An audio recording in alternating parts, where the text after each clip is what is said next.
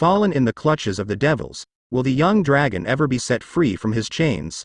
Through tragedy and suffering, this is the story of Issei Hyodo and his war of change. A more philosophical take on the events of DxD with some existential themes.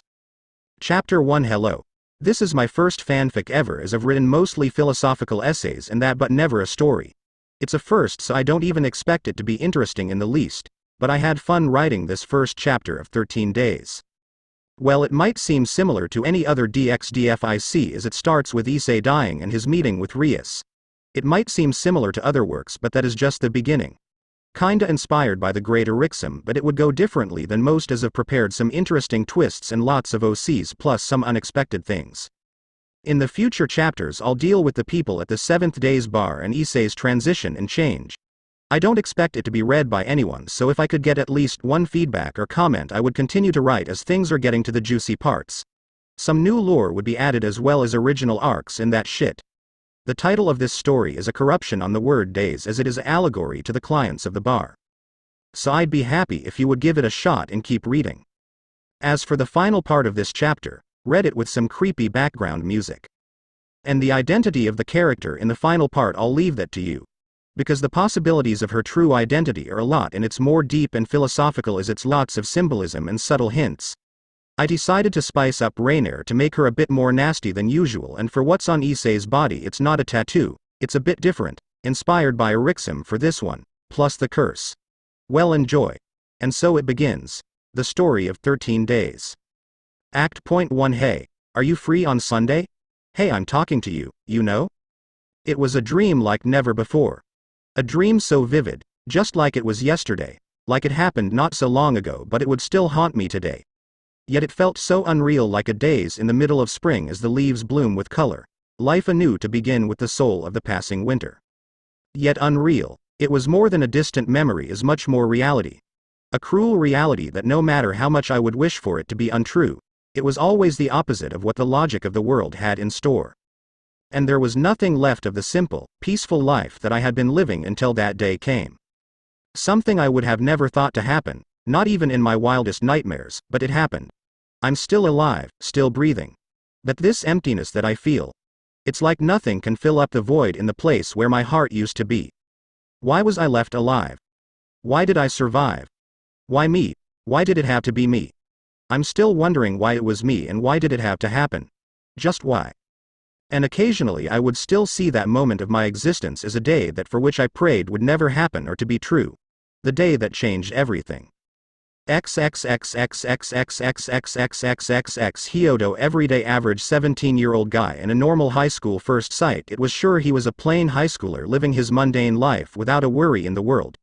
That would have been true if he hadn't seen the worst the world could have offered anyone on the plate of karma, for it had been 2 years since the day he was left all alone in this cold world, without much anything but an empty home with no one to love nor to bicker with. Since he had nothing else to do, he still did go to school, still had to study for his grades, was always on time for his first class, and still had to do some odd jobs to meet the criteria for living, as it was hard to find a normal job for the lecherous beast he was. And of course, just like any young man, he would still peek at the girls in the locker room or in PE class to satisfy his nature of indulging in the ways of debauchery. May the force of debauchery be blessed, as he would say. He wasn't a model or like any of the popular hot guys at school, who'd be asked by a multitude of girls on a daily basis. He wasn't really handsome, but neither ugly, as it would be more likely to say he was unremarkable or distinguishable in the flock of pretty boys. In fact, he was one of the losers at school, one that you'd avoid by any means necessary. It was a benefit he shared with his accomplices in peeping, the duo of Matsuda and Motohama, a bespectacled boy of average physique and a boy with a shaved-off head with a passion for breasts as much as the other two. They were also known as the pervert trinity of Kuo. No one would give Issei the time of day or to notice him, as no one acknowledged his existence due to being regarded as enemy of every woman. But it was a good asset for his hobby, as hardly anyone gave him a glance. Unless, as usual, he was caught by the girls and thoroughly beaten for his perverted antics. But the reality was a bit different, if anything one would guess. If there was anything that actually stood out, it was the way he dressed himself. Never to be seen without his shirt off, even for PE, and was thought of being a skinny loser with zero muscle and weird fashion taste. Though he was anything than skinny, As a matter of fact, he was quite fit, more than your average pervert would be, but it was unnoticeable due to the red shirt beneath his uniform, tightly hugging his upper body and making him look like one of those otaku guys that were more involved in their activities than to go outside. It was probably due to being beaten every day for peeping, but it can't be always carried a silver cross. A memento from his late wasn't even religious or anything like it. It was due to respect of his late one even cared to ask why he was wearing such a thing under his uniform even in the heat of summer, as no one actually cared for his existence, especially the female populace of school. Or even more if he was wearing it non-stop, since he was never seen at the pool or in gym clothes without, like, if anyone would dare speak with a sexual deviant and risk their reputation of being acquainted with one of the pervert trinity and get laughed at. It was a social suicide no one would like to take. And no one actually noticed the bulk of his muscles as he wore that undershirt non-stop. Or what was crawling beneath the surface of his upper body. As for one thing he was blessed with, it was the power to avoid attention and not raise even the tiniest bit of suspicion, as one might guess. Heck, it was so good that dare say it would rank as a presence concealment. But that stuff was only in anime and visual novels. For the sake of his hobby he was ready to take risks and take a hit for the team, sadly always, and was encouraged to the extreme by fellow perverts. Living the life of a pervert wasn't easy to be rejected, shunned and scorned by society for being true to your nature. Never to be acknowledged or even have a relationship where you won't get kicked on the third minute of a date. As no one would even think of being friends or lovers with someone on the bottom chain of society. But it wasn't so bad because there was always eroge and hentai releases every month. But it could never replace real communication or relationships with people, as Issei was the type of person you wouldn't want to get involved with. Aside from his best buds. But it was probably because of shared interest than a courtesy of friendship. If anything, it was a sad and miserable life for him with no one to turn to or rely on. He was all alone in this world. A loneliness he had never felt before. He was never the same. Well, if not friends or any confidants, he had someone to help him around or find him work as he needed money to survive. And on top, he was a part of some club, be it 13 people in total, but he wasn't really in touch with most of them except for Cesare Mont Blanc and Arthur Halley Mason. But the rest either freaked him out or were people he didn't want to mess with, most of them being rich or dangerous. Especially that blonde Italian girl named Eleonora Florence. For she would never forget their first meeting and still didn't had a good opinion of him and avoided him like the plague whenever he went to the bar known as Seventh Haze to meet with the others. She probably hated him in the guts.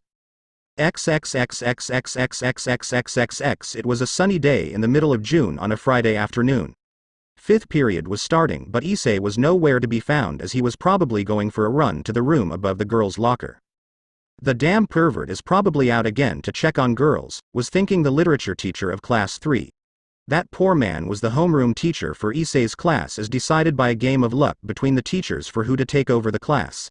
Sadly, he got the end of the short stick for this one. What am I to do with this boy, dear God? He mumbled under his nose with a frown growing on his face. He really hated that kid. Meanwhile, in a not so far away place, a huge line of people was before the local anime and manga goods store, probably waiting to get their newest copies of their favorite manga or to buy Blu-ray discs on a discount price. When will my turn come? I've been waiting since an hour for now and it's still not my turn yet.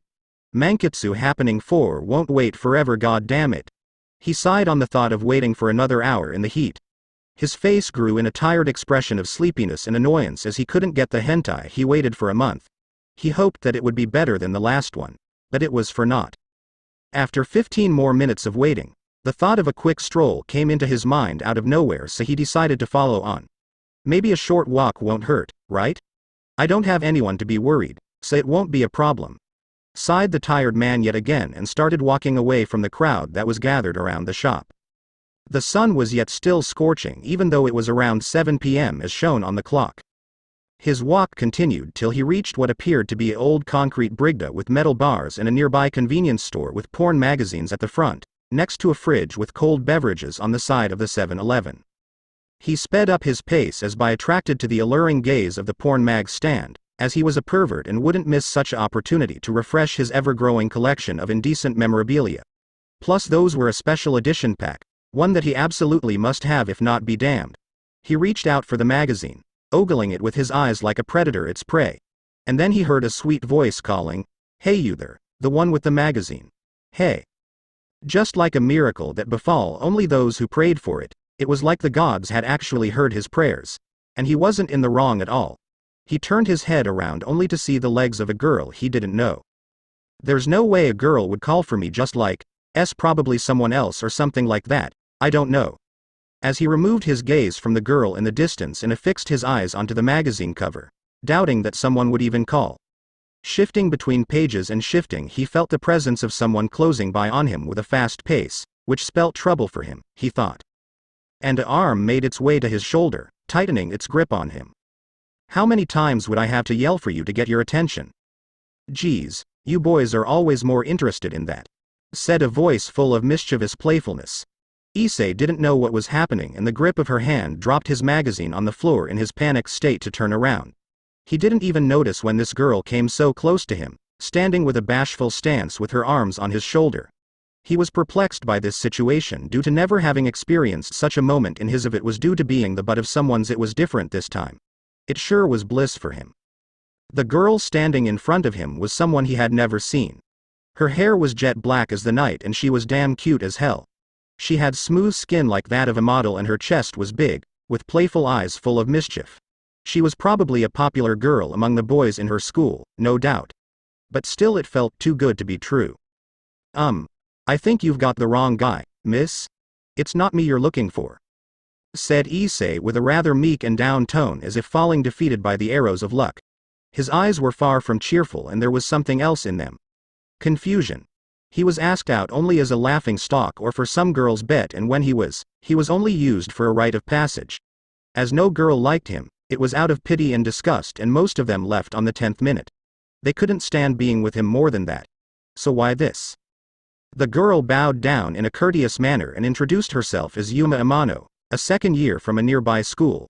She lifted her head up and said, Issei Hyodo from Kuo Academy, Class 3. That's you, right? I've been wanting to see you ever since a friend of mine told me about you. Are you free on Sunday noon? Well, if you don't want to, said with a slight hesitation the girl, who came a bit closer to Issei to close the gap in distance.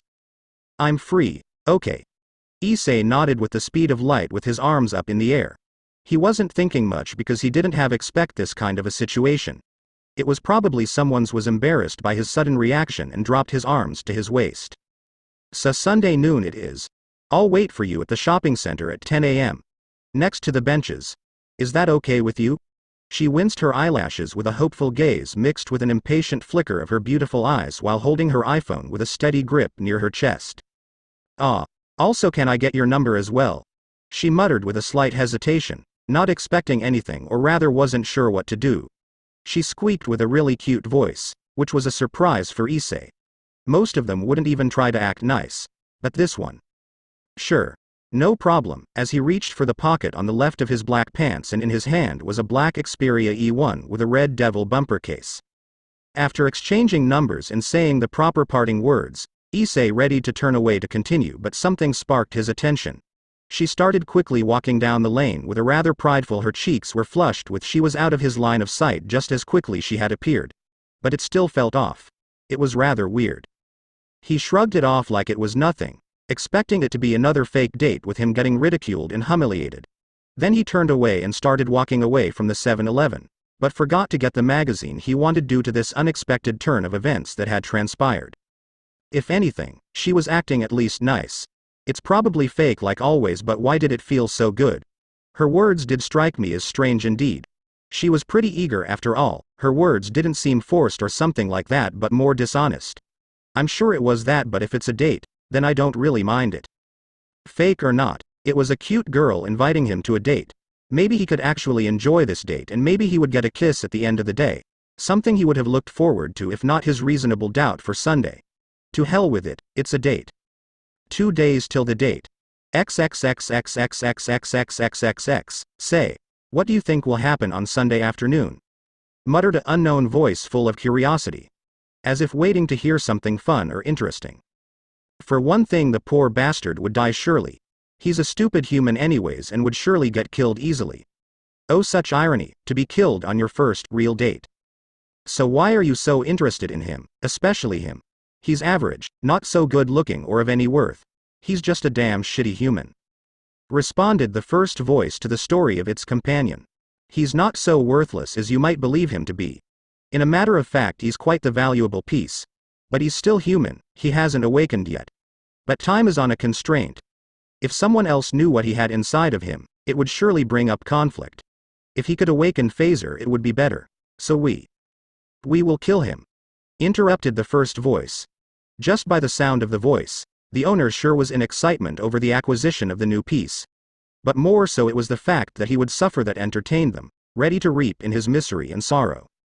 No need to rush things. Everything is falling into its place, the game is set, and now it's time to see how the player would play. Why dirty our hands when we could just leave it to the fallen and steal away the spoils? It'd be a grave mistake to do it ourselves. So just stand back and watch the fun. It's starting tomorrow. The second voice burst into laughter, and then the nasty sound of cracking bones was heard. And it was only the deathly silence left as the moonlight shed light onto the dark asphalt of a nearby park. XXXXXXXXXXXX Sunday noon. A small silhouette was peering through the mass of people gathered around the shopping center. It was surely a girl based on the way it walked, and that long hair wouldn't be mistaken for a guy, would it? Sorry for being late, I should have called. I had some problems with reaching the place and missed the bus. It was Yuma. Given the way she was breathing, she must have ran from the bus stop to this place. No problem. Don't worry. I actually get lost around all the time, is what I said, trying to act cool. I actually came an hour ago here and walked around the place to kill time. Wait, she's watching me. I should pay attention to her after all. So shall we go? Sure, let's go, is what she said, and so our date began. The day went by so fast. First they went to a local movie theater to watch some cheesy romantic film like any other couple did, went for shopping to the local stores, had lunch at McDonald's, and spent the remainder of the day walking around. He even won her a plushie after spending a lot of cash win on one of those crane machines. It was worth every last penny to see her dazzling smile, even if it was even took a selfie or two to commemorate his victory over the crane machine. As the day was being replaced by the advancing stages of the night, the sun began to set. They went over to a near park as the final destination of their date. There was no one around at this time of the day, so it was rather peaceful. She even wrapped her arms around his hand and pressed her generous bosom against his chest. It was like a blessing for him. But still something was nagging him in the back of his head. It was probably due to his excitement, but he still couldn't shake this weird feeling. And without even noticing the time, they were at the park already, a popular site for lovers or for those who were going to confess under the warm rays of the reddish sunset. A lot of lovebirds had their first kiss in front of the fountain, so Issei wondered if this was going to be his first kiss. Yuma dropped her hand off his arm and went over to the fountain. She bended over and directed her gaze towards Issei. He could see her ample bust showing from the hem of her tight blouse, and without much she spoke. Issei, today's so much fun with you. Did you enjoy our date? Yeah, it was nothing like any other date I had before. I really enjoyed it. She gave a lovely smile under the background of the setting sun, a view Issei had never seen before. It was just like one of those movies, so beautiful. She was radiating like the sun, and she closed to him really close with a gentle sincerity in her eyes. He was stunned by this marvelous view. There's just one more thing left. What is it? Can you die for me now? He snapped, his eyes open wide. She took a step back. The air around her swirled, and a dark haze started to pour from her back as her clothes shattered into oblivion. A pair of black wings ripped through the back of her skin and stretched out, and the nakedness she had for a second was gone. This was really fun. Even her tone changed from a cute girly one to something far more sinister and powerful. It was just like taking a dog for a walk, in this case a pig. The light was being sucked in her extended arm as the shadows within the park grew. Her hand manifested a bright spear of light, and she gripped it like it was a physical object and not light. She switched stances faster than the eyes could trace, with an arrogant smirk through the spear with master precision towards Issei. It would have been more effective if she just stabbed him while he was fazed by the view, but her arrogance made her throw it, expecting it to be an easy kill. The smoke from the blast was gone, and her eyes widened in a conceited expression full of satisfaction. But then she looked again, only to see, he survived. The spear had only scorched his jacket and made his shirt into tatters. He quickly changed his stance, with his right leg in front and arched forward with his fists clenched. Within the blink of an eye he was right in front of her, with his eyes glaring at her with utmost rage. The foo! were the words she was going to say, but before she even managed to finish, a heavy uppercut combined with a fast kick to her ribs sent her flying to the fountain. He thought she was probably some avian humanoid, so he went with enough force to knock her out. The dust settled down, and before she could stand up, another punch landed on her face, but stronger than the last. Trying to gain her footing again, she went for the right but was caught in a bind by her left leg and slammed hard into the dirty pavement. Such a blow should have broken at least a few ribs or more. All it left her was a few scrapes and a bleeding forehead. Her arms were bloody as the shock of being lifted so fast caused her to cover her face, but it wasn't so effective. She wiped away the blood and roared with rage. How the hell did a human? He didn't wait for her to finish. He longed at her with a quick dash, landing his right leg on her chest. With his left leg he stomped Riggith into her face. A cracking noise was heard as his legs caved into her, but it was for naught as she had this monster durability and was still conscious. Yuma snarled in a wrathful voice and grabbed his legs, throwing him in the nearest bench. With a lot of vigor and agility she kicked off the ground and flew upwards while she had time. She gritted her teeth and started mocking him. "You fucking shit. Don't you think I'd let you get away with this?" she cried, brought her arms in a X shape and started flinging spears at him. Issei saw that and prepared to dodge. And then a strong sound was heard. Smoke was everywhere and falling debris in every direction imaginable. Also there was a tint of blood in it. As the smoke cleared, it was clear it was hard due to the caved-in pavement and the craters. There stood the aftermath of that spear barrage. Issei was lying on the floor with a spear of light in his left shoulder while the other ones barely hit him. It was the brunt of the impact that had damaged him. His head was spinning and his eardrums were busted. There was a small cough of blood. His upper shirt was now non-existent. The fallen angel rejoiced. She enjoyed the sight of him bloody in the dirt. She even gave a maniacal laugh, full of her disgusting pride. Her face twitched in an ugly face of smugness as she had won. "How do you like it now, you filthy piglet? Was the date good enough for ya? Are you want some more of that?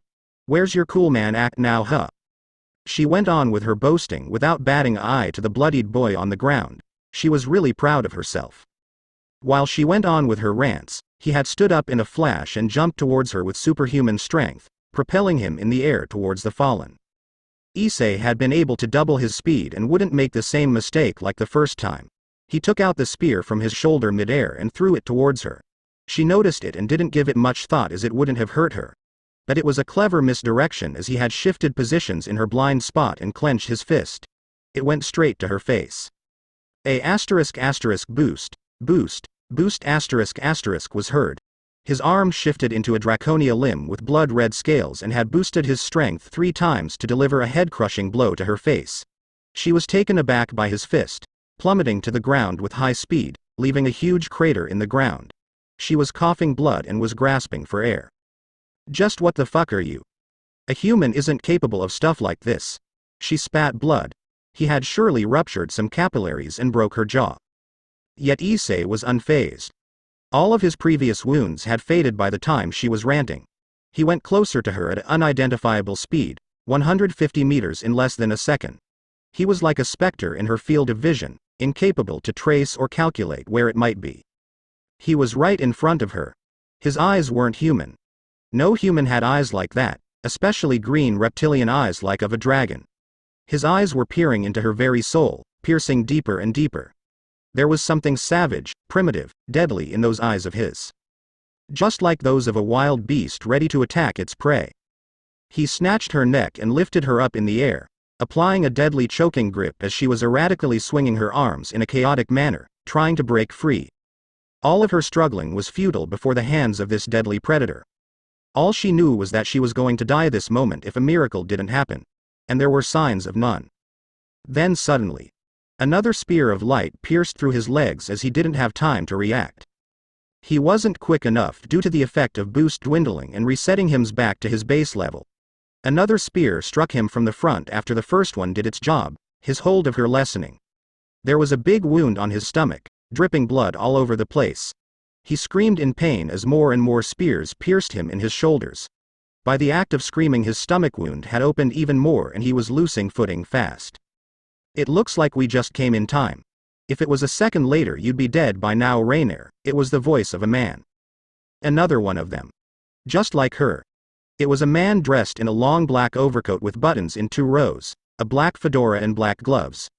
Behind him were standing an entourage of 2 females with their wings fluttering. They descended to the ground and the fedora man gave her a whimsical smirk with a mocking gaze just by looking at her wounds. He got you good, didn't he? I didn't expect that sacred gear to be like that. No wonder he was on the target list, mockingly said a rather childish voice. It wasn't a good idea to leave you to deal with him. That's why he followed you. If you had died it would have spelled bad for our affairs. We can't bring trouble to the plan.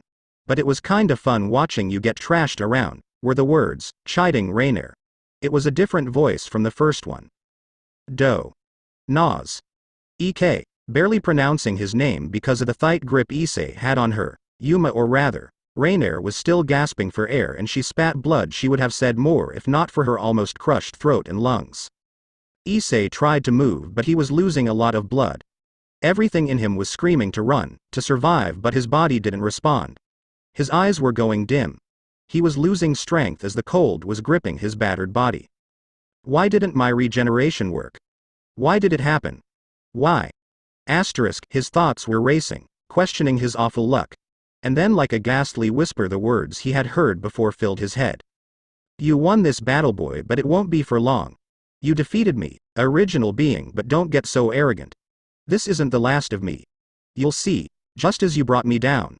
I'll do the same, at your most dire moment when you wouldn't even expect it. Mark my words, for I'll come to haunt you one more time in your last moments. I'll be waiting. How does it feel to lose everything? Even now you're just a low-life freak, come on. Beg for mercy like the worm you are. Does it look good on me?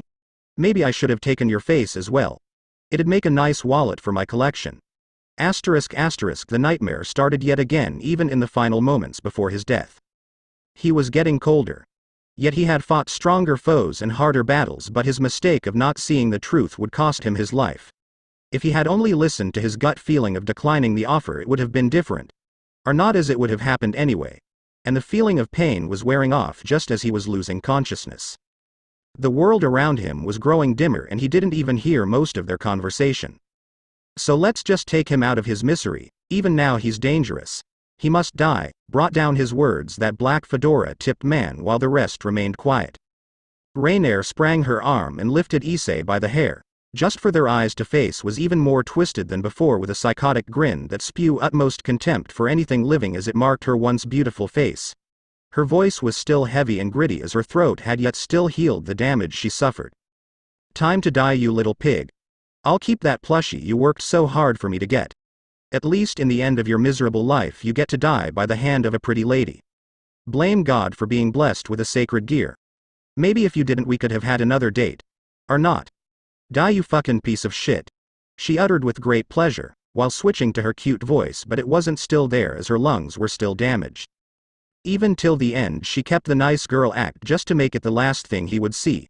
And she brought down a large spear to his chest, right into the heart. She even went as far as to kick the spear deeper to stab another one. Everything was getting darker, blood was all around him, feeling nothing as his body was dying at a rapid rate. He wouldn't survive. The only thing before death appeared to knock on the door was, in the end I couldn't even do it. I didn't even manage to make my dreams come true. I didn't even manage to kill the one who stole everything from me. I could end me. Why always me? I wish it didn't go this way. I should have done something back then. Just why? After everything I did. Is this how it's going to end? Mother, Father, forgive me. And he shut his eyes forever. XXXXXXXXXXXX, where am I? This place doesn't look familiar. How did I end up here anyway? I don't even remember. As he looked around it was only a vast field of thorns, the sky was gray and there was not even a soul around no matter how much he searched. He was alone in this colorless world devoid of sound and motion. There was nothing but deathly silence and a growing uneasiness took over his body. Come, a alluring voice was whispering, inviting him, rather compelling him to follow the echo of this mysterious voice. His every fiber was telling him to follow the voice no matter what, is attracted like a magnet. He took a step further and further, with the voice whispering in his ears, come, as he hurried his step until he was lost in the garden of thorns and no sight of him was left. The sound was getting stronger and stronger with each step he took, going deeper and deeper into the maze of thorns as his feet were growing weary and everything was getting darker and darker. The silence became even more scarier as the skies darkened even more. By the minimum, it was a silence scarier than death, trapped in an endless circle of maddening silence. What was this feeling? He closed his eyes as he was sensing his legs stopping in place. Opening his eyes in fear, he was in the middle of a beautiful garden full of the most beautiful flowers he had ever seen before. It was just like out of fairy tale, magnanimous and sizzling with life. There was no sign of the thorny maze or the dark sky, like they never had existed in the first place. Gone was the sickening lack of sound as motion and life were brimming around where he stood. It was a tranquility he hadn't felt since that day, but for more or less the peaceful feeling that was seating in his head was unnatural at the least. No matter how much he felt it wasn't right and unnatural, the soothing feeling of being home was something terrifying. Once you've lost something you won't be able to get it back, were the thoughts he had at that moment. Still, this peacefulness was scarier to him as much as the silence that had disappeared from his senses moments ago. If anything, he felt a certain need to stay there as the ever-growing sense of tranquility had seeped deep into his mind and had washed away his loneliness. But he still couldn't believe it. He hadn't felt like this since a while. It was like the void had been filled up with something else, maybe even scarier due to the fact of being unable to feel anything else aside from happiness. Maybe I'm dreaming. No, it must be a dream. There's no doubt about it. It's not a dream, young traveler, it's real. Feel the air and the ground and you'll see that it's all what you see. Were the first words he heard as he turned his head around. Who are you? I've come here to aid you in your quest, to provide you with peace as you deserve it. But you've led a long battle. What keeps you going? Sacrificing everything for others with no reward to ask of? You are tired of your journey. Come here and rest. You deserve it, young warrior. Before him was a girl, garbed in a white dress with glistening hair that was the epitome of the blazing sun. She was gently stepping on the grass, where once stood nothing but black thistles and a cold, dark soil as if made of the blackest earth and bones. She was nothing like the girls he had seen all his life. She was beyond beautiful. She was so perfect in every aspect any man could think of: grace, gentleness and beauty all in one, while exuding the aura of a goddess. Her steps, her voice, her shapely figure outshined even the most of the greatest statues of goddesses he had seen. She was unnaturally beautiful, yet at the same time so human that it would be an insult to say she was anything else but pleasant. Her eyes were like the ocean, vast and deep blue with a glistening gaze. They were like the azure, pure and innocent as a raindrop. And her skin was white as alabaster. Even her dress was just as magnificent as the full moon, when it was in its zenith, nothing beyond and nothing below the mark of perfection. Her ephemeral voice was whispering, Come, for thou hath been on this road for a long time. Are you not tired of this battle? Come in, rejuvenate your senses. Inviting him with an open hand. I am kinda tired actually. I haven't had a good rest since so long. Maybe for a min wouldn't hurt, right? Issei nodded with agreement. She stepped forward to him with inhuman graciousness, hugging him tightly as a mother would, and sat on the green grass with a radiant smile. It was like the sun. Issei moved towards her lap, placing his head neatly, and closed his eyes. It was this peace of mind, this tranquility he had longed for so long. To be held by someone who wouldn't scorn him or be disgusted of his lecherous nature. He could feel the warmth of her gentle hands running through his hair. It reminded him of his past days when he was down. His mother always took him in her embrace and ran her fingers on his head to comfort him. This memory made him shed a tear, for he had lost the only ones who had loved him. This sense of nostalgia was excruciating as it made him feel even more sick, as he couldn't do anything back then. But the forced feeling of peace didn't let him feel that for so long. It just shoved away all of his sad thoughts and replaced them with calmness and a sense of security. Was it good enough for ya? Are you want some more of that? He suddenly opened his eyes like a flash. He was disturbed by the vision he saw, and its sudden appearance made it even worse, for he had thought he had finally gained peace. I think I should go ahead. I rested a bit, so I'm feeling better now. Stay. It is yet too early to go. You have not rested yet. Here you can have everything you want. Food, material goods, a place to belong and me. Do you not wish to be at peace? Stay. Asterisk, you need to rest as you have fought for so long. Even the gods and mightiest warriors rest once in a while to enjoy life. Asterisk, and you're not a god. No, I'm not, he mumbled under his nose. Asterisk, you are weary and exhausted. Stay here and rest. Asterisk. Her words were warm and full of comfort. He was feeling a bit better now. Maybe for a little bit. It's not like I could get this anywhere, so I'll stay for a bit more. He stretched back to his previous position and the girl rested her arms around his shoulder, bringing him closer to her chest. It was like watching a little baby in the embrace of its mother. She started singing a slow, peaceful song and it was soothing as the wind was blowing gently on his face. It was just like at that time he went to the sea on a vacation. The sun was starting to wane and sunset was taking its place, coloring the blue sky with a purple-reddish tint in the clouds in a golden aura. This view could be the best one he had witnessed so far, as his other memories of something like that were nothing but a child's drawing compared to the sky at this time. It was beyond pleasant, but it was surely wrong. He knew it was probably something else or just a silly dream to escape his ever-growing loneliness, but it was even deeper. He just wanted to be accepted as who he was, to be loved. To have a place where he actually belonged. It was this dear wish he had hidden deep inside his soul, for the world would destroy it yet again and again as everything in his life so far. But why not enjoy this dream anyway? I've never had time to rest and ease my mind. Plus I'm in the hands of this mysterious beauty, so I should enjoy it. There won't be a time like this any sooner, so it's probably a dream, he thought. Asterisk, you may have won, but it's not the end. It's far from over, mortal. I'll be there when you least expect it and I'll take what's mine just as you took it from me. Asterisk. The image of the dark pit flashed through his eyes. Every memory he had of this struggle filled his head. Asterisk, do I look nice? Hee hee, it's not so bad. Don't you worry, kiddo, you're going to be next. Oh, what a happy family reunion. I just can't get enough. Show me more of that expression as you cower in fear. More. That's the spirit. Asterisk. The nightmares. The mutilated, flayed and splattered bodies of his parents were on the floor. With their dead eyes peering straight into his own, screaming for help, but they were already dead. There was not even an ounce of skin on them. And then everything went blank. Issei opened his eyes and screamed. Terror took over every fiber of his being, and even if he closed his eyes again, it wouldn't go away. I should be going. I can't stay here any longer. I have to go now. I really have to. His words were full of determination and blazing with the strong conviction he held. As he had nearly forgotten why he had endured so long. The girl looked with a slightly different gaze and urged him to stay. Stay. Asterisk, no. I have to go. There's nothing here worth staying for. It's not real. It's not real. His words were mixed with conviction and fear. You will stay.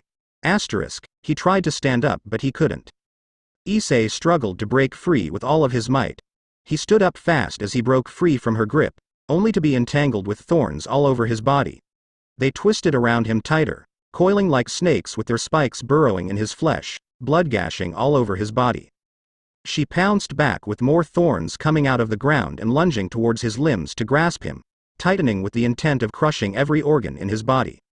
His eyes turned to green, with his pupils changing into slits as veins rose up from his face, his teeth lengthening and massive scales covered the sides of his face. He clenched his fist, gashing with blood, grabbed the thorns around his neck and with a swift maneuver ripped them off his flesh with ease. He kicked forward and released his right leg as he arched forward, ready to attack. With more strength he stepped forward, ripping the rest of the black thorns around his body, and his blood started burning the rest of them, with his wounds closing up with bloody red scales while he roared with a terrifying volume, shattering all that was around him by the strength of his draconian roar. With both legs free, he dashed forward with immeasurable speed and ran towards the girl with his full might, his right arm ready to strike. Less than a second had passed and he was just a hair away from her. Even with his superhuman speed he couldn't reach her, as the moment his fist rammed into her face, leaves covered her and in a flash, she was gone. Confused, Issei readied his body for a multi-directional assault and tightened his muscles, ready to retaliate. But she was gone, nowhere to be seen, like she had never existed and was just some figment of his broken mind. Just as she had faded into the nothingness, the once beautiful garden full of life was gone as well.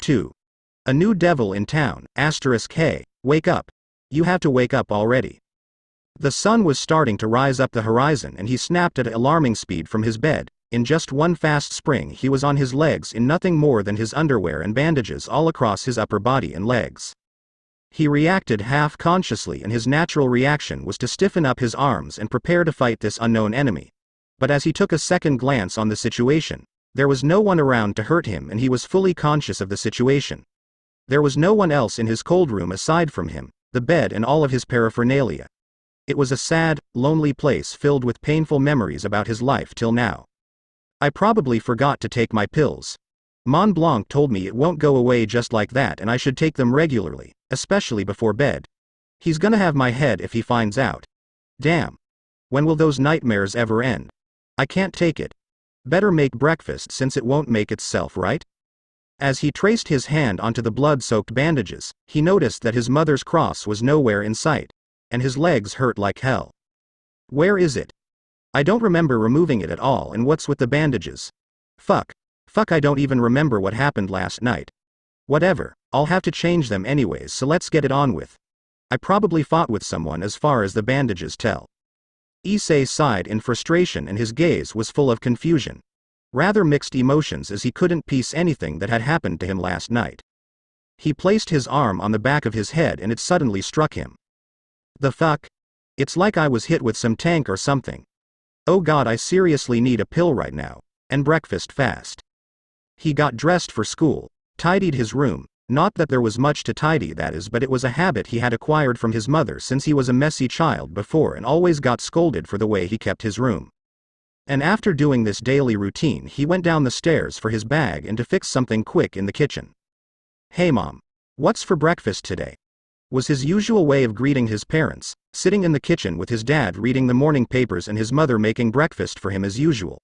They would chastise him for being late while they did their usual morning routine of drinking coffee, reading the newspaper or just watching TV while eating before they went to work. But there was no response. It was a voice in a desert. He sighed again with a heavy breath with his eyes filling up with tears. He had always woke up at the same time every day, went down the stairs and waited for his mother to greet him like usual only to find the kitchen room empty as always. He acted as they had never left the place, their morning routines and silly banter, but it was surely gone. It was probably not to forget them. There was no one. Just the walls and him in his solitary existence ever since he was left alone. He gulped and his arms tensed up as he was sensing his bitter loneliness again. He tried to stop his flowing tears, wipe them off and continue. Just as always. There wasn't a day that he felt happy with it, only to wake up and keep being reminded how things were. Reality sure was cruel. He ate his breakfast just enough so he wouldn't starve and flipped out his phone from his pocket to check the daily news and forecast. He also had some messages from people like Matsuda and Castor, one of them for school and the latter for a well-paid job. He cleaned the dishes and the table as he finished as fast as he could. He couldn't stand being in there for so long. It was just painful. He picked up the pace, headed to the corridor and was before the bathroom with a pack of bandages. Inside the bathroom he took off his shirt, headed to the big mirror and started scrutinizing his body with utmost care, not to miss anything. He didn't want anyone to notice he wasn't okay, since the bruises would make people question his actions on what he did, or if someone was threatening him with something. But it was probably no one who'd ask that, since no one cared actually. But still, better safe than sorry. As he removed the bandages steadily, his body was finally free from the constraints of the itchy cloth and fixed his gaze onto his broad shoulders. They were full of bruises, burns, claw marks and many more, as his whole back had been patched up, stitched and covered with a myriad of were before he had changed, and they wouldn't heal. But what was striking the most was a big mark on his upper back and chest. It wasn't anything like his other scars he got from his tragic incident, for it had been a swirling, moving black brand with scales, shifting and changing its pattern every second in every possible combination, geometric sigils, impossible vectors. It was beyond the abstract concepts of reality, as it was itself a law-bending, defying reality and space-time concept of existence, changing by his own thoughts. And surrounding it were heavy burns, with the flesh burning whenever he was close to something of the essence of supernatural beings. His chest bore a slash from a previous skirmish. Those wounds had not healed as they were before he had devoured original and gained its characteristics. Those scars would remind him of his life-changing experience for the rest of his life. He wrapped the new bandages around again just in case his regeneration would fail and burst open his wounds, but he didn't see any wounds on the places he felt pain. They had faded the night before. He put the old bandages in the nearby trash bin, threw away the wrapper and headed towards the small mirror with the health aid still. It was something he felt hiding, so he finished up quickly, and put on his red undershirt upon the bandages. Better safe than sorry. He reached his right arm out to the cabinet in order to grab a small red bottle of prescription pills which he had taken since a while now. Unlike other substances, those worked as they weren't rendered useless due to his draconian regeneration. He couldn't even use normal painkillers unless taking a bunch of them to have effect. Someone must have taken me home and bandaged my back. It's the only logical conclusion. Or I'm having blackouts again, but that would make it impossible for me to go back home, would it? His eyes were dim and still he couldn't remember exactly what happened last night. It was so gloomy and blurred. He gulped down the pills and closed the door as he turned towards the exit of the room, and without much haste he was going to get his bag. But something irked his senses like a sting, making him turn around to see what it was all about. He felt that he shouldn't let this slip, for he had known there was something. With his peripheral vision he saw a murky shadow on the mirror with a sickening smile but no eyes. He quickly reacted to what he saw and turned around, but there wasn't anything. Fuck it. Now I'm seeing things. Maybe I should have taken those pills last night. I'll definitely take a look at the bar for Arthur. He might help me with those. But first. He hadn't even finished his words and smashed the mirror without a flinch. I'll buy a new one anyway. That one was ugly as fuck. And behind the glass was a small white pentagram, inscribed with Latin words and sigils. It was masterly crafted for surveillance, and it would be even better for stalking someone or peeping on girls. I'll take this one and send it Mason. He'll find who's this signature. What type of a deviant would stalk another deviant? Have they got no shame? He manifested a scaly clawed arm and tore off the inscribed pentagram and took off soon without a min to wait. He was getting late for school. XXXXXXXXXXXXX Monday, school, last period. Hey. Issei went over to Matsuda's desk. He was feeling heavy, like he was kicked in the stomach and thrown in a river. He had waited for the end of class where he could have time to ask them freely with no one around. He was hoping that the duo would know something, since rumors spread like fire around these places. Have you heard anything about some incident or something like that on Sunday night? Sunday? Nothing like that was heard at all. Are you okay, man? You look kinda worn out, was Motohama's reply. Issei bluntly stated, I had a date yesterday with a really cute girl. You should have seen her. By the time of the day he had remembered at least so much that he was on a date with a girl named Yuma Amano. Their faces turned to stone by the words their friend had uttered with such boldness and pride. And suddenly they burst out in laughter. Like hell you did. Please man, don't mess with us. You know that every girl in this town possibly hates you, so how could you even say you had a date? It's preposterous. I'm not kidding, man. It's true, I swear. He tried to rebuke their disbelief with fierce passion. Even if it was probably fake, it felt so good. Come on, it was a fucking date, for God's sake. It counts. Motohama made a weird face with his glasses being covered in the light seeping from the window, took a chair and locked his arms together with them resting on the desk. Do you seriously believe any one of us could even get a girl to look at us? Even a date is something in dreams for. They probably hit your head or something. Heck, the world would probably explode if the three of us got dates. It's impossible. There's no way it would happen, you know that, right? Matsuda said while standing behind Motohama with his arms on the back of the chair. Okay. Stop with the Gendo Akari pose. It creeps me out, so knock it off already. This time it's different. Issei balked out to them in a slight annoyance.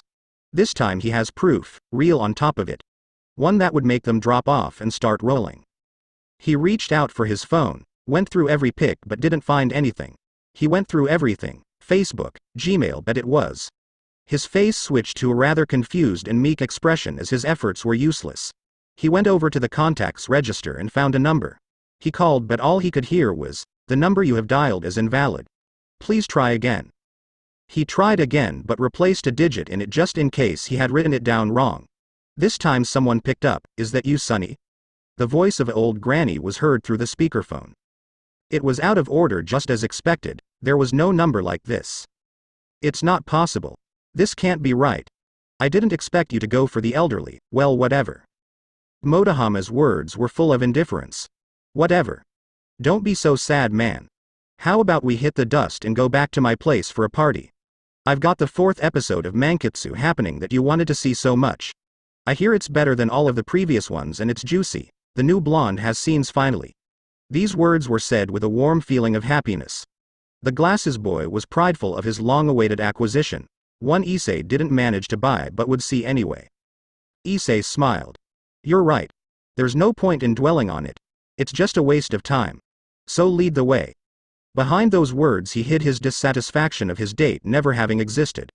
Why couldn't at least something good happen to me once, god damn it? Their pervert talk was disgusting to others as always. You couldn't just get comfortable with it no matter what. Aside if you were a pervert yourself.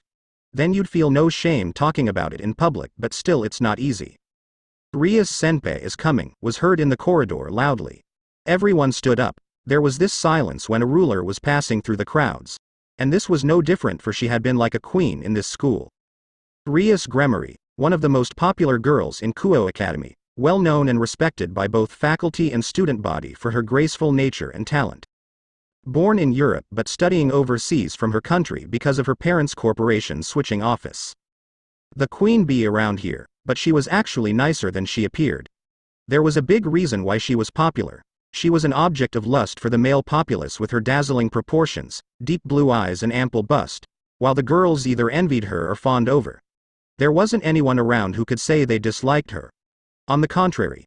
You can't find girls like her around, especially with crimson red hair. She was no doubt like a living statue of a goddess. Everyone stood in their tracks for this beauty to pass with all of her magnificence, just like a queen would be addressing her subjects. She even batted an eye for some of them but was still out of reach for the rest. Something in Issei snapped. Something inside him churned up as he fell to his knees. What was this feeling? He was remembering things, what had happened last night, and memories he shouldn't have experienced. All of his existence was being drawn to serve this foreign authority and vow his alignment to her. That red hair. Where had I seen it? I don't remember really. And just as suddenly it disappeared. Issei. What the hell happened? Are you okay? Matsuda and Motohama were actually concerned about him. What a surprise. Yeah, I'm okay. Don't worry about it. It's just that I've been really tired lately and I need rest. He was red and he was sweating, trying to catch his breath. Maybe we should leave it for another time? It's no fun without you. Motohama was concerned and even offered to send him off home. Don't mind it, you guys. It's just a small problem. You don't need to cancel things because of me. I won't forgive you if you don't take me with you. Issei was truly radiating this moment. His passionate love for boobs wouldn't just let him fall ill. For it'd be a grave sin not to enjoy this fine art for such trivialities. As for he was one of them and would never leave a bro behind. By the way, you should have seen her. I'd love to have her over me. Just 5 minutes, nothing else, and I would die happily. Matsuda was fantasizing again, deep in his mind with his face locked in a grin. Who? He was in a state of confusion. Rias Gremory. Who else? She even looked in our way. Motohama fixed his glasses again and waved with a gesture, telling them to roll out back to the den. Why can't we ever have a chance with girls like her? Just why? The duo were sobbing on the way out with Issei tailing alongside. XXXXXXXXXXXXX Monday night, 9 p.m. Well, that was fun. Man, was he right about it. Collaboration works outdid themselves this time. And I even got one of the special edition gifts from him. I'll send Motohama something special for this fine piece of art. Issei was cheerful, in a surprisingly good mood like never before. He was walking down the street. There was no need to take the bus as it was a 12 minutes walk to his home. Luckily his friends lived nearby, so he could sneak out at night and meet them to spend time under the moonlight, discussing life and their plans for the future. At least something was intact from his previous life. The streetlights weren't working much, but he could manage due to his unnatural state. It was no biggie if he got attacked, as he would beat local thugs to a bloody pulp and peacefully continue his way. It was dark, but at least it was hotter today than yesterday. It was summer after all, but he didn't have the luxury of going to the beach, for which he had taken as granted before. It's time. It should be up any minute now. We turned left to a nearby alleyway and walked there slowly, as it wasn't necessary to hurry. He had 3 minutes to wait, so it was normal courtesy to be a bit patient with it. He took out his phone just to check if there was something new or if the meeting was adjourned. It would have been a real hassle if it was. 3 minutes later. A black door appeared on the wall, forming and materializing out of thin air on the surface of this abandoned building in mere seconds. He reached for the doorknob and was greeted with the usual, "Qual è la password? Sono proprio come Dio e voi." And the door opened just as he finished his sentence, only to reveal a large corridor, bathed in dark lights, and a sign leading forward. He charged in as usual, and the door closed behind him within the blink of an eye. In this corridor he stretched his arms and took off his bag, only to hold it in his left hand while walking down the distance. Lasciate on speranza, voi scentrate. That's just like you to decora the place with disheartening words, don't you, Arthur? His voice echoed in the spacious corridor, for he had been right in front of the entrance. A big Seventh Days was hanging on the wall above the entrance. It was carved out of wood and polished till perfection. He didn't wait for a second chance as he stepped forward. You've changed a bit around here, haven't you? It's much better now with those new tables you brought back from England. I see that you fancy them more over the previous furniture. If anything, you were right about buying black tables, Mr. Hyodo. They just make it better and are easier to clean after her usual drunken stupor. It was a manly voice, deep and husky, coming from behind the bar. It was Arthur Halley Mason, a friendly Irish gentleman at the age of 52 and owner of the bar. He had this bar since long, and it was running as smoothly as ever. He was of tall stature with graying hair at the temples, with soft brown eyes and a gentle smile. Always immaculately dressed and with a small goatee, and carried a silver-tipped wolf cane. As traditionally, he was wearing a black suit with a white dress shirt, a black tie, a pair of black leather moccasins, and black leather gloves with emblazoned crosses on them. He was always exquisite in his choice of apparel, and more so in his spirits arrangement. Truly a meticulous man. You're just on time to bear witness on the birth of my new cocktail. Would you like to be the first one to try it? I assure you it is quite the heavy hitter. How much is it this time? Last week you had me taste another of one of those and I couldn't even get back home. I had to stay here till Thursday since the door wouldn't open. I nearly starved since you had all of the food gone. It wasn't nice, you know. Issei became mushy while skimming through what had happened last week. It surely wasn't nice spending 4 days in a closed dimension. It's on the house, my boy. I still would have to repay you for taking home that drunkard after she passed out on the bar. She's such a handful. The old man sighed in disillusionment yet again.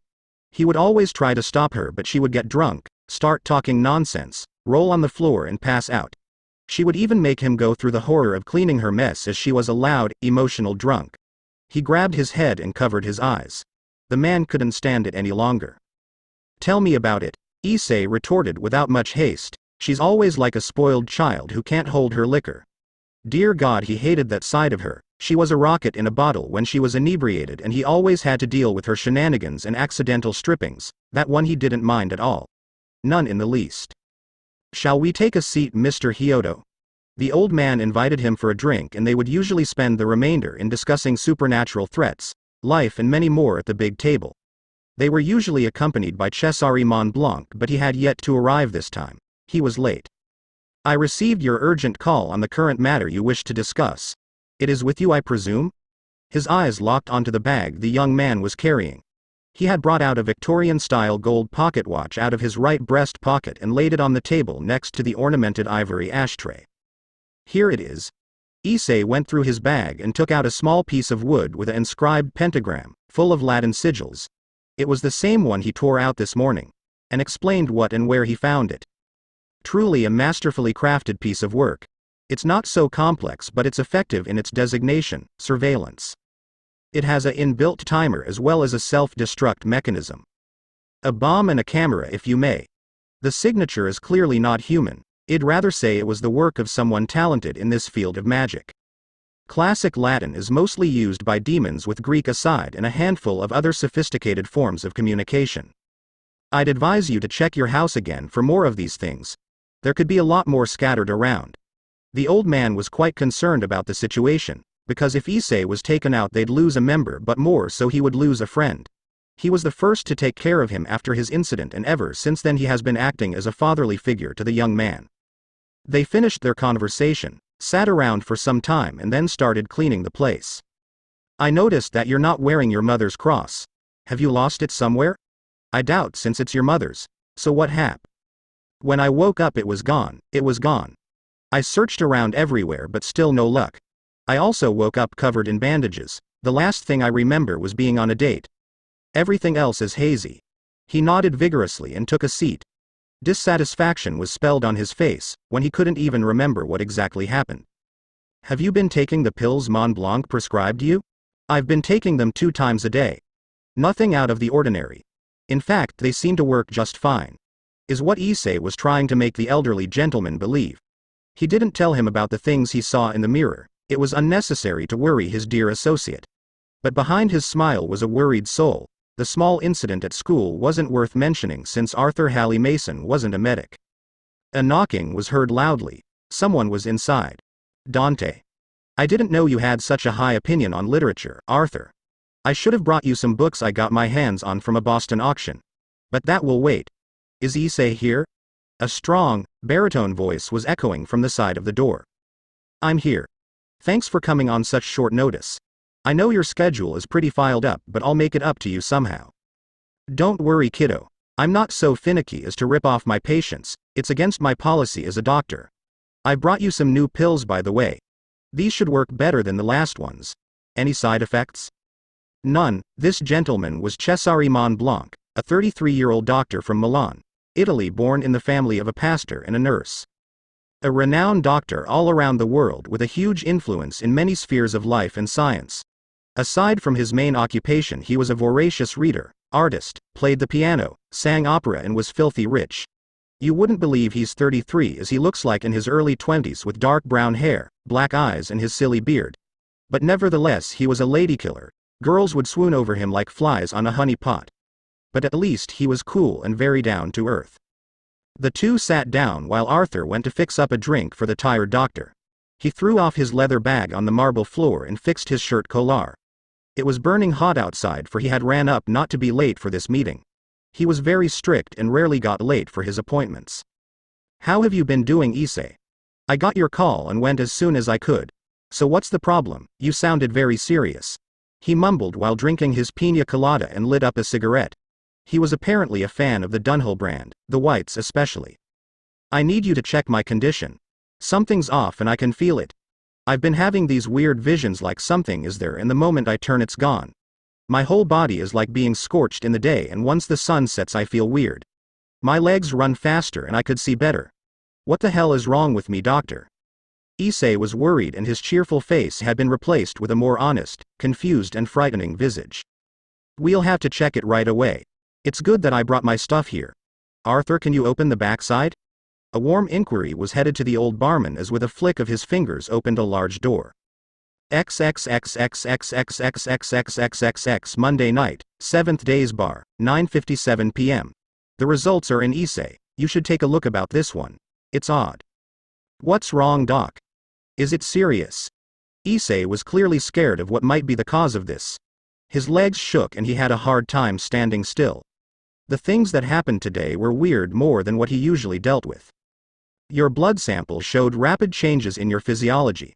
By the traces left, your body was clearly stabbed with a non-physical light weapon in the legs, shoulder and chest area. There are still very faint traces in your body from it and they're fading with alarmingly fast, which is good news. But, he hesitated to state the whole truth for it would shock him off his socks. But, he was impatient to know of his current condition. He was expecting the worst like every moment he breathed. Issei. You were dead for 2 minutes. Something clearly stopped your body's natural healing process and you suffered injuries that should have been nothing more than a light tick for you. Also something brought you back to life. It's this foreign matter that saved your life. Look, the doctor handed him a picture of what was inside him. It was a set of 8 pieces that took the place where his heart was stabbed. Dear God, what the F? He had a certain headache the moment he mentioned dear God. It hurt like hell as it made him fall to the ground. He spat blood. Your body has barely changed, which is good. Only 3% is the total amount of change, which is the reason you are here. Still you, but on the lower back area I noticed some interesting growths that don't appear on your skin. It's some form of limbs, a flying apparatus to be precise. I've got it. Focus on what you wish to do. Okay. Here goes nothing. Issei stood up and took his usual stance for assault and focused on the feeling of flying. Nothing. Seriously. And a pair of spiked, black scaly wings sprouted from lower back and he noticed he was soaring in the air. He panicked for a second as these weren't his wings he had grown to love. But nevertheless he calmed down to assess the situation and came back to the ground. On second thought, these aren't bad. There's no need to hide them with clothes since they can retract and leave no marks. But still he was really curious about this fact of gaining extra wings. Well, that is all for today. You're perfectly fine and here's your new medicine. We'll study those new wings of yours again. But for now let's get another shot and off home. What do you think? The doctor was quite intrigued by this turn of events and would clearly study it more, which had Issei cover his back and turn away with fear. He clearly remembered the tests they did before. And another one would surely scar him for a really scary. 2 minutes later. I almost forgot. I brought something for you. Cesare was smiling with a devious smile which would reveal his other side. He was a comrade in arms for the hunt of female beauty as well. It's not another one of those crazy shots, right? Issei went over with terror. His memories of the last time with the young doctor were still fresh, so was his dislike for needles. Out of his bag, Cesare took out a small nylon package, wrapped with stickers and bubble wrap. He handed the package to the curious Issei, awaiting his response. Issei took it cautiously since he had fallen in this trap a few times over. He knew better than anyone that Doc was a trickster and would occasionally troll with people close to him. But to his surprise it was the real deal. Wow. This won't be released till September. Where the hell did you get this one? And it's the special edition on top. This is just crazy. His smile was like the sun, burning brighter than the chandelier above their heads. I hope you like these too. It wasn't so easy to get them, but it was worth it. I went straight away to the authors and had them make it earlier than expected. I got the same one as well. I hope it's up to your liking.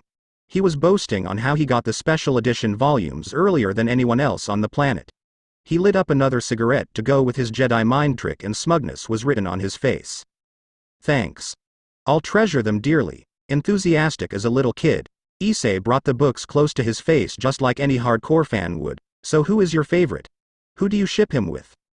Surprisingly, both men were fans of Orogairu and would discuss every episode and volume extensively while staying at the VIP zone in the bar. Not that it was open for anyone, it was just that they had a special table only for them. I'll have to say Yuigahama or Sensei. I don't get what's the rage about Yukinoshita. She can't even do shit by herself, always having to rely on others. What about you? Yuigahama and Sake. But if anything, I'd rather have him go the monster of logic route or Sensei. I'd personally go for one of them. We're on the same team at least. I salute you as a brother. His soul was burning with passion since he had a comrade on this battlefield. He wasn't alone at least once. He and the doctor stood up and had a fist bump to express their shared interests. I'll go with the Tatsuka route then. Jokingly Arthur appeared. He liked to mess with them once in a while as they would engross in their discussion and would stay over time. Don't do that. Don't. Both men roared in unison for his silly remark. Never mind. Here's a Black Russian and Irish whiskey. I'll put it up on your tab and make sure you don't sneak out again without paying. Got it? Arthur's aura intensified as he became more menacing. He hated clients who didn't pay their bills. Issei. Catch. A pair of keys were flying in the air straight into his palms. And it wasn't a door key. Castor said it's a token of gratitude for handling last week's job flawlessly. You can keep them. Head to the corridor for the rest and it's time to close already. I'll check it out on the way back. Just 5 more min and we'll go home, I promise. Cesare lit up another cigarette and handed Issei the pack of white Dunhill. It wasn't fun to be the only smoker. Come on. Just one wouldn't hurt. You had a rough day and it's not like you die and come back every day, you know? You're a doctor. You shouldn't offer your patients stuff like that. It's not right. I'm not a doctor at the moment, as you can see. I'm just another client as yourself, and plus you're drinking with the double standards. He was serious while he retorted this statement. Okay. You got me, I admit it, but just this once. He lit up the rolled tobacco with his finger and finished his drink in one gulp. Soon both went home safely. Somehow. XXXXXXXXXXXXX. It was getting really late. The clock had just hit 0 and there wasn't a soul out in the night. Everything was sleeping. Probably. Arthur was cleaning the bar plate and arranging the bottles of spirits he had amassed from his travels. Kahlua, Russian Standard, Scotch, Martini, everything you could think of. There were even some rare ones that you could only find at a specific place, or bottles of the highest grade alcohol that you won't find anywhere. Even a 160-year-old whiskey, which was one of his prized possessions, was in fact in his collection, but that is only for special occasions. It was quiet and peaceful at this hour because this bar wasn't an ordinary place for people to gather. It was almost untraceable. 1 second it was here and another it was in a different location. The interior and location constantly changed by the minute, expressing the client's preferences and taste. It usually was a spacious room with black tables and purple walls, but it could change to any other bar you'd wish for. Even a tea house should it be requested. And the only way to find it was to search for it extensively, be invited by someone from the bar, or have a VIP pass and password. Since it was a place for the high society, mostly people from different strokes of life and duty, you wouldn't expect to see anyone mundane or regular. It was a place for the crop of power. Footsteps were heard, growing stronger with each step as the sound of clattering shoes seeped in the air. Is it still open? I heard this place was pretty good, so I decided to have a drink here. Do you mind if I take a seat? It's closed, but since you're here I'll make an exception. After all, not everyone could go as they please.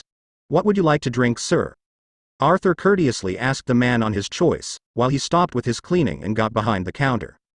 A godfather and a hammer of the gods, please. He was very polite since half of the clients were either brutish beings of power or just high and mighty cash holders.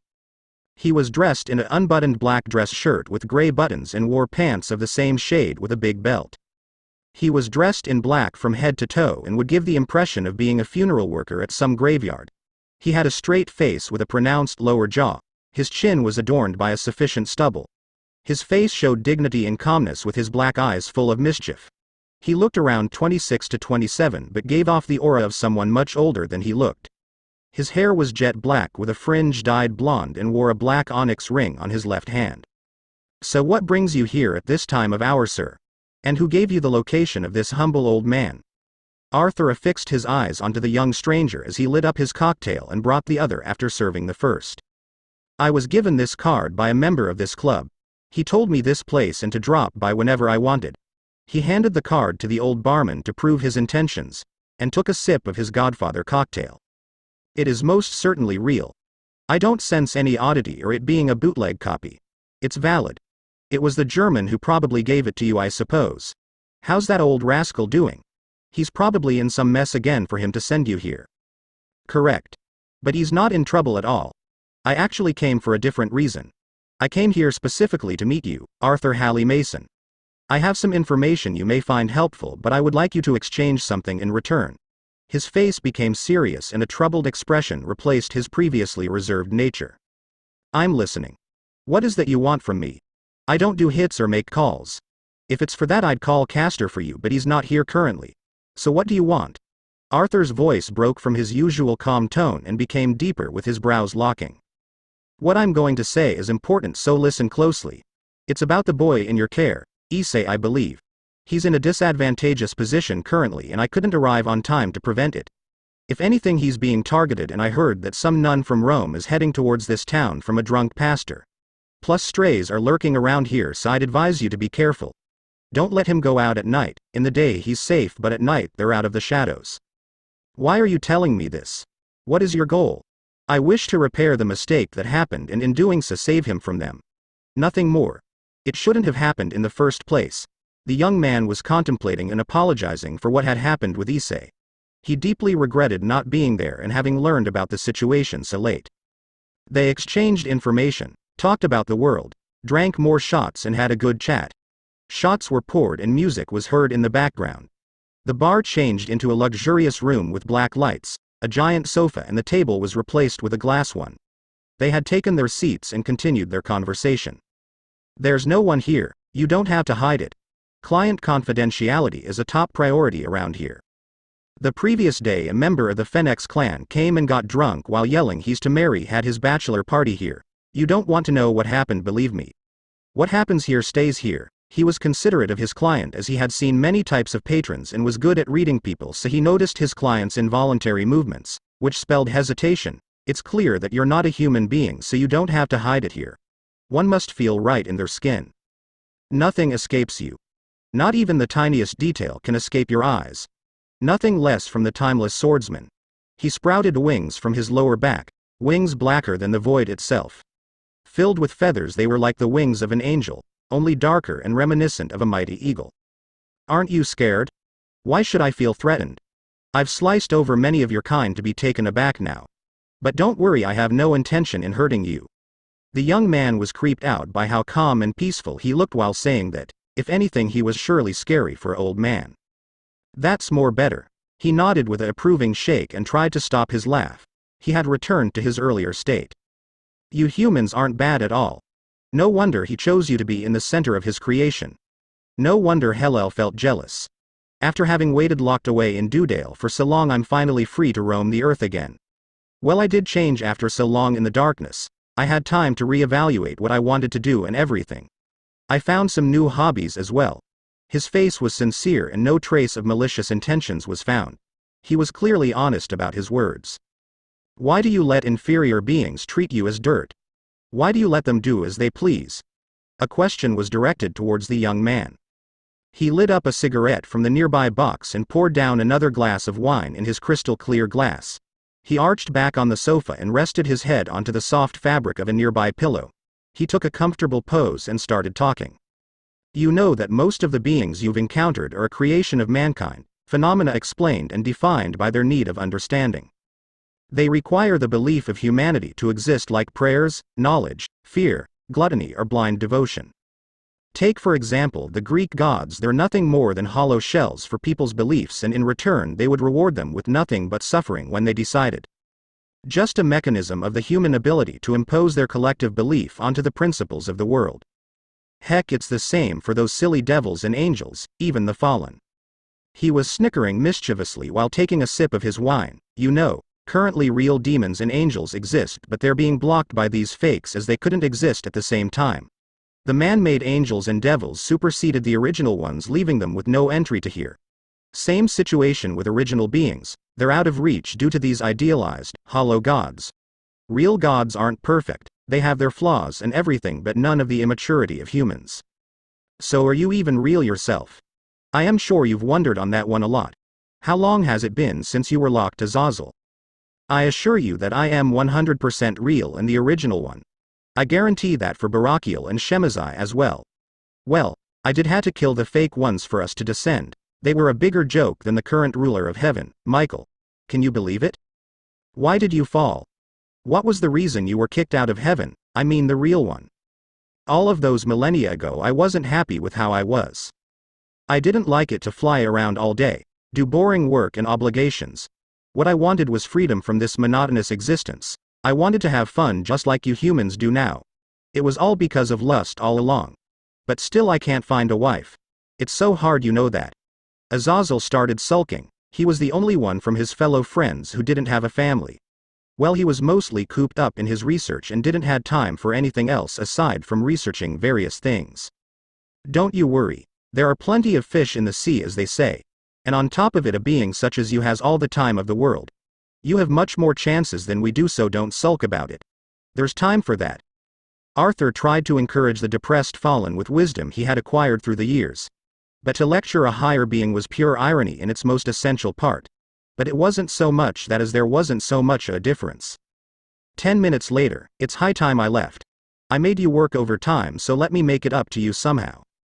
No need to worry. You gave me some good information, so no need to go through such lengths. Come again sometime when you feel like it. He paid his bill and headed towards the exit. But before he went out he said, I don't know if I could free him yet, but I'll support him to the best of my abilities. Prepare for it. When the time comes there will be a calamity. But there's still time to avert it. Remember my warning please and let us meet again. I will. You can count on it, Governor. And he left, the door closing behind him, and disappeared. XXXXXXXXXXXXX Monday night, 11:47 p.m. After leaving the bar, Issei decided to go for a walk to clear up his head from all of the things that happened. He had remembered everything that had transpired yesterday. He met Yuma, prepared on Saturday, picking up his best attire, took out some cash from his credit card, couldn't sleep the night and then went to the date. And died at sunset. But what he was missing was the 2 minutes during which he was dead and the rest of how he got home. He just couldn't think of anyone saving him, no leads or theory could even make it clear. It was darker than earlier and the streetlights were still badly maintained. It was almost pitch black out in the streets and it was quiet. He continued walking until he was close to his home, just one lane away from reaching the front door. He didn't speed up as there was nothing in that place, it was just him, so why would he even hurry only to go back in an empty home where no one was waiting for him? It was just useless to expect anything from it. Only to be kicked down by reality for the millionth time. He had thought of going to the park where he had last went with Yuma, but he wasn't stupid to make that mistake. He clearly knew that if he went it would only risk him getting attacked again, and just the thought of hearing the whispers in his head made him sick. If he went there he could die and he would have wasted this second chance. And he was never given one, always shot down, kicked by life with no mercy or a happy moment, only to be rejected yet again. And it happened again. Just before reaching the front door he spotted a murky shadow glaring at him with a sickening smile like it was enjoying it. It was behind him. He turned around again hoping to see it finally, but it wasn't there. Just like earlier. Am I seriously going crazy? I'm seeing things again. This is not good, really. I should take the new pills Mont Blanc gave me. When will it stop? Fuck it. He started running, going straight ahead into his house. He was growing paranoid bit by bit. How did I end up like this? Seriously, just to run because of seeing a phantom. How did I end up so pathetic, I wonder? He tried to calm down and rationally think over things. But still this nagging feeling in the back of his head was hard to shake off. Like it was something that's watching him. Home. A place he had grown to resent. It wasn't feeling like a home with no one in it. It was just him to return to his isolation. Locked between the four walls which once used to be a foundation of his life, the place he grew up and lived every day, surrounded by people who loved him no matter what. But it was nothing but a shadow of his former life, always there to remind him of himself. Regardless, going home was something he wanted to avoid. He didn't feel like it, but with nothing else to do, he just entered the corridor, took off his shoes and jumped in his bed. What if he had continued his stroll and came across a helpless girl being molested by some thug? He could have saved the girl and get a reward. It came through his thoughts but shrugged it off since he knew that it won't happen ever. He was just lying on his bed, staring at the ceiling of his room with dead eyes in nothing but his boxers and bandages. The lights were off and only the silence was present in this moment. Just another day. It's always the same, huh? Nothing ever changed and I'm still here like this. Was there ever something of worth in me? Was there just something that I was good at? Even though I have people like Matsuda and Motohama, even the people at Days. Why do I still feel like this? Even around them I feel like nothing could close this hole in my heart. It's just so empty. Why did I even live on for others to die? Why was it always the worst for me out there, damn it? Just why? There's no happiness in the world, neither love. It's just all fake words and fake smiles, as nothing like happiness could really exist in this nasty hole, called life. When I think about there's no one that actually likes me, is there? They just put up with me due to pity or because I'm just a tool to use for them. Even so, no matter how much I'd think of it, there's no one that actually cares about me. A girlfriend? Huh. That's just a stupid dream to delude myself thinking youth is the best time of life. Having to meet with people, leading petty conversations, getting ignored like trash, It's all lies and hypocrisy. Like hell a girl would like me. I'm just a fucking loser at the bottom of the pole. People like me don't even have the hope for something like that. Especially someone like me. Why do I feel so lonely and miserable?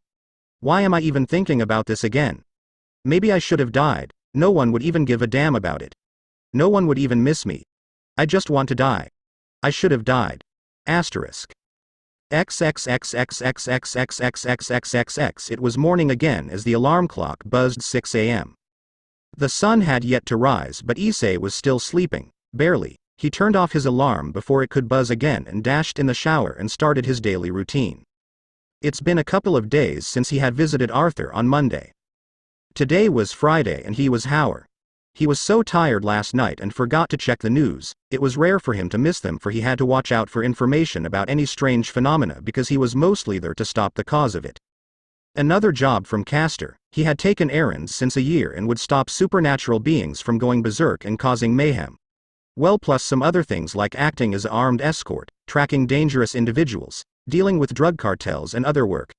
The job was paid handsomely and he had made a good fortune from such, plus occasional gifts from his employer Castor. He did skip class sometimes as going to school wouldn't fill your stomach. Barely able to cling to his everyday life was more important than getting yelled at by the homeroom teacher. For his last work he received a Honda CBR as well as the usual pay. It was waiting for him at the 7th days where he would usually receive his income.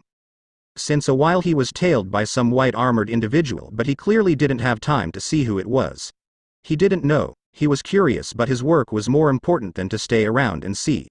It could cause trouble. He wanted to avoid being recognized and pursued by the military.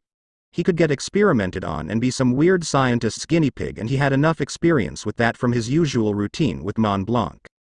And then there was the question. What was it and why did it follow him? It was the thought that it was probably someone who had a grudge against him, was just some weird pervert or a hot girl.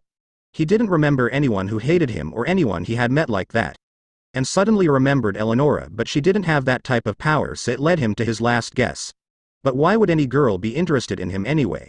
He sincerely had hoped it was a girl, but it was probably not. Why wouldn't it be a girl? The day passed uneventfully as any other school day would. He went around school, ate the usual food, did his hobby and barely managed to stay for all of his classes. He was worried with other things than to listen in boring math classes. He really had a lot of hate towards mathematics. Aside from that, he saw Rias Gremory more often than before. This time she was accompanied by her entourage of Vice President Akeno Himejima and pretty boy Yuto Kiba, respectively one of the hottest girls in school and the top-ranking prince of Kuo Academy. He wasn't really familiar with them or cared for their existence, unlike his fellow schoolmates who were worshipping and glorified their very being. They were of no interest to a loner like him. Like hell would they associate with someone like Issei, and he was clearly not willing to mingle with them. They'd just use him like a monkey on a leash and make fun of him. Like it wasn't enough that he was hated by almost everyone in school. But it was different this time. Instead of just passing him like trash just as everyone would, Vice President Akeno looked towards his way and winked. Their eyes met for the first time, but he quickly averted his gaze and stepped up in the opposite direction. But as doing by, he noticed Rias's gaze on his back, which stressed him more. They were probably thinking something nasty and try to use their charm on him to do something and then laugh it off. But would they really even look at him? Nag, it was probably someone else or was just some weird luck. He shrugged it off, and after 5 minutes he was at the front gate, ready to head back to his empty as ever home. XXXXXXXXXXXXX. It was a long day. Nothing really happened, which was good in its own way. It was rather rare for Issei to have a peaceful, non-eventful day like this. Well, aside from the fact that he met eyes with the popular crew, which was unprecedented as he was in the bottom of the school hierarchy. It was really weird, and his reaction back then was his way of avoiding trouble. If you don't give them a reason or avoid them, they won't mingle with you. Later that day. It was getting late as the sun soon waned and was replaced by the growing shadows of the night. It was already dark, so there wasn't much a soul around. Except the usual scum that lurked around. Issei had his usual stroll around like any day, and since it was peaceful, he would walk undisturbed to look around the neighborhood. He had plugged his earphones, and as music could calm him, as on top there was no traffic, so he would roam freely without getting hit by a truck. Not that it would hurt him really, but expose his identity. He was pursued by several countries but would always end up with nothing, as whenever there were attempts to photograph him, the cameras would always show just a humanoid shadow and nothing else. Ever since I met her, I've been feeling so weird. I can't even explain it nor comprehend it why. But there's just something wrong about it, I am sure. I can't exactly say, but there's something fucked up in this and it ain't me. He was so deep in thought that he had barely paid attention where he went. Luckily it was a 7-Eleven convenience store and he was kinda hungry, as a matter of fact. He bought a pack of snacks, some juice and a can of coffee just to trick his hunger. He wasn't really in mood to cook, than more in thinking about the past few days. Things were happening. Unnatural stares were looming over his back, the visions and his encounter with Rias.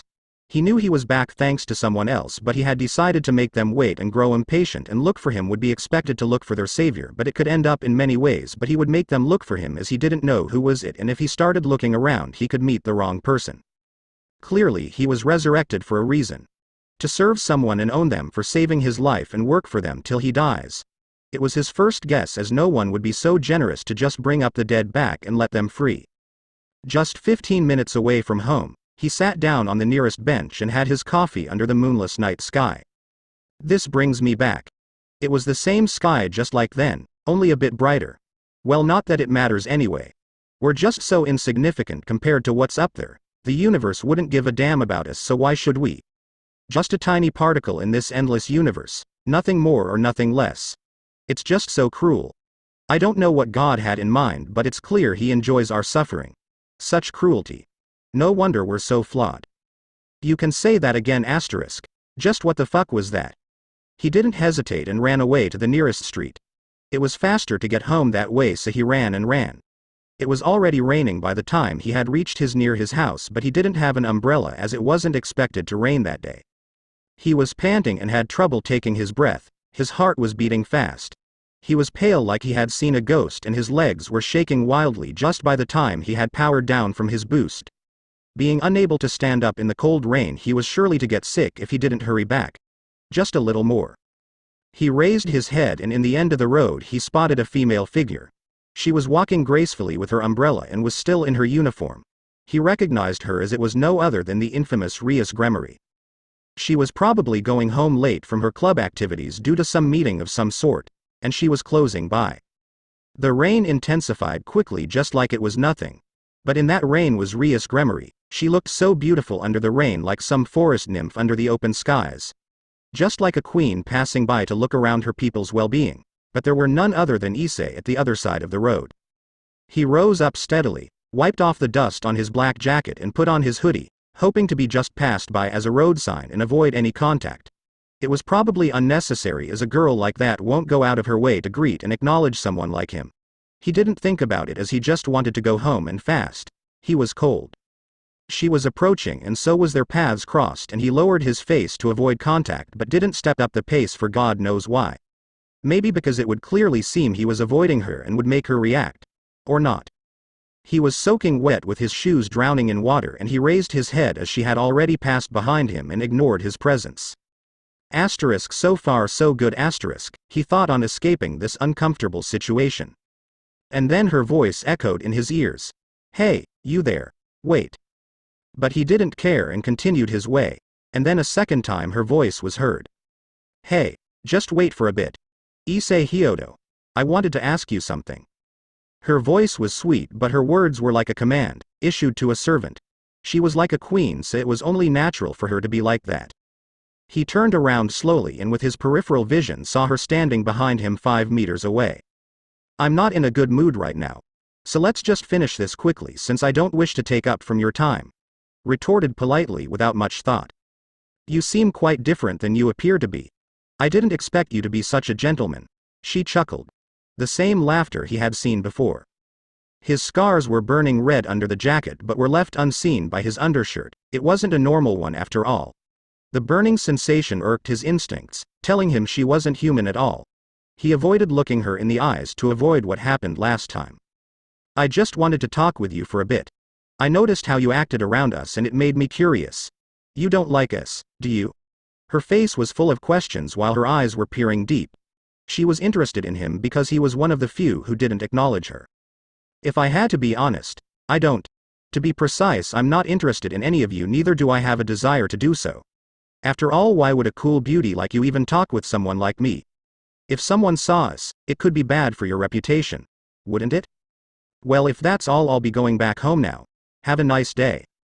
No matter how hot she was, being the girl every man desired to hold in his arms, he just flat out stated he wasn't interested in her stupid reason.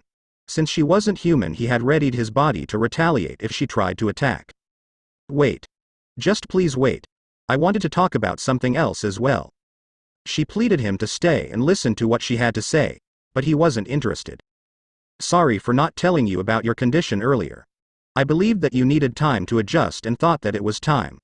I didn't know where you lived around until today, so I couldn't contact you. In school it would have been harder to do so. And with all of she wasn't able to finish. Of course you wouldn't. It would tarnish your reputation in being acquainted with me. I don't really care what you say, but it's clearly you've mistaken me for someone else. So sorry. He waved his hand while walking just to show her that he wasn't in a mood to ruin her representative since it didn't have anything to do with him. I didn't have an opportunity to speak with you, so just please listen to what I have to say. It's important. He turned around just to hear her explanation, and after she's done, go home and forget about it. But he saw black, crooked bat wings sprout from her shoulder blades. Now do you believe me? She wanted an answer. Her eyes were full of slight irritation mixed with a sincere. He couldn't exactly understand it. Who exactly are you? Drop the act. He felt something ripping sensation through his lower back, only to spot black scaled wings with spiked tips. He looked again at her and back and forth. That looks kinda nice.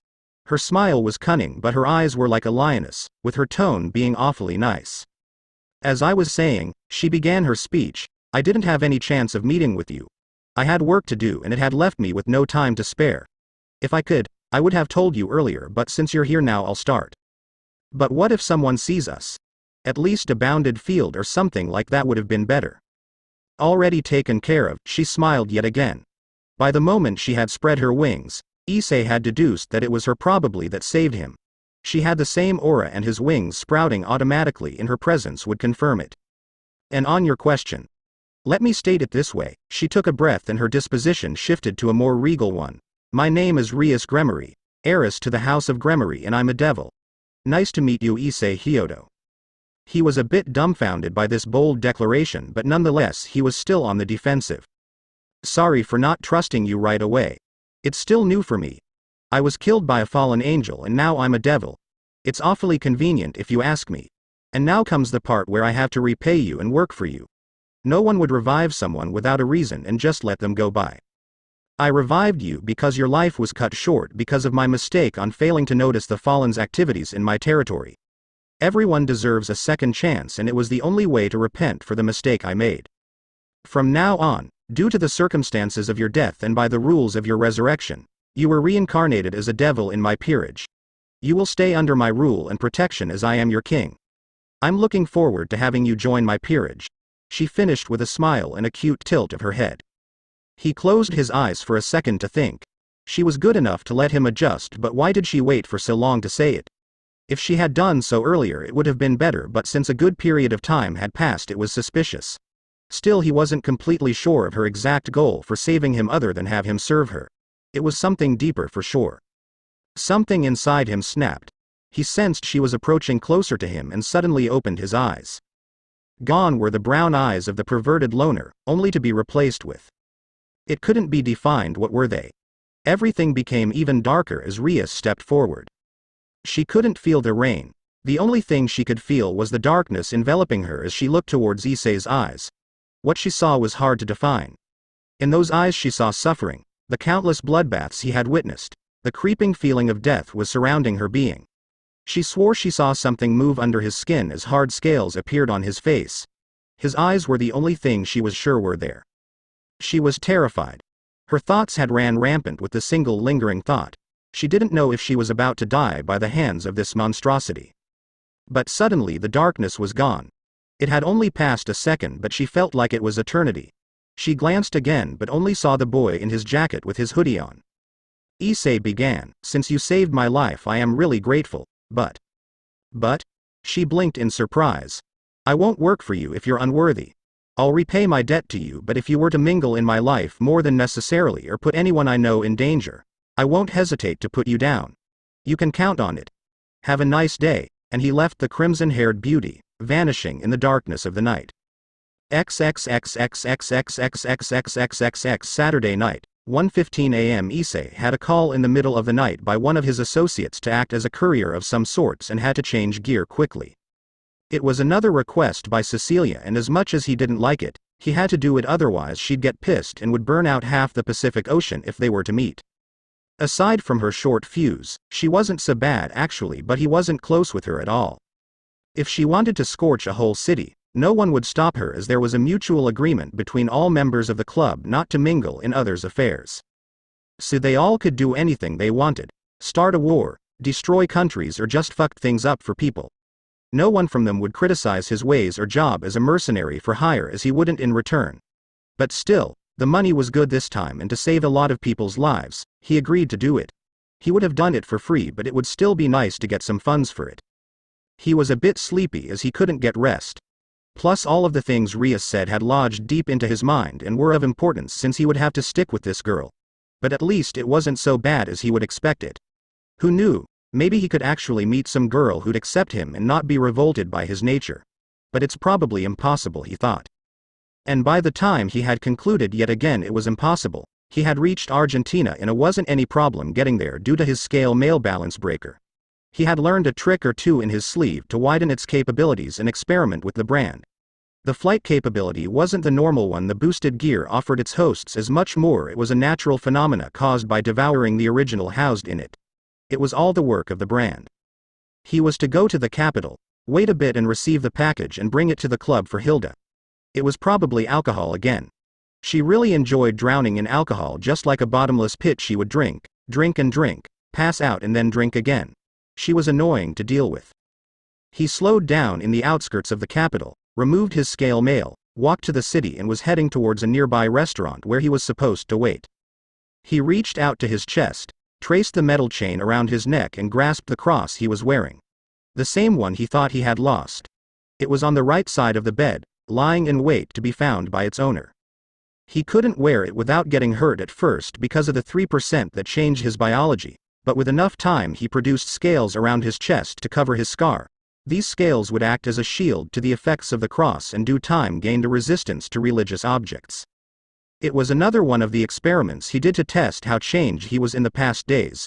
It wasn't much, since only light weapons could hurt him a little, religious objects burned but wouldn't leave permanent damage, and most on top he couldn't pray or swear with God's name in it. He looked around to see if anyone was watching and snuck in. He was sure to attract attention, as you wouldn't see a Japanese person in these places. So he was at least masked by the presence of the night, which was a blessing. "You actually came. I didn't expect you to respond to this request. The package is at the counter. So if you're not in a hurry, sit down and let's have a chat." "Well, only for a while. I've got work to do, things to sort out and anime to watch." He reached out to a nearby chair and sat down to listen what she had to say. Or at least look like it. He really didn't care, but it would be disrespectful to act like that with his senior. Plus she was a bit of axe crazy. "So you finally got yourself a girlfriend, eh?" Cecilia Elizada, 23, restaurant owner and number 8 in the 7th days, single. "Not really. I'm still far from that." Issei sighed and locked his hands on the bars of the chair, leaning backwards while his eyes went over all of the place. "Do you honestly believe I'd have any chance with a girl other than 2D? Maybe if you weren't such a perv you could have had a girlfriend. Aside from your habits, you give off the impression of a nice guy. But nice guys don't win the girl." She snickered loudly. She gave off that cheesy smile that made Issei want to slap her. Still, she was a bit annoying, but he could put up with it. "Yeah. Just like someone special who can't get a boyfriend at this age. So we're in the same boat. Must probably sting to be disliked by men." He calmly retorted her statement of his single status. He didn't budge a finger, but Cecilia was really into changing the subject. She couldn't stand being reminded how much she was disliked by men. It hurt the most for her, and especially to hear it from this 2D loving, nice guy otaku virgin. But he was right as always, and she didn't like it. "So how you've been doing, Issei? You haven't called lately, so I thought you hated me. Am I so unattractive for you to avoid me?" She retorted while arching her back and tracing with her fingers on the hems of her blouse. He could see her cleavage in full view, but she didn't pay attention while she was busy twirling her hair with her left arm. Not bad, I guess. I've been just busy with work. Some stuff happened lately that I haven't been in a mood to talk with anyone. I don't hate you or anything like that. He tried to rebuke her statement. She was pretty stingy when it came to people who don't adore her. But Issei was the only one whom she didn't mind having banters and have him act natural around her. Even though they weren't close, they had this special relationship, more than acquaintances but less than friends. It would be better to call it a business relationship, started by the shared situation and the feeling of being one of a kind in a small group of 13. Still, it was far from friendship. So how's Arthur doing? I haven't seen him in a while, so I'm curious. How's at your school? She was curious as a middle schooler and her face was full of anticipation. She really liked to mingle in others' affairs like a storm in a sunny day.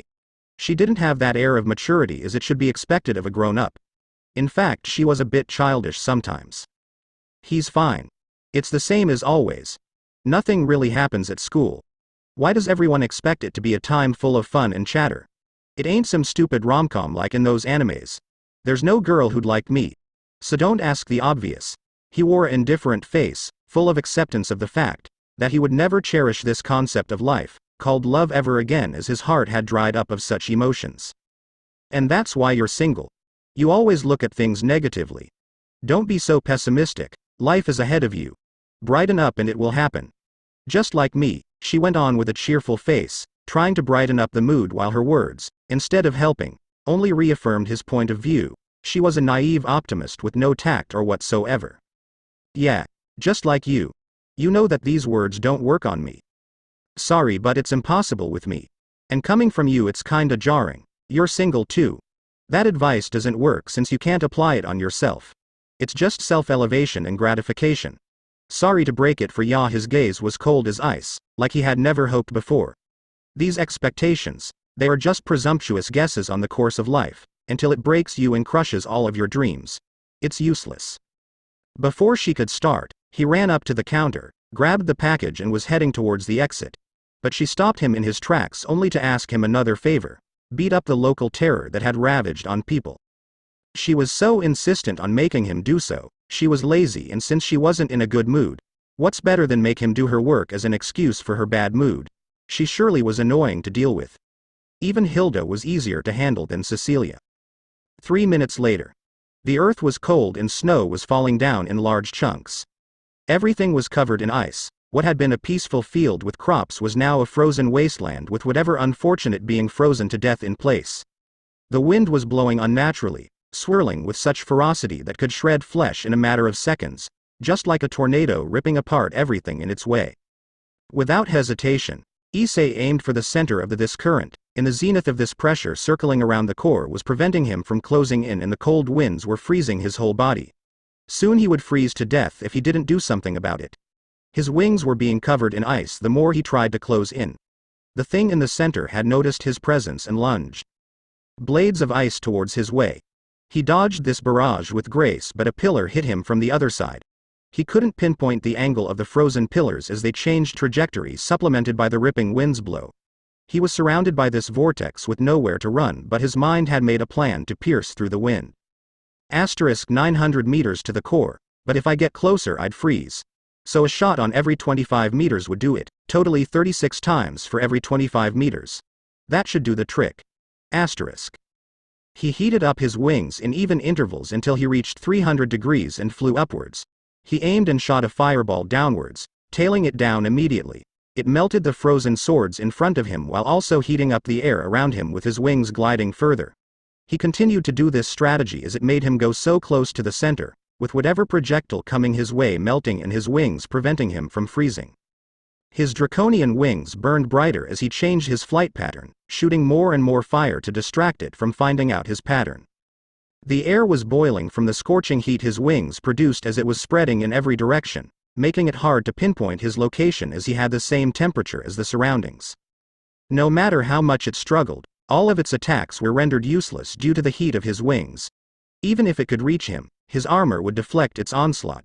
He swinged his wings in a circular pattern like a buzzsaw and lodged them deep in the pressurized ice wall the being in the center had erected, but it was sliced through like cheese. His wings weren't on the level of a normal dragon, as wings shouldn't be able to rotate and vibrate as a heated-up chainsaw. It was a good thing they weren't normal. They used a much more abstract concept, bending the air currents around them to define a closed space which could move into the concept of space and distort it. Thanks to his unnatural wings and their properties, they could twist and change shapes depending on the need. As much they weren't wings but abstract concept of existence with undefined properties and shape. They twirled, zigzagging, swirling, bending, shapeshifting within every second as no one could comprehend it. It was something out of this world's laws. He didn't wait for a second as he drove his fist into the direction of the wall. His fist hit something hard as he sent his opponent flying down to the ground, leaving them in a giant crater from the fall. He dropped his legs fast onto the ground and shifted his stance for attack.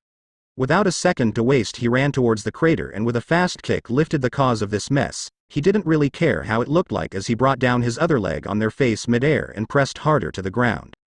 Issei swung his tail and drove it close to its neck, ready to kill with a single blow to the jugular vein if it had any. You're tougher than they say. It's my loss. But beware, they are coming. Run while you can, you cannot hide from them forever. Beware of the ones lurking in the shadows. You cannot. Death and blood splattered everywhere in all directions. The body of a girl was lying on the ground with her white dress painted red by her own blood. He dug a small grave and placed the body of this mysterious girl in it. By her looks she was a ice elemental, but it didn't matter much, she was dead. After doing the proper rites, he said final words before flying away. May God forgive your actions and judge you for your deeds. Rest in peace. And don't worry, I'm ready for them, you can count on it. And he flew off thinking, why does this always happen, damn it? Why can't all of the cool girls not be trouble? This job is ungrateful for sure. XXXXXXXXXXXXX morning came soon as the sun rose up. It had been only 4 hours since he had gotten home after his delivery service finished. Make it 3 because he couldn't get out the words of the dying elemental about them, so he wiggled in his bed, deep in thought, and barely managed to even fall asleep. He had this feeling something evil could feel it. He had a growing disdain for the sun as devils didn't fare so well in daylight. It was draining their power and would make them more irritated due to the constant burning sensation of the sun rays.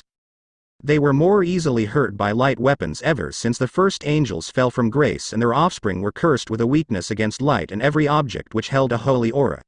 It was the same situation with reincarnated devils, or more to say, the reparation was even higher for them than a pure blood or original angel which became a demon. He knew this as he had studied theology extensively for the past 2 years, so any further explanation would be unnecessary. He came back at 3 a.m. only to throw his clothes and take his pills. His armor had protected him well, but he could still feel the cold as he didn't get out unscathed from this frozen wasteland. His skin was falling apart from the overexposure to ice and then being warmed up in an instant by his heat. He took a quick shower while peeling away the dead skin with care as he didn't want to freak out people more.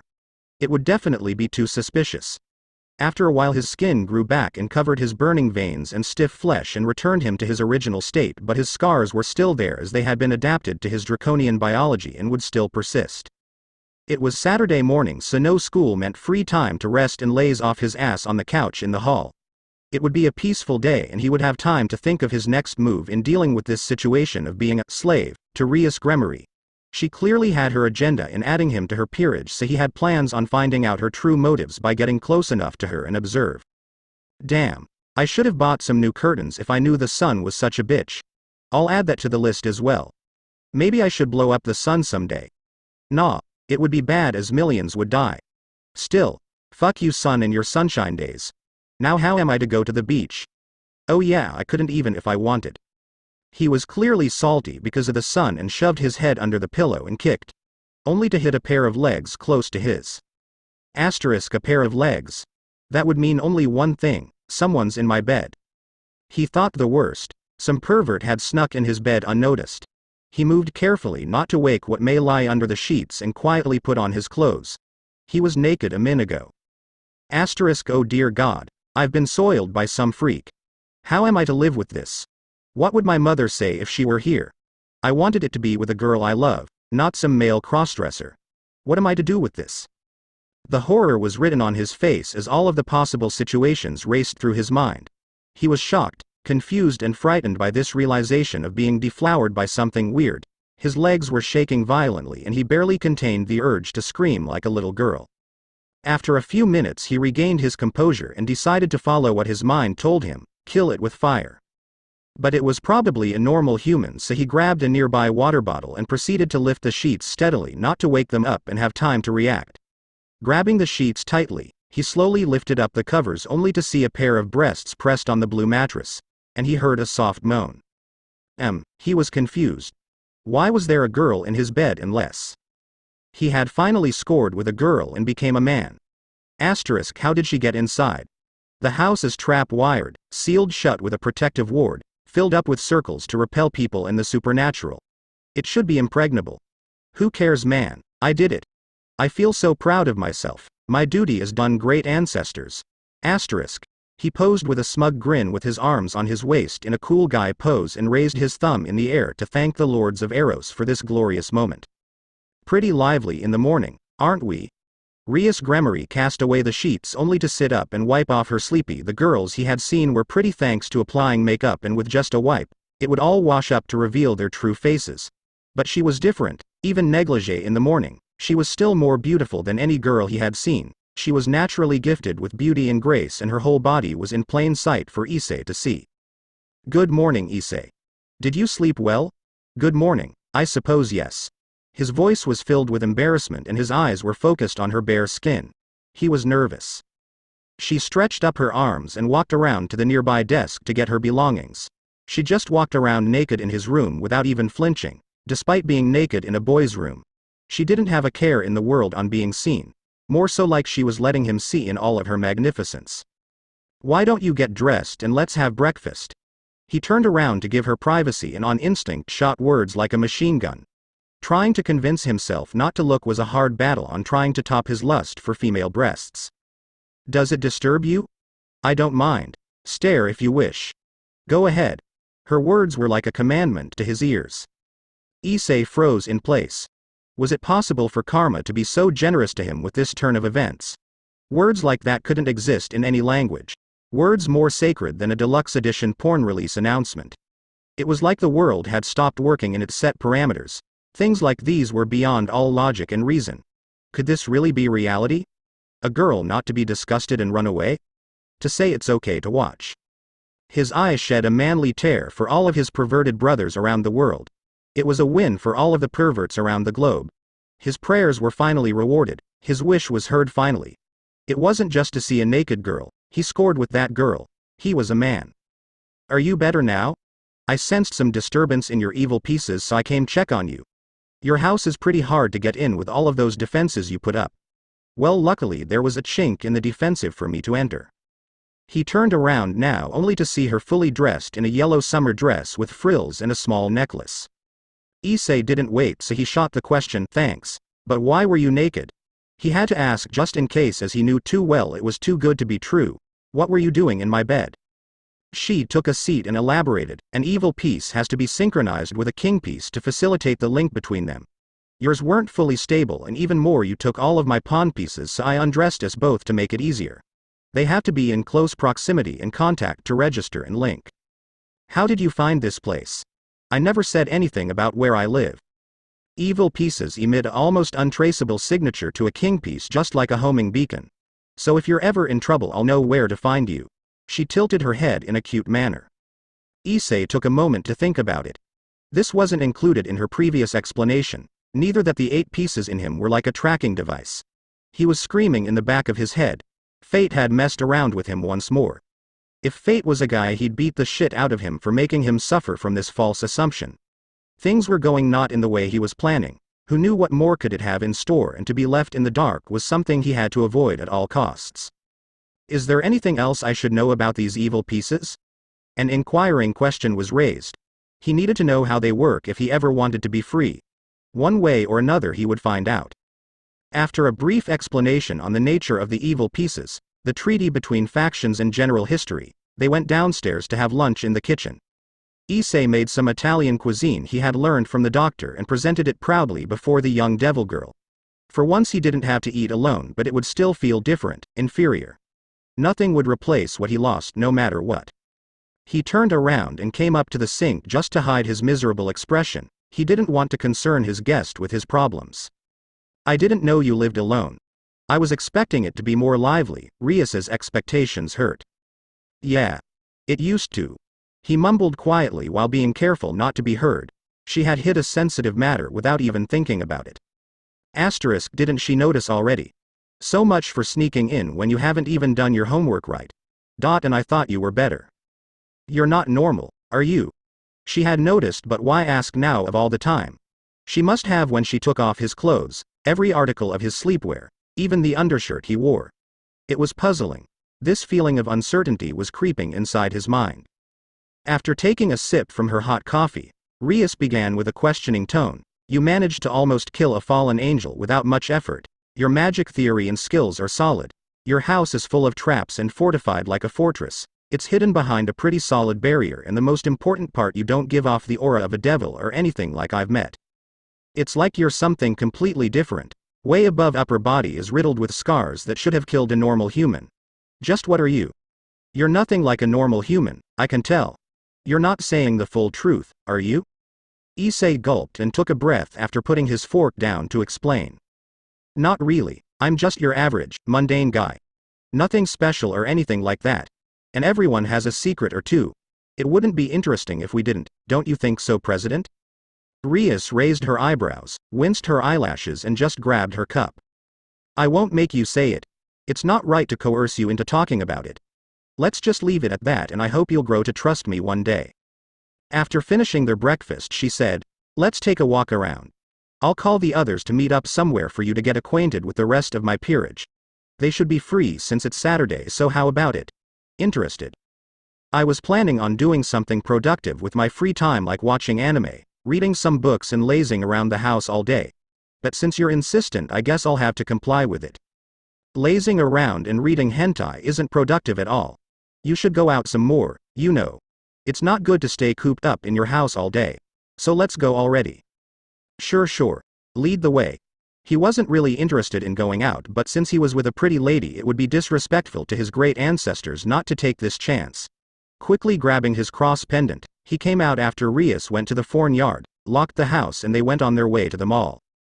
XXXXXXXXXXXXX the same day, 1:54 p.m., airport station. Why is this place so hard to navigate through? Maybe I am lost. I should try to ask someone here around. I hope they would understand Italian. She spotted a man with a foreign appearance sitting on a bench at the airport and was looking around for someone. He was looking around 25 to 30 with jet black hair with a dyed blonde fringe and wore a dark blue suit. She quickly approached him and asked in Italian, excuse me, could you please tell me how to reach Kuo Academy? I kinda got lost around here while asking people around for directions. She laughed. The man responded in perfect Italian with a detailed description on how to get there, what bus she should take, where to stop, and everything. Are you waiting for someone, sir? I am. They should arrive any moment now. Any minute now. After sitting on the bench for a while, the young girl checked the time and had to run in order to catch the bus. But before departing, she thanked this kind man for his help and blessed him. Thank you, dear sir, for your help. I wouldn't have done it without your help. May God bless you for your kindness. Have a nice day, and she ran up towards the faded into the crowds. He would rather curse us than bless our work. After all, he's got an awful temper. But thank you anyway, sister. He stood up and started walking slowly ahead. He was directed to the exit as he had finished his job, to find out who was the nun from Rome and asks her. She's here. And he ended his phone call. The space around him distorted and blackened as everything around froze in time. It was static and lifeless. The only thing moving was the man himself, while from his shadow 2 pentacles erupted and grew in size. From these magical circles appeared 2 figures in fancy suits. I heard your call, Azazel. The time has arrived. Should we kill this church mutt or let her be for a while? Be more patient, Shemazai. For now, let's just monitor. She'll lead us to the snake in our group. It would be in our favor to wait and observe, as they say. The fruit tastes the best right before a harvest.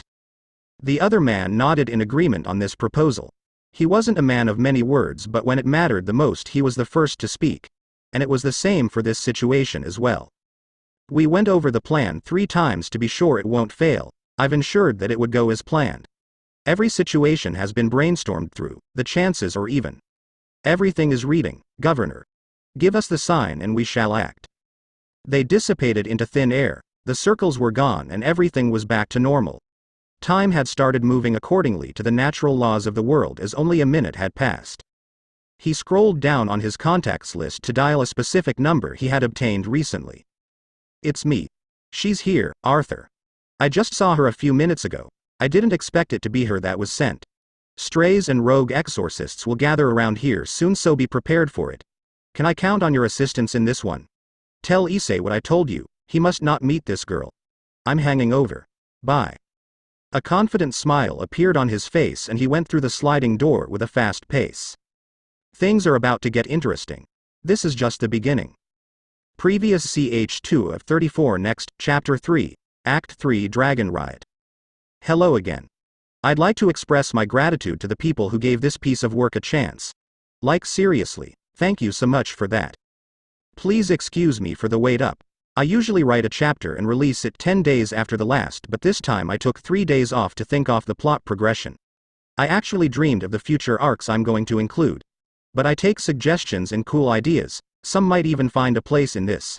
So don't be shy and just bash. Sona and Issei's relationship will be explained soon enough in flashbacks, while now what's left is to reach to the Asia becomes a devil arc for the story to kick off. And yes, I actually hate the blonde nun a lot. Well, I will write the ratings game arc as mandatory for the gears to switch. On Issei, I felt he was a bit bland and self-insert in the lane, so I just wanted to flesh him out more like a real person. He's clearly smarter, more perceptive and pessimistic than the canon one. It's just so fun writing about him as a perverted loner with brutal cynicism. He uses more magic and is imaginative with his powers to surprise whatever may come at him, and to mask as a normal magician. I don't like the Chan and so I don't use them. More POV and monologues. I suck at dialogues and describing their expressions, for which I am deeply sorry. Lots of anime, manga and other media references. So you'll notice some of them even if not clearly stated. On the other club members, most of them won't be introduced yet but in due time. This chapter is just build-up, so I don't expect it to be any good. Enjoy.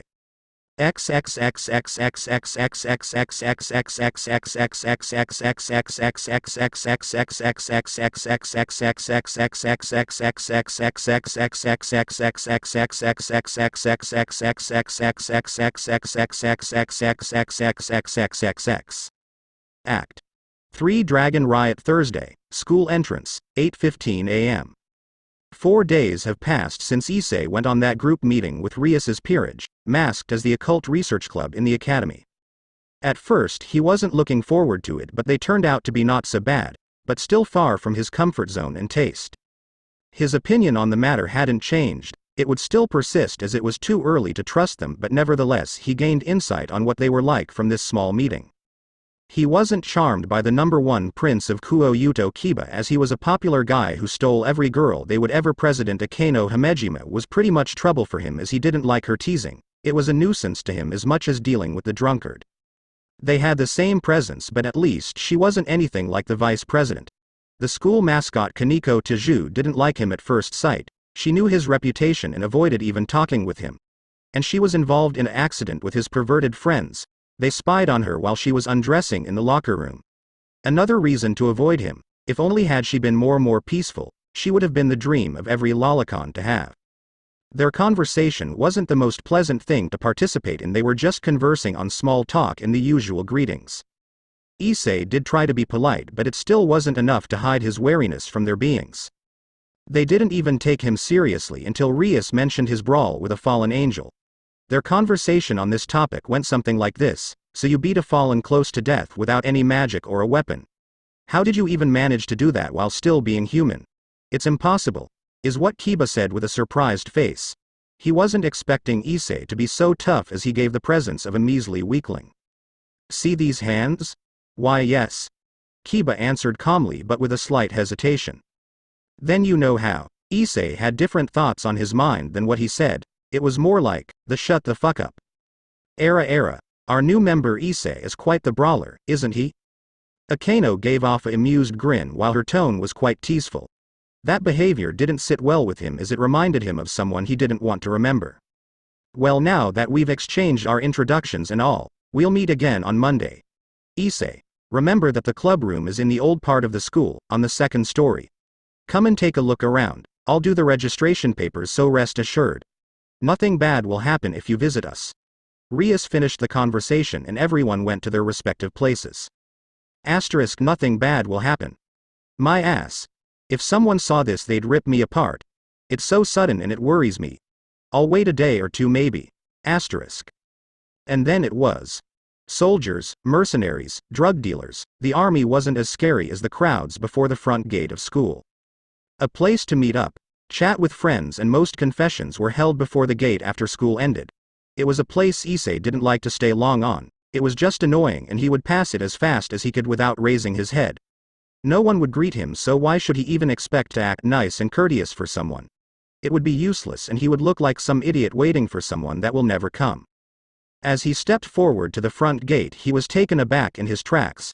Rias grabbed his shoulder in a rather forceful way. She waited for the others while holding Issei, preventing him to escape. He could, but it would blow his cover, so he had to endure this humiliation. I'll pay you back for this one. Just you wait. He was clearly displeased as he knew that everyone would turn around and pay attention to him. He was close with Rias, so it would mean suffering by the hands of the jealous crowd. They would clearly understand it wrong and would mess up his barely normal life even more. Human jealousy sure was ugly as hell. Everyone was looking at their direction with eyes full of hatred for the unlucky pervert. He was hated by everyone, even by people he had never met. They would treat him as non-existent. Most really didn't even know about him other than that perv from class 3, but would still hate him nonetheless. This time they noticed his presence. He had both Rias and Akeno by his side. Even pretty boy Kiba wasn't away from them. They were glaring at him like some wild beast that must be put down, lest the world would end. Who was he to stand besides these outwardly girls? They would have attacked him if it didn't meant expulsion. Even Eleonora didn't glare at him with such contempt. It was a reminder of how scary and savage humans were in their emotions. They split up on the way to the third floor with Rias and Co heading towards their respective classes. It was just Issei now. A giant rock had been lifted from his shoulders and he could finally have a peaceful moment, or sort of. It was about time for class to start, so he went down the left corridor to his room without much time to waste. He was put in an uncomfortable position as it didn't sit well with his way of solitude. Being the object of acknowledgement was new to him and he just couldn't get used to these animalistic stares heading his way. At least the petty talk was surprisingly small in quantity, as he was just asked general things like his living expenses, guardian status, and per se general situation. He mostly hid the truth about his financial gains and the status of his guardian. He didn't want to bring Arthur or Castor in this. They didn't deserve this treatment, for they had been nice enough to him. But still, he didn't think of the Occult Research Club members as nice. They were probably putting air and just acting nice as obligation to their owner. Rias wasn't really any better. He didn't care how pretty she was or anything. Just the fact of his resurrection would be relevant to him in his quest of finding their true colors. But he wasn't free yet. Not yet. He was deep in his thoughts, so his reaction was delayed. A strong kick to his ass was delivered by his fellow Matsuda while Motohama was brimming with rage. He clearly saw the situation at the front gate and it would still haunt him as Issei had reached Rias. It was unforgivable. Issei. How could you do this to me? And I thought we were friends. Just how could you betray us? Why don't you tell us what happened? Motohama's glasses shined while he held a small stapler in his hand, clapping its sides to produce an intimidating noise.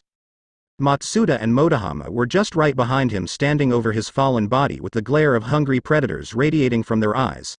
His kick had brought him to the ground. It was strong enough to pierce through his buttocks and send him flying. Truly, a man's jealousy was this ugly as well as powerful to bend laws. A man's jealousy shouldn't be underestimated, as it could probably bring down Angel to its knees. He had forgotten that they weren't weak in the least. Explain your actions, for you have sinned before the bonds of friendship. Death to all traitors. You're reading too much into it the wrong way. I was actually coerced in that and I couldn't escape from it. So just calm down and let's think it rationally. He rised back on his feet and wiped away the dust from his uniform. Rationally, my ass. I envy you so much. You were so close to her, not just her. Akeno as well. Do you know how much people would fight for that? She even grabbed your shoulder. Why wasn't it me, damn it? Matsuda was clearly engrossed in his bout of frustration with his arms raised up and crying tears like a river. If there were any fish in it, they were likely to die from his bitter tears. Talk about salty. You'll have to make it up to us. I won't accept a no for an answer. Friends should stick up for each other and share their joy and sorrow together. Count on it. I'll make it right. Issei shot a nice guy thumbs up while having the manliest expression ever. Just look at those freaks. They're caught up in their bullshit again. Laughter was heard behind the door.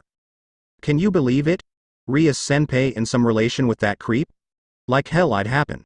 Another voice was filling the air and they wouldn't stop even after Issei went to his desk. Class had started but the teacher was late. Their homeroom teacher was a stern man who never went late for assignments in class. A really responsible man with a good sense of tact. But he was late for the first time. A knocking was heard. The doorknob was being held up by a young man in his late 20s. He slowly opened the door, closed it shut quickly and stood up in the front of the whiteboard with an erect posture. Due to circumstances, your homeroom teacher was caught up in a car accident and will be required to stay at a hospital to recuperate. It's sudden but I was called to be your replacement tutor on short notice. So let's get along, shall we? His voice was strong and a bit husky but nevertheless manly. He was dressed up in a white dress shirt with a black vest on top of it, a black and red striped tie with 2 pins and wore black shoes. He was a foreigner with black hair and a blonde fringe, had a stubble and gave off the aura of someone who had a ton of experience in dealing with people. Pardon me for my rudeness, I didn't introduce myself properly. I am Professor Adolf K. Mayer and I will be acting as your substitute teacher for the time being. I am new here so please be patient with me. He bowed down and gave a pleasant smile, one that would melt the hearts of women and make enemies with the male populace. The girls squeaked in joy to this new teacher. He was just perfect, a manly, handsome appearance, a sweet voice, intelligent but with a bad boy aura and proper manners. What's not to love? He was the type of man any girl would like. They even started asking him things right away like if he had a girlfriend, how old he was or if he could marry one of them. Issei wasn't moved much by his entry. He would probably hate him for his frequent absence leaves and for his antics. He wasn't clearly interested but there was something more to this new teacher of his. His scars were burning but unlike the usual they didn't feel so bad as most of the time he had encountered supernatural phenomena. They didn't burn painfully. It was more of a minimal sensation just enough to tell him, this Professor Mayer wasn't of the human essence. Asterisk a 3rd grade concealment spell that almost masks your true presence completely. But it won't work on me. I've had my fair share of magic theory so don't expect me to fall for that one. Charm? Nah. Sadly it's not magic. It's just this guy's skill of lure. I'll lay down low until I clarify if he's a treat. But for now let's just watch him asterisk. Instead of the boring literature you read, let's dabble into something more interesting. Like theology for instance. Anyone here that knows why a third of heaven was cast down to earth? Or who received the 10 commandments? He livened up the mood with a good theme for discussion. He was a natural at it. Answers followed one after another as they raced to answer questions and get into their new teacher's good side. He was controlling the situation perfectly as a puppeteer would his dolls. So that's the charm of an older man. And soon after school came to an end with the bell of the last hour. Everyone in class packed their things and would quickly bow to their new professor politely. With time their numbers decreased. Yo, Issei. Shall we go watch some of my special stuff at my house? I've got the new Sugo no Yoi ready so let's watch that. Motohama was brimming with anticipation for he had to endure this whole day and like the rest of the male populace, he wasn't clearly charmed by this new teacher. He stole all of the girls from them. Issei could feel a gaze directed towards his back, it was full of intention, calling him to follow. He lifted his bag and placed the strap on his left shoulder while holding his phone with the other. Man. I think I'll pass this time. Sudden work appeared so I won't be able to come this time. Sorry guys but next time it's on me. My house. Well it won't be as fun without you but it can't be helped. Well then see you tomorrow again. Matsuda waved his hand while Motohama grabbed his bag and both left fast. Asterisk well now it's just me. I should get going fast. It's this Mayor-sensei that's worrying me. Is he here to kill me or just another one like them? I don't know but I'm feeling like I'll find out soon enough. Maybe now. Asterisk. Issei took a step towards the door, reached for the doorknob and twisted it. He knew Mayer was watching him, he was sure on it. He opened the door and stepped forward only to turn around suddenly, slam the door and yell create field barrier. Everything turned gray and static, The particles of dust could be seen without trouble. No movement or sound existed. He clenched his fists and prepared to retaliate any incoming attacks, for just the two of them existed in this timeless barrier. You seem more observant than you appear to be. Honestly, I expected you to run, but this is a pleasant surprise. So how about you lower your fists and let's talk? Mayer wasn't in the least worried. He was actually enjoying it, as Issei saved him the trouble of trying to find him alone and their meeting not to look suspicious. He took a seat on the teacher's desk and crossed his legs in a laid-back manner. Who are you and what do you want? What is your goal here? The homeroom getting suddenly in hospital is quite suspicious, and then you come here. Convenient, isn't it? Issei blinked fast and tightened his muscles even more. Scales started appearing on his knuckles, ripping through his flesh with the blood quickly evaporating. On that matter, yes. It is a bit convenient, but nevertheless I am not in fault for your teacher's current disposition. I have no intention of causing you any harm, so you can rest assured. I would like to talk with you on matters concerning your situation. So what do you say? I don't think I could believe you in any way. There's no guarantee that you wouldn't strike me as we speak, is it? Correct. But I haven't done so, yes. I could have just freezed the room and killed you while you didn't expect it, but it would be far from my intentions. Honestly, it'd be a drag to kill you. I don't think I could kill you actually, but that's a different matter. For now, let's just hear out each other and then decide on what course of action to take. His words weren't forced or outright lies. He was speaking the truth as he took out his phone from his left pocket and started scrolling down. Fine. I'll hear what you have to say, but don't expect me to trust any of it. I won't take a chance in letting you kill me here right now. So I am all ears. And by the way, Adolf K. Mayer is alias, isn't it? Issei took a step back and dropped his arms freely but didn't calm down. He was expecting anything currently, so he stayed alert even if his senses told him he wasn't a threat. You're in Gremory's peerage, right? She must have explained things to you, but I would recommend you not to trust her completely. And it's all my fault for you to end up with her. How so? By the way you speak, it's clear in plain sight that you were involved. Don't tell me you're the one who ordered the attack on me. I died out there. Do you know how it feels to die and come back? You didn't answer my question. Issei snapped, but he was wary of pissing him off as he didn't want to fight without a reason. But he didn't need a reason if he was attacked, so he tried to calm down as emotions would cloud his judgment. As I said, I have no intention of harming you in any way. If anything, I want to save you from this. There's a traitor in our group that's stirring things from the shadows and gave the order for your death. Don't believe what anyone says. And also, whatever you do, don't meet with a blonde girl from Rome with a nun's garb, she's trouble. Oh, and the name's Azazel. But you can call me Mayer since that's my name here.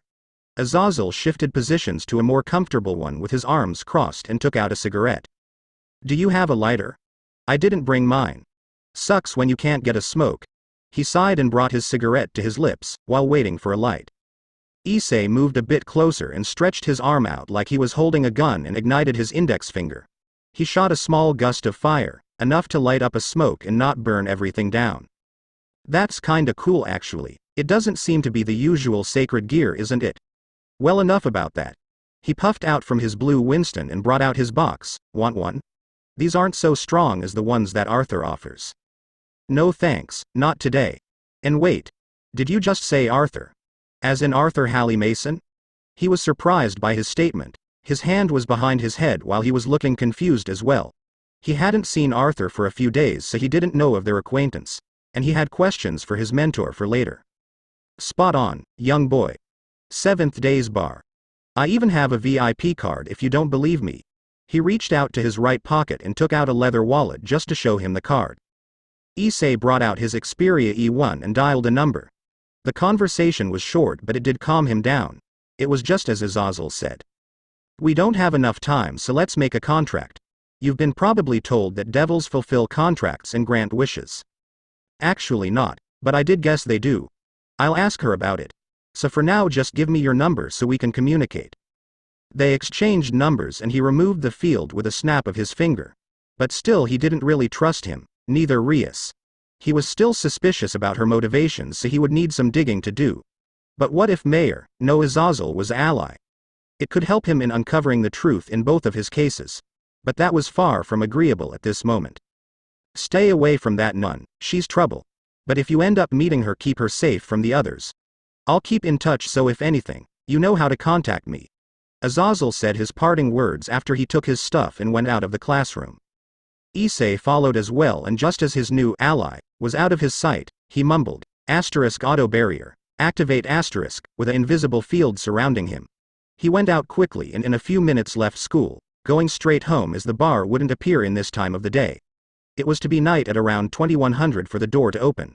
So he had a few hours to kill for his activities. XXXXXXXXXXXXX Thursday, 7th Days Bar, 9:35 p.m. Good evening, Issei. What brings here you today? Would you like a glass of water or something else? A mojito with ice please, and make it double. Issei was already inside the interior of the bar, but it was changed to a classic cabaret bar for this occasion. He looked around only to spot a man and a young girl sitting on a nearby table, only to find out they were none other than Cesare Mont Blanc and Hilda Sean. She's back. The drunkard is back.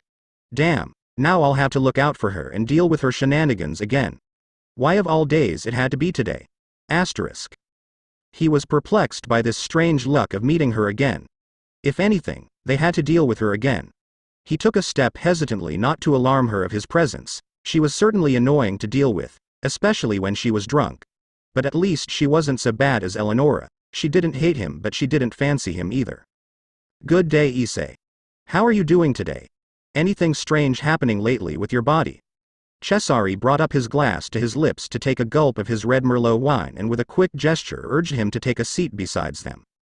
Nothing really. But I'd like you to check something if it isn't a problem for you. I don't want to trouble you, so you don't have to if you don't want to. Issei was considerate of the kind doctor and wouldn't have liked to pry on his kindness. He took a seat next to him only for Hilda to butt in closer to them, clamping him between them like a candy wrapper. He was a bit uncomfortable, but she was a girl, so he shouldn't complain. After all, with every hangover she had a habit of stripping, but was always saved by Issei on the last minute. Well, we'll have to find out, don't we? I brought my tools, so we'll start soon.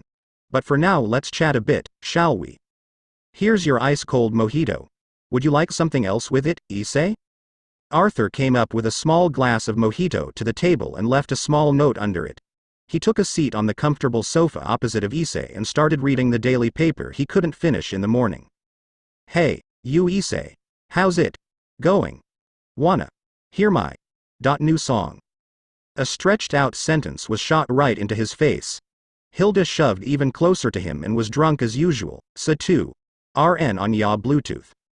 She was very enthusiastic and loud as you'd expect of her. She was really annoying when inebriated, a loud, emotional drunk on top of it. And it was obligatory for her to brag about her band activities and tours and drink even more.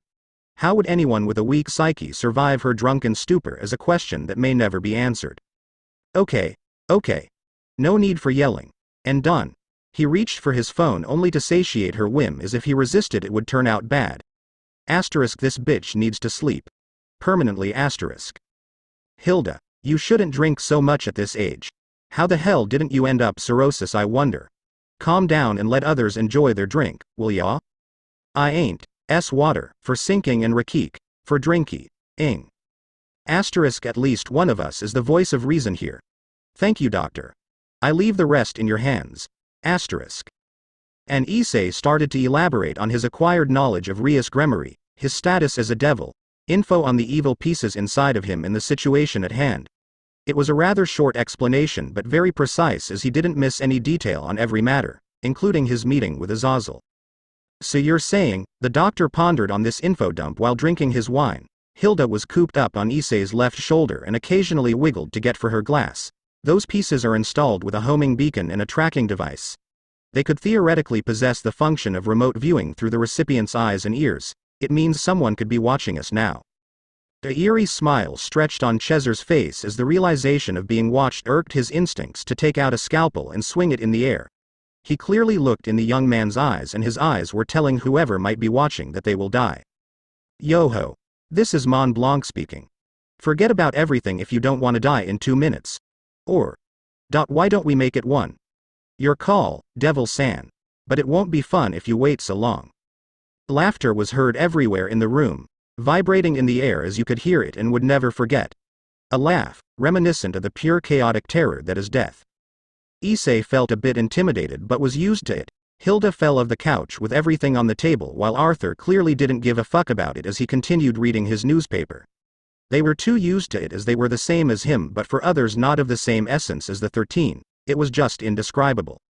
Seconds after that laugh, a large grin plastered across his face as he was barely trying to suppress his giggle. He went back to his previous disposition of laid back and funny. If anything, that should scare them a bit, right? Cesare cleared the table anew that Hilda messed up, while the old barman fixed some new drinks. It creeps me out every time, you know that. It's hard getting used to that, but if anything you made the message clear. Now we'll have to wait for a response. Issei shot out more words of encouragement while still pondering on some things in his mind. What if there's something even worse than that? I need to get more information on the House of Gremory, and for now I'll play. Is she okay? She kinda looks a bit tired today. Maybe you should take her to her bed. I'd like to examine the results of a dragon mating in the go. So just do it, damn it. If anything, the mischievous doctor was insistent on studying the nature of dragons in every way possible, including mating rites and behavior. His enthusiasm was flowing like a river for such. He was actually shipping Issei with either Hilda or Eleonora, but the former wasn't ready for such things while the latter hated him for his nature and avoided him for being of the opposite gender. Whatever. Results matter was his usual leitmotif on research and more so life. You know it doesn't go that way. I can't take advantage of a drunk girl, and plus she doesn't really like me. It's all because of the booze. That's why she's so clingy. Geez damn it, can't you be serious about this? Issei sighed again, his arms holding the drunkard tightly as well as being moody. His presence gave off a depressing, if not crushing despair on the matter of much that even the space switched to a gray room. He had taken so many hits from it that he understood that it's impossible. He carried her out through a door that his old mentor drawed on the wall a minute ago. He knew her habits, so to save himself from headaches he just memorized her drinking pattern and sent her off with a light kick or two through the same door, directly to her room. It was the same as always.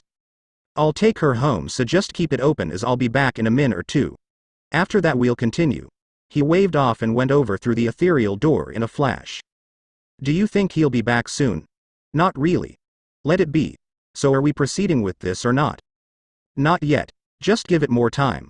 I'm sure he can handle it, but I am afraid of what might come in the future. It's still possible, but let us not be so pessimistic on the truth.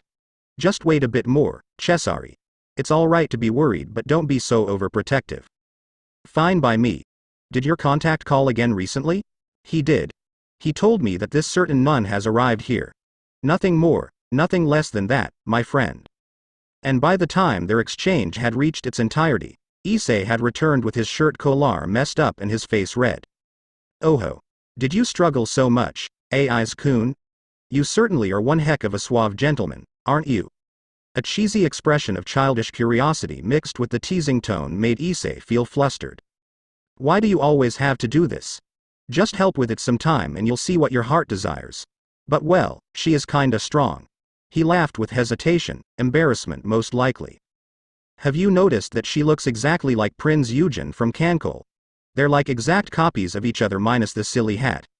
Well, she is famous all around the globe, so they could have based Eugen on her. It is probable, isn't it, Admiral? The doctor was a closeted fan of Cancol, so it was only natural for him to spot real-life doppelgangers of such people. Yeah, you did mention being the base for a game character. Well, her chest is bigger, but that doesn't matter now. She's sleeping soundly, so let's continue onward. They discussed matters at hand, ran some more tests on the boy. He got shot with another one of the doctor's crazy shots and ended the night with a few drinks. Hey Arthur, can you get me some info on the Gremory house? He was just by the door, ready to leave as the doctor had left before him, and it was a bit late anyway. So far I've just got info based on conversation and reputation, but I'll need more. I am paying it, so please find me anything useful on them. I'll ask around. Some of the clients might know something about it. Don't worry and be careful on your way back, kid. I'll do something about it, so just wait. I will. Well, better get going then. Bye. And the door shut. XXXXXXXXXXXX Friday afternoon, Occult Research Club room. At the ring of the last bell, Rias headed towards the old part of the school building, wherein was located their club room. A dimly lit corridor was leading towards it, as the old part of the school wasn't in a good shape since almost no one had used it except for the occult research club with permission from the principal. It was a bit far to the right wing of the school, opposite of Issei's classroom and close to the rest. It was expected of a ruler to be before his subjects, so Rias prepared the room for their first official meeting to welcome their newest member. By the time everything was tidied up, her queen had already arrived with the rest of the entourage, minus Issei. They took their respective seats and had coffee while waiting for the last member of this meeting to appear. I'm not really sure if he'll come. He clearly avoids us and didn't even show up in the clubroom once since that rainy day where you confronted him. If necessary, force should be applied. Akano giggled at the thought of using him as her new plaything. She was pretty eager to do so. She hadn't messed around with anyone recently and was rather bored without a toy to play with. She lifted her arm straight to her face and gave off an amused grin while she gave her usual Era Oni-sama laugh. Rias took a seat at her chair and locked eyes with her queen. It won't be necessary, as I believe he will come this time. Still, he's distant and rather cold. I just can't seem to get closer to him whatever I do. It was some dumb luck that we found him yesterday, as his pieces didn't emit a signal to follow. It just vanished at different times for an extended period of time, then showed up again and fade. It was pretty hard getting in his home as well. I barely even found it by a chance. She finished her observation and took another sip of her coffee. What could we do to make him feel comfortable around us? He looks totally different than what he appears to be. He's avoiding us for other reasons, I presume. Kiba voiced out his opinion to the rest and was met with an approving nod by everyone in the room. Akano snickered. You're totally on spot on that one. The boy is a talented mage. Judging by his defenses, it was really intricate with a multitude of backup seals, a barrier, traps and everything you'd expect of a high-level fortress. It took me an hour to find that opening for the president to check on him. I even got zapped a few times while searching for it. He's definitely hiding something. Most certainly. That pervert has secrets. Kaneko Taju bit through her chips and continued to sew. She wasn't really talkative. Rias sat back and placed her arms on the side handles of her chair and began. He might be dangerous. I just don't know. Maybe I imagined it, but something was crawling under his skin. Everything went dark for a second. And I don't know if any human has scales on their back. His magical prowess is another question, but I noticed he lives alone. No parents or relatives, and if that's not enough, he said, everyone has a secret or two. Otherwise it wouldn't be fun, would it? And that if I mingled in his life or endangered people, he'll kill me on spot. The queen crossed her legs and with a tap to her chest responded, he's clearly got a lot of things going on for him, so it's only natural to act that way. But I don't think he would attack you unless provoked. But I wouldn't mind that so much. Well, if anything, give him time and he'll flock to our side. Rias shook her head. You're right. I hope he will arrive this time, but still. I am worried. She lowered her head while intensely staring in her porcelain coffee cup. She was clearly distraught. Era. Don't be so pessimistic, milady. The House of Gremory treats their people a bit different than others, so I am sure it's going to be okay. Just time and patience. How long will you be standing there, Student Council President Citri? Please have a sit. Kiba went out of his way to make place for the glasses-wearing brunette to sit. What can I do for you, Sona? How much did you hear about that? Rias greeted her with a forced smile, as she didn't like to be surprised like that. Sona fixed her glasses and subtly, her visage switched to her game face, the cold business stare of a salaryman. Almost everything from the start. I'll be blunt. Trade me Issei from your peerage and I'll give you the corresponding pieces you used to bring him back. It's not a bad deal. I'll be happy to rid you of his presence, as you clearly can't converse with him. Rias frowned. Her composure was barely there, like being held with white strings to mask her displeasure. Why do you know my pawn, Sona? In what way are you acquainted? And how did you find out he's in my peerage? Easily. He told me about it on Tuesday. And on your question, we're something like friends. We've known each other for a while. Much longer than you have. Isn't that right, Issei? At the door was Issei, who had arrived a minute ago only to hear Sona's proposal. Since they were so absorbed in it, he just snuck in quietly and waited patiently for them to finish their conversation. He didn't really care about this meeting, but by having seen Sona enter, he just wanted to avoid an annoying situation and go home fast. But since he had something of a respect towards the bespectacled brunette, it was common courtesy to try to avoid eavesdropping, so he waited. Pretty much that. We've known each other for a while, so yeah. I know her. We're not exactly close friends. His response was monotonous and nonchalant, for it was a fact and he didn't need to cover it. Rias frowned even further to the sound of this fact.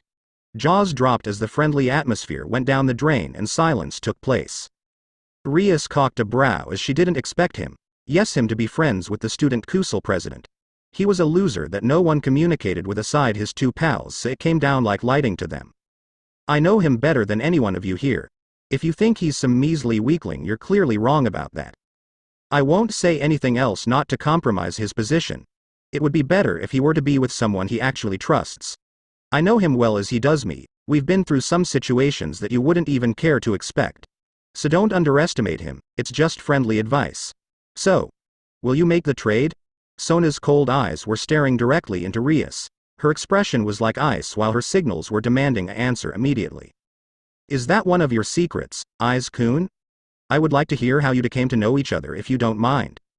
Rias raised another brow and switched her position while casting the expression of a nice girl when asking that. Asterisk, you sure don't spare the threats, do you, President? Just be honest with it and say what you mean, asterisk. He knew what meaning she put behind her words due to his status as a loner. The skill of reading between the lines was in his set, thanks to having observed many different people. It was something like this, asterisk, you've got balls for messing around with other girls when you have us. Absolutely forbidden, asterisk. As I said earlier, it's not in your business to pry into my personal life like that. I see no problem in being acquainted with the student council president, so no need to voice out your thoughts on this matter as it is personal. Issei calmly retorted his king's verbal accusations with a blunt statement. He was saying the truth, so there wasn't much else to say. Era, such a rebellious young man. Akeno made a slight remark with her hand on her left cheek. Her voice sounded amused. How did you get to know each other and when? Rias raised her eyebrows and made a displeased grimace while standing up from her was really intent on asking the same question again. Everything in her actions spelt saltiness as she couldn't keep the atmosphere peaceful. It was like a battle zone between two kings and Issei between the crossfire of their squeamish. The sea-tree girl affixed her glasses and shifted her arms onto her lap while maintaining a reserved disposition. Her expression was cold and static as ever, a couple of months ago. For my bad luck, I had the chance of meeting with him while on a mission away. And since then I've been covering his absences and occasionally discuss matters with him. So do you even know anything about him, Rias? I suppose not. Her words shot down like lightning. It aggravated the crimson-haired beauty enough to piss her off. Rias wasn't used to this attitude directed towards her. It reminded her of Issei, the only one who flat out didn't view her as a princess and would bite back at her statements. Rias bit her lips. She tried to calm down as acting rashly would be a sign of weakness. It would show that she was the inferior king and of course she was a sore loser. She didn't take a loss well. And this was a situation she had to persevere over Sona Sitri or else lose face. Akeno shifted her footing after noticing the composure of her king. Likewise, Yuto's body tensed. Kaneko stopped eating. You know what you're asking for is impossible. How would I look like if I did? We may be friends, but this is a different matter. Even though I don't know anything about him, I believe I'll catch up to you and he'd trust me one day. So I shall not comply with your inquiry. That is all. Huh. For what reason do you want to have him so much? Why not just trade him to me? For the first time Sona Sitri had broken from her inhumanly calm face. It was unprecedented, not heard of, for she had been known as the Ice Queen type of person. She craved to get the pawn of her friend in her peerage. But to make a face like that, Rias had another reason to finally beat Sona in their rivalry. And her reasoning was the following: because I like him, I found him first. He's mine now. She said that with a cute voice and pouted. Anyone who saw that would fall down to his knees. But it was really cute indeed. Nothing less from Rias Gremory. You treat your servants like pets and fawn over them so much. But let's ask what he has to say on this matter. After all, it's his choice in the end. So what is your answer, Hyodo? Issei took a step back and paused for a second to think on it. He had to make a choice between Sona or Rias, a person he could be close to call a friend, and a totally unknown girl with a hidden agenda. He waited a little longer and finally gave his answer. If anything, I'd love to join your peerage student council president, but I have a debt to her, so I'll have to take the thorny road.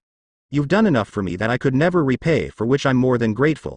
I know I'd feel better suited in your group, but I just can't go out of my word. I gave her a promise. So don't resent me for this. Well, if that's so, I have done my work here. Good day to you, Rias. Sona stood up and waved back and was heading towards the door until Issei stopped her. At least allow me to escort you. That's the least I could do. Rias smirked victorious, for she had won the approval of her newest pawn. A smug, conceited expression appeared on her eyes, narrowed in enjoyment. She gestured him to stay put, but Kiba's gaze made her reconsider. And the Sea-Tree girl and Issei ran out of the clubroom. The corridor. Well, I did my part of the deal. You got what you wanted, so it's all good. It's exactly as you said it would be. I didn't believe you before when you said you could read people like a book. I would have joined your peerage if it wasn't for the fact that I need to find out the truth. Thank you for going through the plan. Your performance was magnificent, but you didn't really mean it, did you? Sona blinked as her cheeks reddened. Of course I did. But you told me to leave you with her just to test her reaction. It's not like I'd enjoy your company. But now you know how to proceed with it. She was acting nervous. At least she was honest and had enough goodness to help him with his whim. Thank you, Student Council President Sea-Tree. Your assistance was of great help. But be more honest with yourself. You look cuter when you act more emotional. Sona didn't react so much. She was pretty intent on keeping me for some reason. And to blurt out all of that crap of liking me like some middle schooler was surely fake. She's hiding something. I can bet on that. Issei gave her a warm smile which made her feel flustered and weird. But still, in her eyes it was creepy as fuck for him to smile. When it's just the two of us, call me Sona. At least you don't give me weird names like my older sister. Her magical girl act is way more unsettling than your hobbies. She'd always embarrass me in front of people. Sometimes I wish she'd just go away. Sona sighed and closed her eyes. She had suffered severe mental trauma from her sister's overprotective obsession, so she avoided her like the plague. At least it's better to have a sister who does that instead of no one. I'd rather have her yell at me than just seeing them through pictures. He narrowed his eyes in defeat and his arm shaked a bit. He was feeling down as that statement made him remember his solitude. A life with no one to love. Sona felt uncomfortable, for she had added salt to his wound with that speech. She knew that he had no one else, and to state something like that in front of him was like stabbing someone in the back. She lowered her head and sped up her walk, and only a meek, "Sorry," came out of her lips. Don't you worry about it. I'm used to being hurt. After all, that's the one thing that I feel makes me human. He tried to cheer her up. He couldn't stand looking at her miserable face. It was just painful to watch that. So he smiled. I'll be going back then. They'll probably wonder where I went. I don't really wish to go back there, but I have to. Come to my house these days. I want to give you something I got from one of my assignments. Fair enough. I'll see you again soon, and good luck, Issei. Same here, Sona, and both headed to the opposite directions. XXXXXXXXXXXXX. She took a sip of her coffee after she calmed down from her verbal combat with Sona over Issei's place. She wasn't high-spirited as before the Stuco president's arrival. Things went out like this: explanations on his work as a devil, his obligations and need to make contracts, as well as search for potential customers of their services. Behind his unsympathetic expression, he hid his hunger for information with utmost care. He made it appear that he was bored while actually listening and analyzing every word Rias said, waiting for her to slip something involuntarily. So when do I start with the contract collection? Issei mentioned, his eyes sharpened with his tone becoming serious. As I clearly remember, didn't you state that this was your territory? So why are there fallen angels around? Shouldn't you kick them out or something? Rias remained quiet and had Akeno explain again the ceasefire between factions. Due to the peace treaty between factions, we can't just chase them out, as it could ignite a new war. The balance is rather fragile, as there are small incidents once in a while but nothing serious. Even if they're here in this territory, we can't just kick them out without a proper reason. As long as they don't cause trouble for devils in this territory, they can stay. Even if it means killing people. I just died by the hands of one of them. Isn't that a clear rule-breaking matter? Issei was aggravated and his reasons were spot on. He gritted his teeth and the sound of them screeching filled the air. Humans aren't counted in the treaty in any clause. We use them so there's no penalty if a fallen kills someone, as they are outsider party in this matter. But now that you're under my king's protection, they won't be able to go after you so easily, as it will breach the agreement. Now that you're a devil, you'll be safe with us, so don't worry. Akino's voice was sweet and nice, but even so her words didn't mean much to him. It turned out that killing people indiscriminately is not a problem for them to do and would get away with it no matter what. Issei, Rias finally spoke up. She placed her hands on her chin with her legs crossed. I decided that you should first see how we do things and after that collect contracts. I got a report on a stray lurking around here that need extermination. Shouldn't be a problem with you, right? Issei blinked fast and tightened his fists. The images of Rainier flooded his mind. They were bright as day. Everything. A small smirk stretched on his face and he muttered. When do we start? Tonight. Rias gave off a pleased look. She wanted to show off in front of her new pawn and prove to him that they're no small fry. She wanted to get his recognition and to make him respect her as well her peerage. You can't teleport with the Gremory sigils. They seem to be incompatible with your evil pieces, so you'll have to use an alternative way to arrive on site.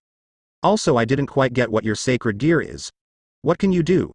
I noticed scales and how you change, but I've never seen a sacred gear like that. It's not even written in the books, neither there is an instrument or any shape to use it. That's strange. You'll see it when the time comes. It's too early to trust you yet, but you'll see what I can do. I guarantee on that. For now, let's just say I can do a lot of things. He didn't give in to her curiosity. She must have seen everything, so why ask about? Or maybe she didn't. Asterisk, won't this meeting end already? I just want to rest and do nothing. Just let's get this over with fast. I might see her again and I'm going to make her pay. But still, this hunt of sorts feels a bit fishy. I'll just watch unless I need to take action. Fair enough. I'll call you 30 minutes before the operation starts, so get ready by them. This meeting is now adjourned. Everyone is free to leave. Rias waved with a single motion and everyone stood up and prepared to go home. Kiba and Kaneko quietly snuck out of the room. Issei followed suit a few minutes after they left because he didn't want to stand out even more. It would be a nuisance, and who knows what will some girls do. They were shallow and only cared for stars like Kiba, plus he didn't like the blonde boy just like the rest. It was still too convenient. In the club room. Let's show him what we can do tonight. I believe this will show him that we're worth trusting and he'd get some experience. He's still avoiding us, I'm sure of it. How to win him over our side. With time and patience, President. He'll see your strength and would accept us. Give him time and it will pay off. But if you want me to whip him a bit, I'll do gladly. Seriously, she was a big sadist. What if he doesn't? What will I do with him then? Rias's voice went down to a distraught, over-worrying tone and she looked deep in thought. He will. Your approach always pays off well. Just look at Kiba now. Remember when he was so distrustful and would lash out at people? Why yes, but now he's fully over it. He's family. So Issei will join our family soon enough as well. Yeah, you're right. Let's head out then. We've got work to do. The door closed with a squeak and it was now empty. Their meeting was finally over. XXXXXXXXXXXXX the same day, 5:30 p.m. Main Street. Issei was walking around aimlessly around the shopping center. He wasn't really in a mood to go home despite his earlier wish to do so. He was thinking of going to the bar again, but given how any outside communication is cut off, he wouldn't arrive on time for this so-called hunt. In all honesty, it wasn't just his cup of coffee to act so openly. He preferred peace and quiet and to just observe without getting attached to something. He took a detour to a nearby cafe to have a cup of coffee and relax. Despite having experienced the situation of watching people die, he wasn't used to it no matter how much he had to kill dangerous existences. He was still angry about earlier, just what justified letting people die because of not being included in some stupid pact. Life is precious to everything no matter what, so to just shrug it off because someone is different from you is cruel. Because of us being mortal makes us appreciate life and how much it hurts taking another. Well, most people would. But they aren't people. They're devils. I don't believe that I should work for someone who thinks of life so lightly. To think it's just a stupid game. I hate people like that. Immersed in thought, he didn't notice the notifications he received from his phone. It was his memo to take his pills soon. It appeared that his visions had receded for a while, but he knew more than anyone else that it won't be for long.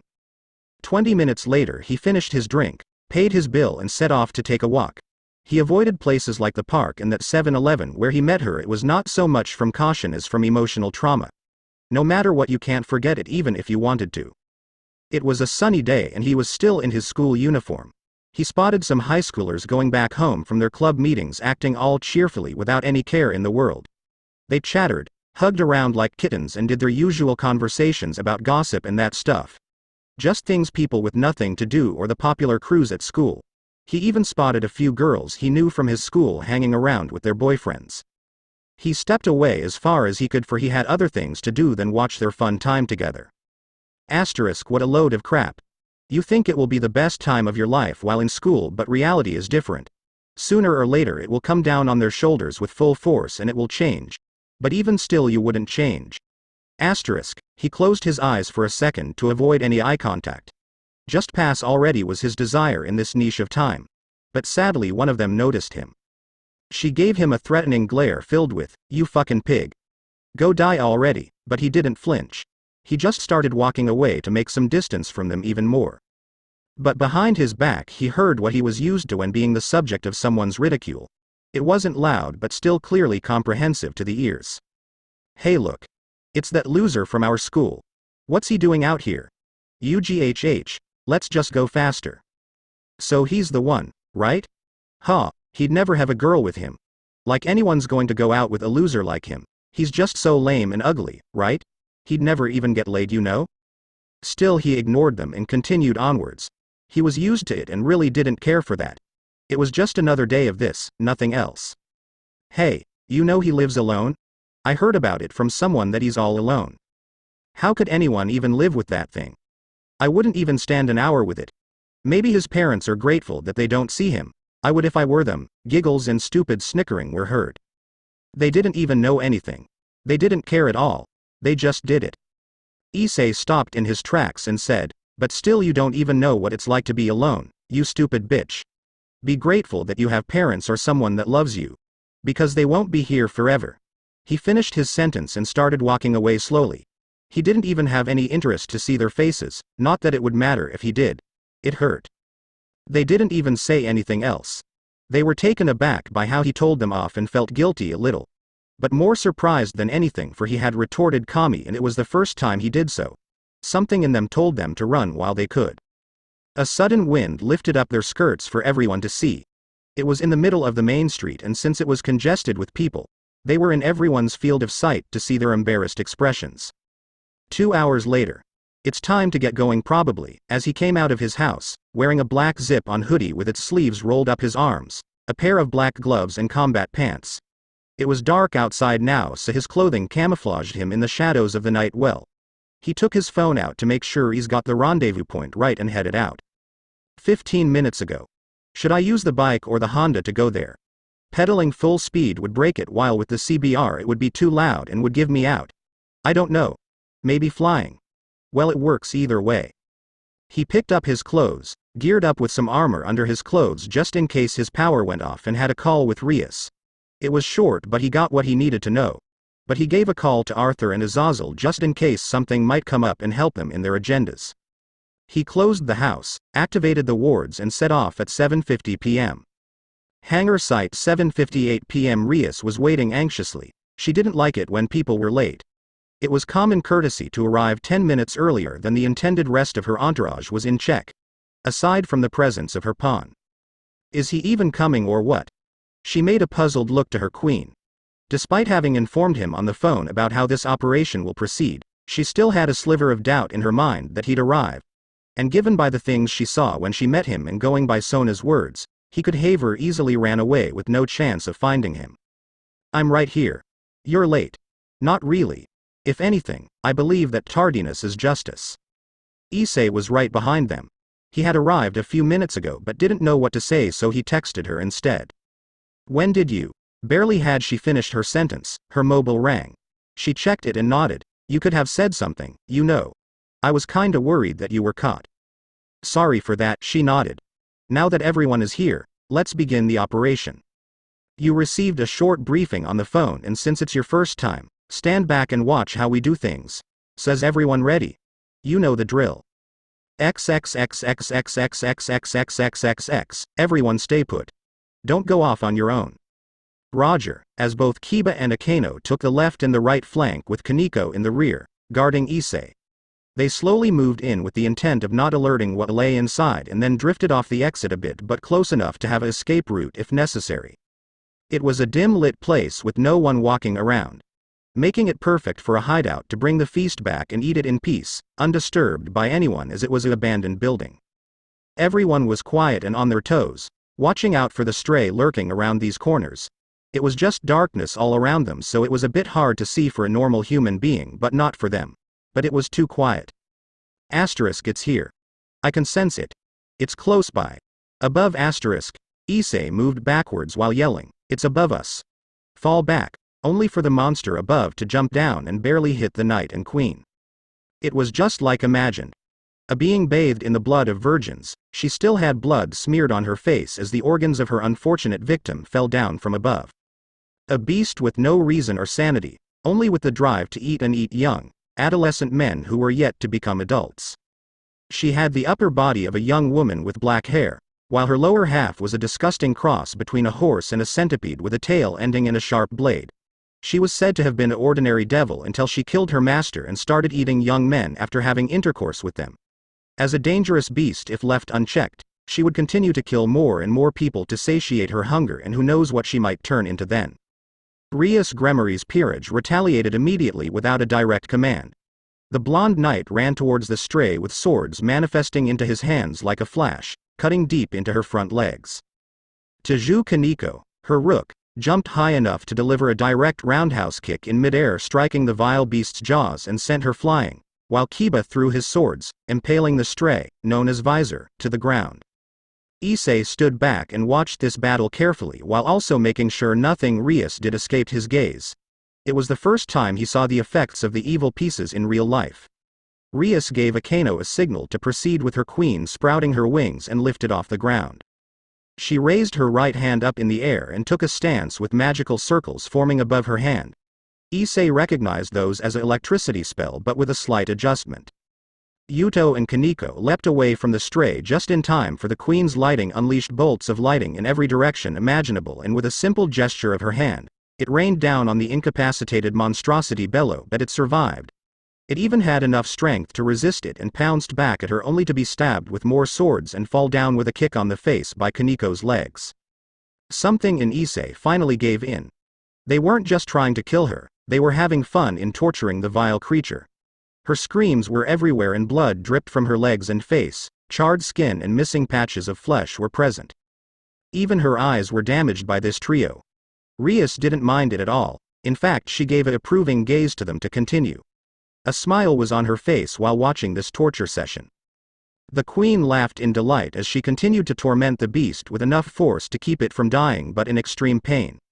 Everything in her face showed her utter lack of sympathy. She was enjoying it so much that she was aroused by the agonizing screams and futile attempts of Visor to free herself from their grip. Kaneko remained emotionless while Kiba was just neutral, but both still took part in this without feeling uncomfortable. And Rias just standed there and was smiling. He had seen that sickening smile before. It was just like that night. The smile of a disgusting sadist that took every possible enjoyment in seeing its victims suffer and beg for mercy. Visor looked towards Issei's way and their eyes met. Her bloodied eyes were pouring tears and blood on her face as with a single plea reached his soul, help me. End it. He fell down on his knees and started having a seizure. He barely stayed up on his arms as they shivered violently and everything around him was going blank. It was back. He grabbed his head in terror as he couldn't take out his pills and the repressed memories started seeping into his mind. A loud scream was heard. The mutilated, flayed and splattered bodies of his parents were before him. Unable to turn around, unable to stop it. Their skinless faces were stretched in cheerful smiles with their dead eyes locked directly on his. His legs were sinking in by the pull of their dead hands, with his flesh being devoured. A figure shrouded in darkness grabbed his chin and looked straight into his eyes. Asterisk, you're next, kiddo. Asterisk, asterisk, there was a sudden flash. Everything was covered in smoke, with falling debris raining down from the ceiling and falling around the members of the occult research club. Rias took cover and with a simple spell removed the smokescreen of dust, only to see her peerage knocked away from the blast with them on the floor.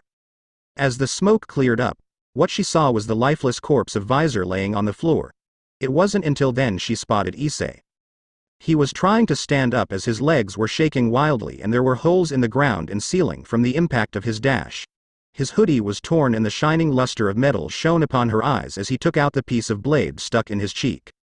Rias swore she saw a tail swirl, his wound being covered by black scales, the blood evaporating and something crawling underneath. It was like worms, but she couldn't see well as his skin covered his burning wound. Nevertheless, they turned towards what remained of Visor. Blood was everywhere in sight, her body crushed by the pressure of his kick with her head separated with absolute precision by the swing of his bladed tail. Guts were hanging around the place, one even hit Kaneko in the face which broke her composure. Having recovered somewhat from what he saw, Issei rose up and grabbed his cross while saying what he always did after taking a life, "May God forgive your actions and judge you for your deeds." Swung his tail to remove the rest of the blood on it and carefully brought back his cross pendant under the body armor he had underneath the hoodie that got ripped in the squeamish. He had deflected Akino's lightning, threw back Kaneko by her feet and break Kiba's swords, but a piece of the pair had struck him in the cheek. Still somewhat shaking, he finally reached the pills he couldn't open earlier and took them off the ground fast.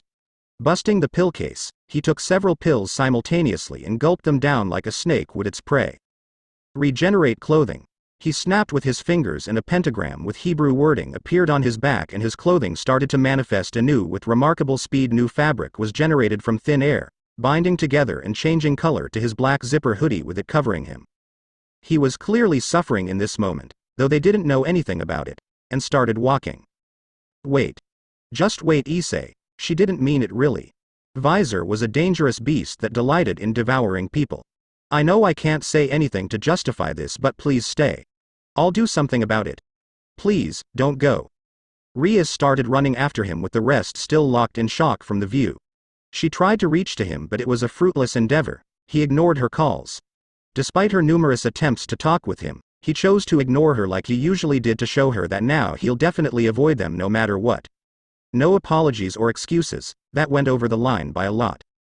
The pills were still clattering in his hands with them shaking. It had yet to take effect and control the flashbacks he suffered from. Everything he did to stop them, every effort to get rid of the nightmares he had poured into was now non-existent. It was probably going to get worse if he didn't hurry up and get the other pills in his bathroom cabinet. Though not an active smoker, he would accompany the doctor and Arthur when he had a really rough day and needed to relax immediately. Luckily, as advised by them, he always had a pack of white Dunhill crammed into the inner side of his body armor just in case he needed to light up one. He didn't stop walking, he just continued to walk away with his finger burning hot with fire to light up his cigarette. Issei. Rias raised her voice again. She was very much worried about this, it could have scarred him deeply. She couldn't stand looking at him like that. Even if she knew he was angry, she had to do something about it. She closed the gap between them and touched his shoulder and said, "Issei, just wait. I'm sorry. I shouldn't have let them do something like that. Please just hear me out for a bit. I beg you." It was totally different than the prideful Queen Rias Gremory persona that she gave off in school and when talking. She was different this time. "Did you finish with that, yet? 'Cause I don't even want to see or hear anything from any of you. Now if you excuse me, I'll be going back home. I saw enough today." He did turn around, just enough for them to see his eye turn green and his teeth lengthening. Scales started appearing on his face with his voice, devoid of any emotion as his words sounded robotic, monotonous in the echo of the building. She froze in her place. Terror had possessed her whole existence as she couldn't budge a little in the presence of this horrifying monstrosity or else die right this moment. Every fiber of her body was screaming to run, but she couldn't move her legs. She had witnessed it again and even now couldn't comprehend what was it. His eyes were telling her if she tried just one more time and she would pay dearly with her life and her what was he. No one knows what had crossed her mind in that perilous fraction of time, called a moment. Suddenly a large explosion erupted from one of the cranes housed in the hangar with Akino yelling, "Look out." Issei turned around to take a quick peek and saw the blonde knight catch Kaneko and Akino before the fire would get there. Regardless, everyone was caught up in dealing with it, and when the crimson-haired girl turned to look around, which gave Issei a perfect moment to escape, he ran up as fast as he could and disappeared in the darkness. By the time she had looked his way, he was gone. XXXXXXXXXXXX 8:35 p.m. City streets, *, just how can you explain that to me? To approve of such despicable methods with such lightness on top. It's not right, it's not. Just why am I even thinking about it? They're devils for a reason. And I am the same as them now. Just why did this all happen? What for? Issei was barely hanging on, thinking straight and not succumb to his visions with everything he got. The pills were slowly kicking in, but it was far from over. It was still there, asterisk even with pills. How could I even manage to make it? It's just there, it won't go away. I need more pills and fast. Mont Blanc would slice them apart if he found out. Why am I even concerned about those savage beings? I don't even trust them, so why? God damn it, asterisk, and a sudden headache struck him. This is the one thing I can't adapt to. Just to turn off, he sighed. It was still far from home, and if he tried flying it would just make things worse than they were. But a call to Arthur or Sona wouldn't hurt, right? And dialed the first number he could spot in his contacts list. It's me. Can you tell Mont Blanc I'll need some extra pills for him to send to my address? I'm not feeling well, so also tell Castor I'm not in any condition to take up a job right now. Did something happen today, Issei? You sound in distress. Should I come over and take you? Where are you now? A male voice was heard through the speaker. It was none other than Arthur himself. I'm currently heading towards home. I'm at the streets right now, but I'll be back soon. I just need some time to think over things. I'll be gone for a while, but don't worry. Just don't worry. You know I can't do that. If someone did something to you, just say it. I'll make things right. They'll paw. No need. It's nothing, I'm alright. Just feeling down a bit. Don't worry about it because it would feel like pity to me. I hate that. Very well. I'll make arrangements for your medication to arrive. Can you hold out till then? And don't do anything stupid. I won't. Thanks for the help. Good night, Arthur. Feel better soon. Good night. And the call ended. For a second he thought he should call Sona, but he didn't wish to worry her.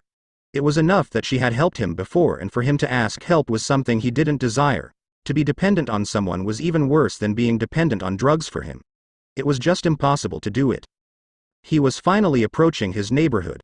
The hangar site was on the other side of the city, which going just by foot was a long way compared to flying or using boost to reach. And now he wouldn't use either, or else something like his powers failing him could happen, and dying wasn't a far stretch if he fell down on some fence. So walking was the safest bet to take. No damage, no identity exposure, nothing. Just walking. He wasn't even in a mood for perverted antics. That was something extraordinary but still human in its sense. He was still human. That at least he was sure without any doubt in his mind, no matter how far he had transitioned from it. Finally, just so close to home. Just a bit more and I'll be there, asterisk. He was walking heavily. He had pushed himself to the limits to appear in a somewhat okay condition to fool the old man. But deep in his mind he was sure it didn't work out so well, and they'd worry maybe. He was feeling dizzy. Asterisk, give it to us. Give it to me. We want it. To live. Kill. Destroy. Just fall already. And he dropped to his knees violently. The pill container rolled on the dark asphalt as he vomited from the shock. They were calling to him, trying to invade his mind and overtake his body, seducing him with various offers to give them his body in exchange. But he struggled, he resisted defiantly. Just enough to. Hey, are you alright? You need to go to a hospital right away. Let me dial the medics team. The arm touched his shoulder gently as the sound of a touchscreen echoed in the surroundings. Barely had he rose his eyes up, he saw a gentle hand upon his back with his eyes tracing everything in sight. It was a girl. Don't. I'm fine now. With his arms he pushed the dark asphalt to get up but couldn't stand on both legs. He was still to regain full clarity. But her arm stretched towards his and she said, then let me help you. Can you stand? It was never a rough voice.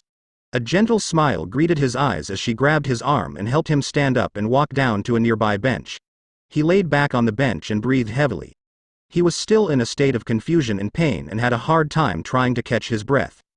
Everything looked bleak in his eyes, but he still didn't have the courage to look at her because if she recognized his face, he might have gotten a fast beating from this girl.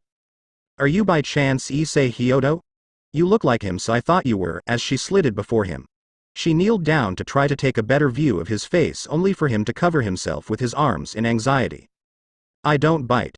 Is that the way to express your gratitude to the people who help you? So just let me see your face. I promise I won't bite or anything. I'm not a dog. There was no shred of malice in her words, only the strong feelings of concern were exuding from her being. She didn't hit him or do anything in that sort of manner, she just cupped his arms with hers and waited. Asterisk, this is bad. Am I hallucinating from the shock or what? It's impossible. There's no girl that would willingly touch me with no discomfort. She's probably going to bash at me. Well, fuck it. Let's just get over with it. Asterisk. He slowly moved his hands from his face, rather shaky, only to spot a pair of thin lips. She was beautiful, dark brown hair in a high ponytail, gentle features with green alluring eyes and a warm smile. She stood up and brought out of her bag 2 cans of orange and pineapple juice. Sorry for that. I wasn't sure how'd you react, but I just continued to. It wasn't intentional. You know what? Take this one as an apology. Might help you feel better. Issei could now see her in full view. She was around his height and wore black capri pants with a green top and a Barrett hat decorated with a cat badge. The form-fitting pants accentuated her beautiful legs and she gave off a popular girl aura, just like most of the girls at his school. His eyes went up to her chest on a habitual level and was pleasantly surprised by her above-average bust. And he took the pineapple juice can from her arm in a cautious way not to startle her. Asterisk, she's a human. My scars would have burned deep if she wasn't. Or maybe she's using a high-level concealment spell, but it's not it.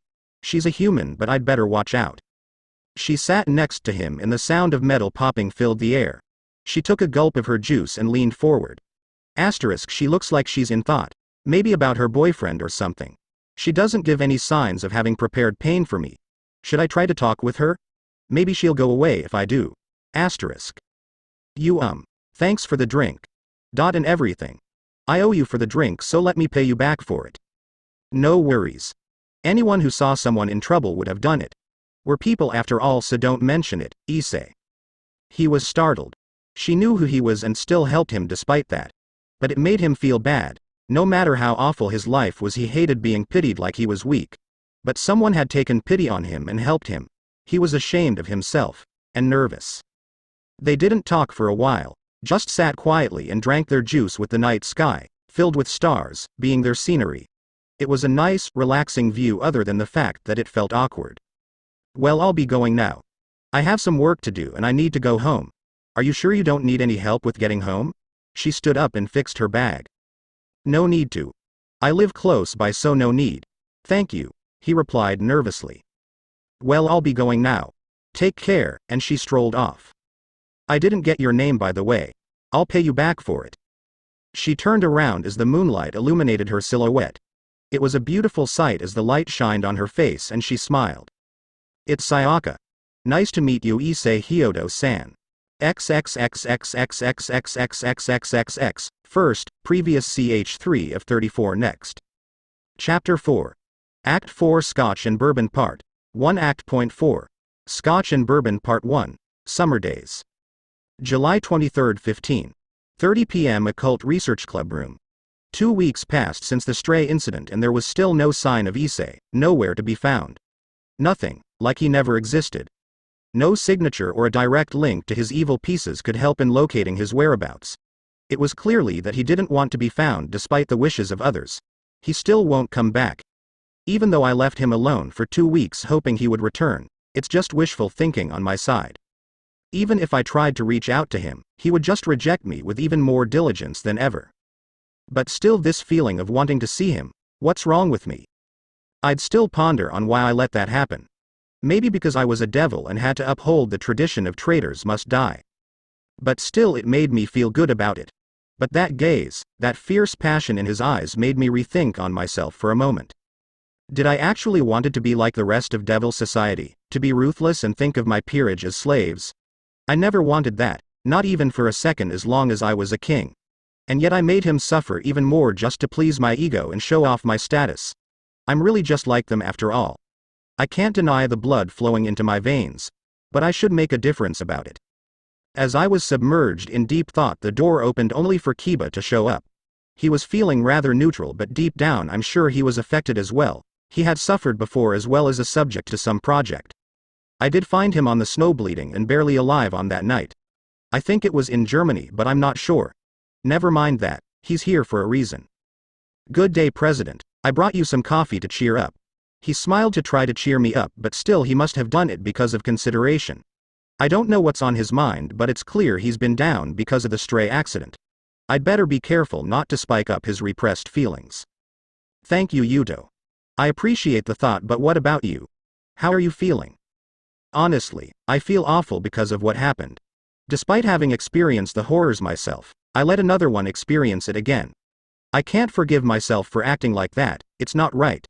Even though we're devils, there is a line that we must not cross. After all, I still wonder how much humanity I have left in me.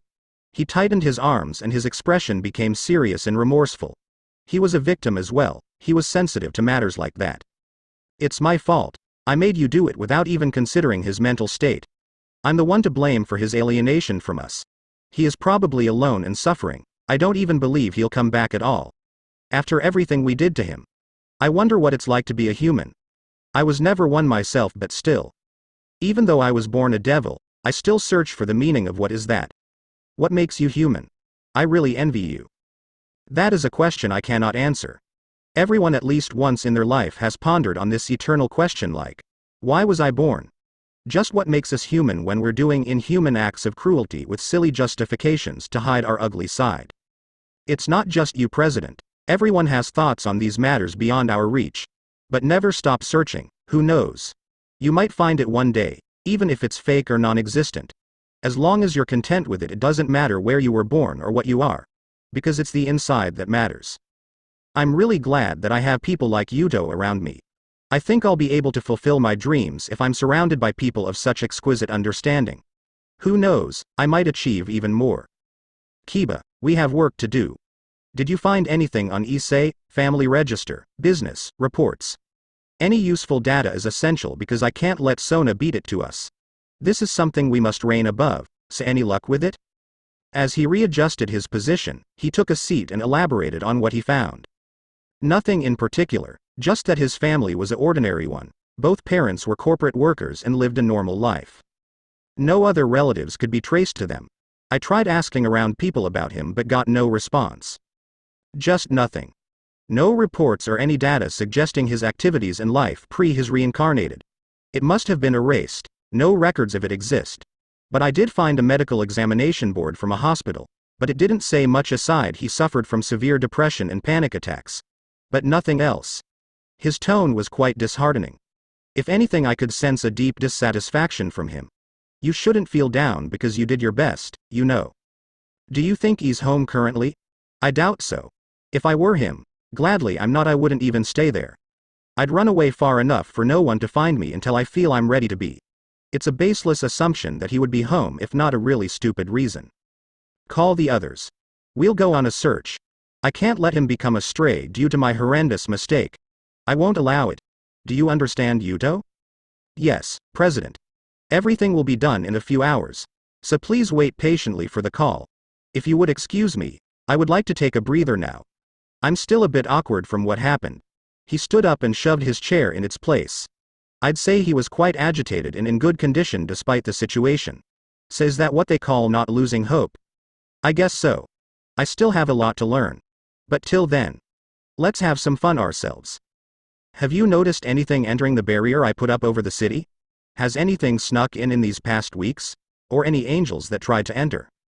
The barrier picked up a small signal. It wasn't a demonic one or an angel. It's a human. A servant of the church to be exact. I don't know how she got in, but if she did, she's a dangerous existence to us devils. I don't know if it's an exorcist or some paladin sent to slaughter us. He showed signs of uneasiness in his voice. It was vibrating with doubt as much as I could tell. There was an unexpected contempt in his eyes, with his eyebrows twitching violently. He hated those affiliated with the church and its branches. It was personal and traced back to Germany 5 years ago. He still hasn't forgiven them for what they did. I don't even know how could he even forget what happened there. Let's assess the danger this church servant poses and see if she's in some use to us. She might be useful like him. If not, let's eradicate her existence from the face of the earth. It brings me back to those times before Yuto entered my was 6 years ago.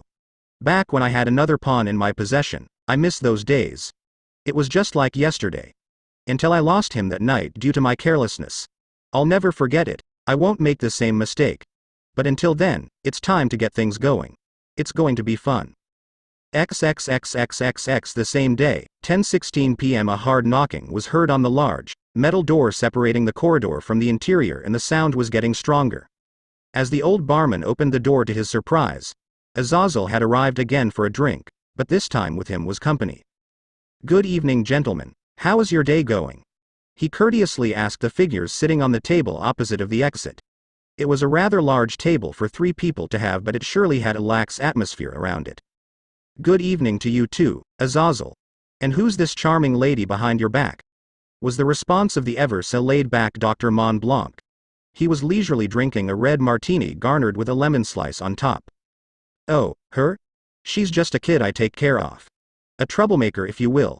Come on now, introduce yourself to these fine gentlemen. Don't be shy," he urged the young girl behind him to be courteous. She was pretty stressed from the aura they exuded, but nevertheless stood in front of Azazel and declared nonchalantly, "It's Valley, nice to meet you too." She was really enthusiastic all of a sudden and aimed at the doctor with a white gauntlet-clad punch. He didn't even turn back, he just stood there and continued drinking his martini without any care that he was being assaulted so suddenly. The clang of metal filled the air as if an avalanche had fallen. She was surprised. The doctor had blocked and deflected her fist with just a small scalpel in his left arm and had even severed a few tendons in her hand all up to the shoulder area. And he was still drinking on top of it. "This isn't a place to fight, little Miss Valley. I'm not in a mood for some reason, so you better leave it at just that. If you want something, come sit and have a drink with us." He didn't even react much to her attack.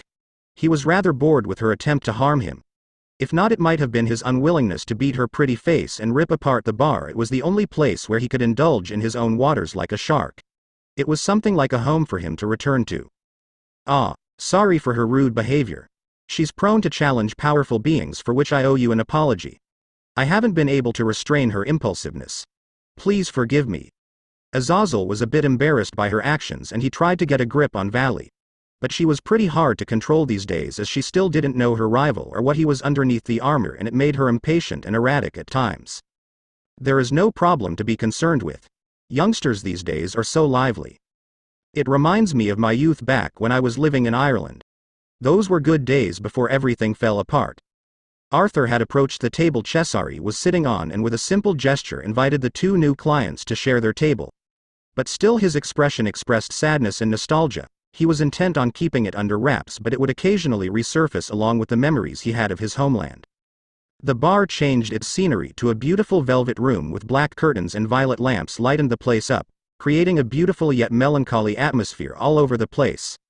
The fluorescent lampshades poured their lights onto the bar plate with a dazzling glitter that was like from a fairy tale for children.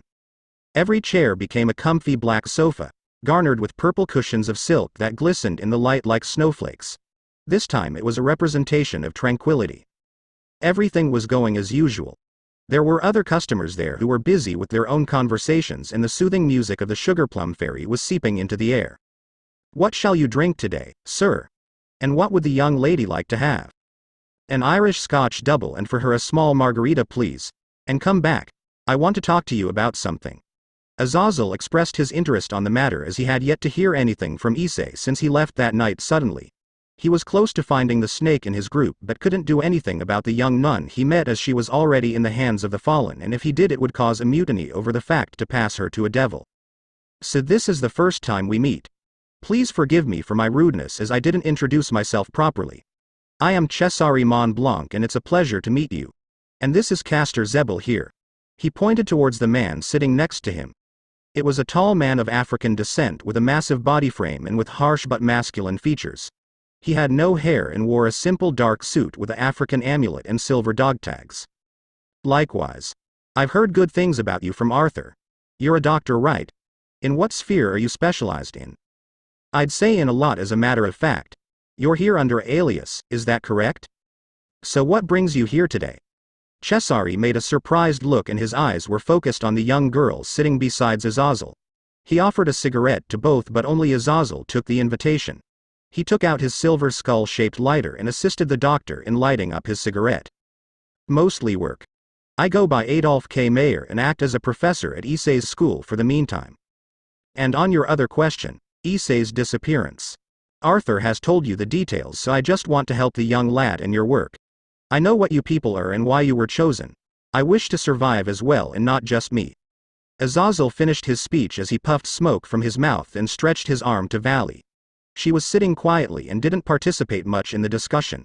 She was just there for company and to be able to see a glimpse of the Red Dragon Emperor's face, but wasn't given this opportunity. "I understand. I'm worried too about him and his involvement in the Gremory's clan affairs. It's just too convenient for him to end up there. There's a good reason she took a hold of him, and it makes my blood boil because he's nothing more than a tool to her and her cause. Those pieces that returned him to the living. I tried to remove them, but he would die if we forcibly extract them. Hey doc, am I alright? Yes, you're fine. Then why are you making that face then? Just be honest. I don't want any wish-wash. I want the truth and nothing else. Don't sugarcoat it. He jumped on his feet with diligence, but he was losing hope. He wasn't afraid of the ugly truth, he wanted it no matter what. I'll be honest with you, Issei, I can't remove them. I can't. If I try to forcibly remove them, you'll die from triggering a failsafe function that will kill you on spot. I don't know if you'll survive that. What if you lose your power suddenly in the middle of the operation? Have you thought about that? I have thought so many times about it. I've waited for death to take me. I wouldn't have any problem if that is the road I must follow. Even I can't stand it. I may not be able to remove them yet, but I can do something about it. Just trust me on this one, okay? Just do it. That is truly troublesome. If only I were faster, this wouldn't have happened. Azazel cried out again in anguish over his failure. His right hand was shaking as he gripped one of the soft pillows behind him. He was upset. For now, let's just wait for him to return. He's way smarter and collected than you give him credit for. If he's away, he's probably doing something of importance. So in his stead, let's just plan ahead and wait for him to come back stronger than ever. It was the first time Castor spoke in this conversation. His voice showed no doubt but firm conviction in his beliefs. It wouldn't be expected of a man of his stature to have such a soothing voice, for he was, despite his intimidating appearance, a gentle soul that had suffered through the terror of war. Has any one of you tried to contact Issei in any way possible? Voiced out his opinion Azazel. He had dropped the laid-back attitude only to be replaced by a more befitting one of a governor. His eyes showed seriousness as his previously lively tone had turned to a more monotonous one, with his gaze cold as ice. Even though he wanted to be alone, don't you think it's time we took the initiative to bring him back on his feet? He called me to send him some pills but didn't say anything. Well, of course he wouldn't. He doesn't want to be a nuisance to you. But he has to plant his legs firmly into the ground and stand up. Otherwise it wouldn't be fun to defeat him, wouldn't it? Valley couldn't contain herself from expressing her opinion on the matter. She wanted to defeat her rival fair and square to finally prove the supremacy of the vanishing dragon over the Welsh. Though battle-hungry, she had enough patience and understanding to let him grow stronger and beat him in a fair fight. Even if it meant killing Rias Gremory, but she wasn't sure if it would work due to her limited knowledge on their relationship. But what if she's not a problem to him? What if she was actually concerned about him? It's not out of the picture, you know. As long as she's not a threat, she'll live. But if she's not good, then I'll have to take action. Castor was as passionate as always when speaking of his student. He knew the despair, known as the battlefield, better than anyone else, so did everything in his power to guide him away from making the wrong choices he made. His tone intensified as it even made Valley more engrossed into this matter. For now, let's just keep waiting. Trying to force things would only make them worsen overall. I'd say that the approach of understanding your enemy is the path we must take. And, barely had Arthur finished his sentence, a vibrating sensation coming from his pocket interrupted his speech. Could it be Issei? Pick up the phone, Arthur. Calmly reaching towards his pockets, Arthur took out a leather case phone and checked the number. It was Issei's. He brought it up to his right ear after calling back the secret number Issei used for communicating with his fellow club members. It's me. I just called to tell you I'm at Cecilia's place and to make sure you're okay. How's the doctor doing? His voice was rather peaceful and full of calmness, and not a shred of mental torment was woven in his words. Tell him and the others that I'll be back tomorrow. I've found some interesting stuff you might be interested in. Everyone was worried about you. At least tell me where you're going. It's not right to just leave without a trace like that. There's this girl who called for you. I ran into her while walking around in the park. I think her name was Sona or something like that. Well, we were about to, and Valley grabbed the phone suddenly. She made the shush sign and started talking with a demanding voice over the speaker. Get your ass right here so I can finally defeat you. Red Dragon Emperor's current host. Do you know how many times I had to chase you through the globe only to find you already left? So get on your feet and wipe of that crappy excuse of being alone. She was enthralled into speaking wisdom to get through his skull only to receive. What the F? Don't tell me you're the white one that I've been seeing a lot recently. And to think it was really a girl. Thank you God for this most delightful surprise. Issei's happiness would probably flow like a river through the phone if it could. Judging by his intonation, it could likely be concluded that his wish was heard by the gods. This is certainly most interesting. Maybe they'd make a good couple. Hey Professor Mayer, do you think it would be interesting what offspring they'd produce if they got together? I'm certainly looking forward to that. Cesare made a happy grin that would put to shame even the greatest toothpaste commercial produced. His smile radiated like the sun and was only matched by the overpowering approval of Azazel's expression. He had thought of the same but hadn't voiced this to the rest. That way he could have more things to research and more sacred gears to create. Valley's face reddened a bit as she stopped talking to direct her eyes straight towards her legal guardian. She was flustered a bit by this bold proposal but nonetheless ended the call. She completed what she wanted. And for a second she thought, maybe it wouldn't be so bad. No, wait. If Albion was awake and heard that he'd eat me alive. Just why am I thinking of hooking up with my rival when I have to defeat him? Fuck you damn old man and your stupid research ploys. She went back to her seat and returned the phone she took from the old barman and apologized politely despite her ego. So, should we wait for him? Oh, I almost forgot about something. I met the nun I believe you're informed by yours truly. She entered the city 2 days ago and is nowhere to be found. Azazel was a bit interested in this matter as his sources were always correct. If anything, he had a sharp mind. He did teach humanity warfare and vanity for which he was imprisoned in Dewdale. Are you sure she's not in the hands of those fallen angels around? They are under your command after all. Or she's in the hands of a third party. Most likely. She's probably after something here. It's swarming with the supernaturals, so it's a given.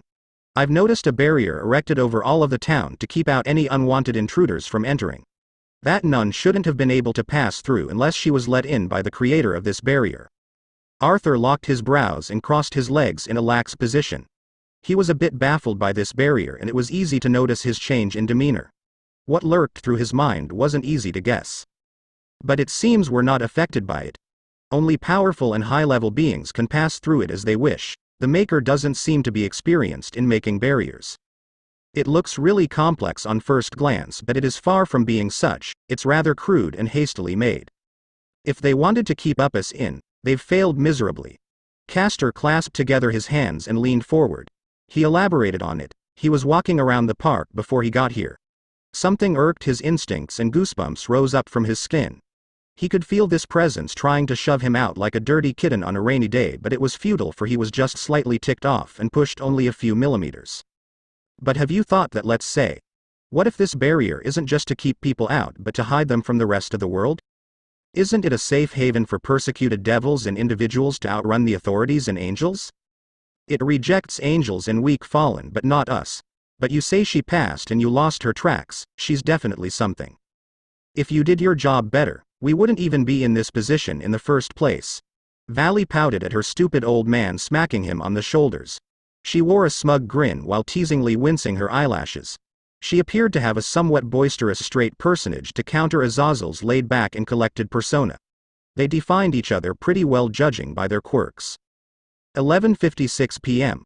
Well, we'll be going now. I've got work to do, so I'll be in touch with you. Thank you for the time and good night, gentlemen.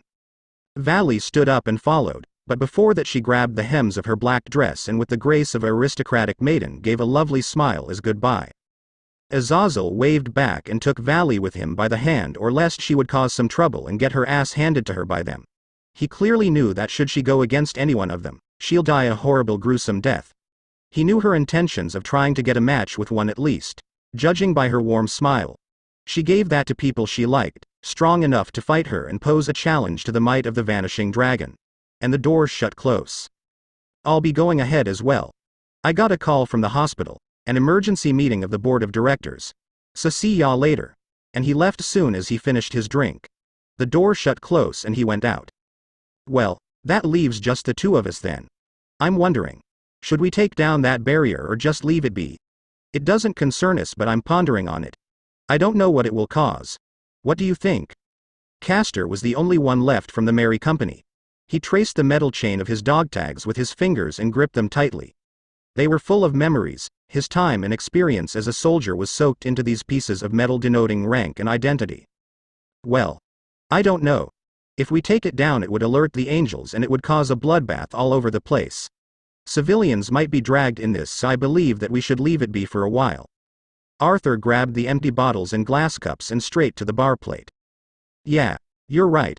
There's no point in revealing our existence to the world. It's too early, not yet. But there will be a time in the future when we will have to fight for the continued existence of humanity in this world. We still have time before the apocalypse starts. But it's not in our power to guess exactly when it will start. And I feel it will happen soon. Seconded. And we'll still need to fully awaken and understand the powers granted onto our newest members. Time is of the essence, my humble friend. We must persevere over this incoming threat. Not just for ourselves but for the rest of humanity. So we have to be prepared. Some of us might die.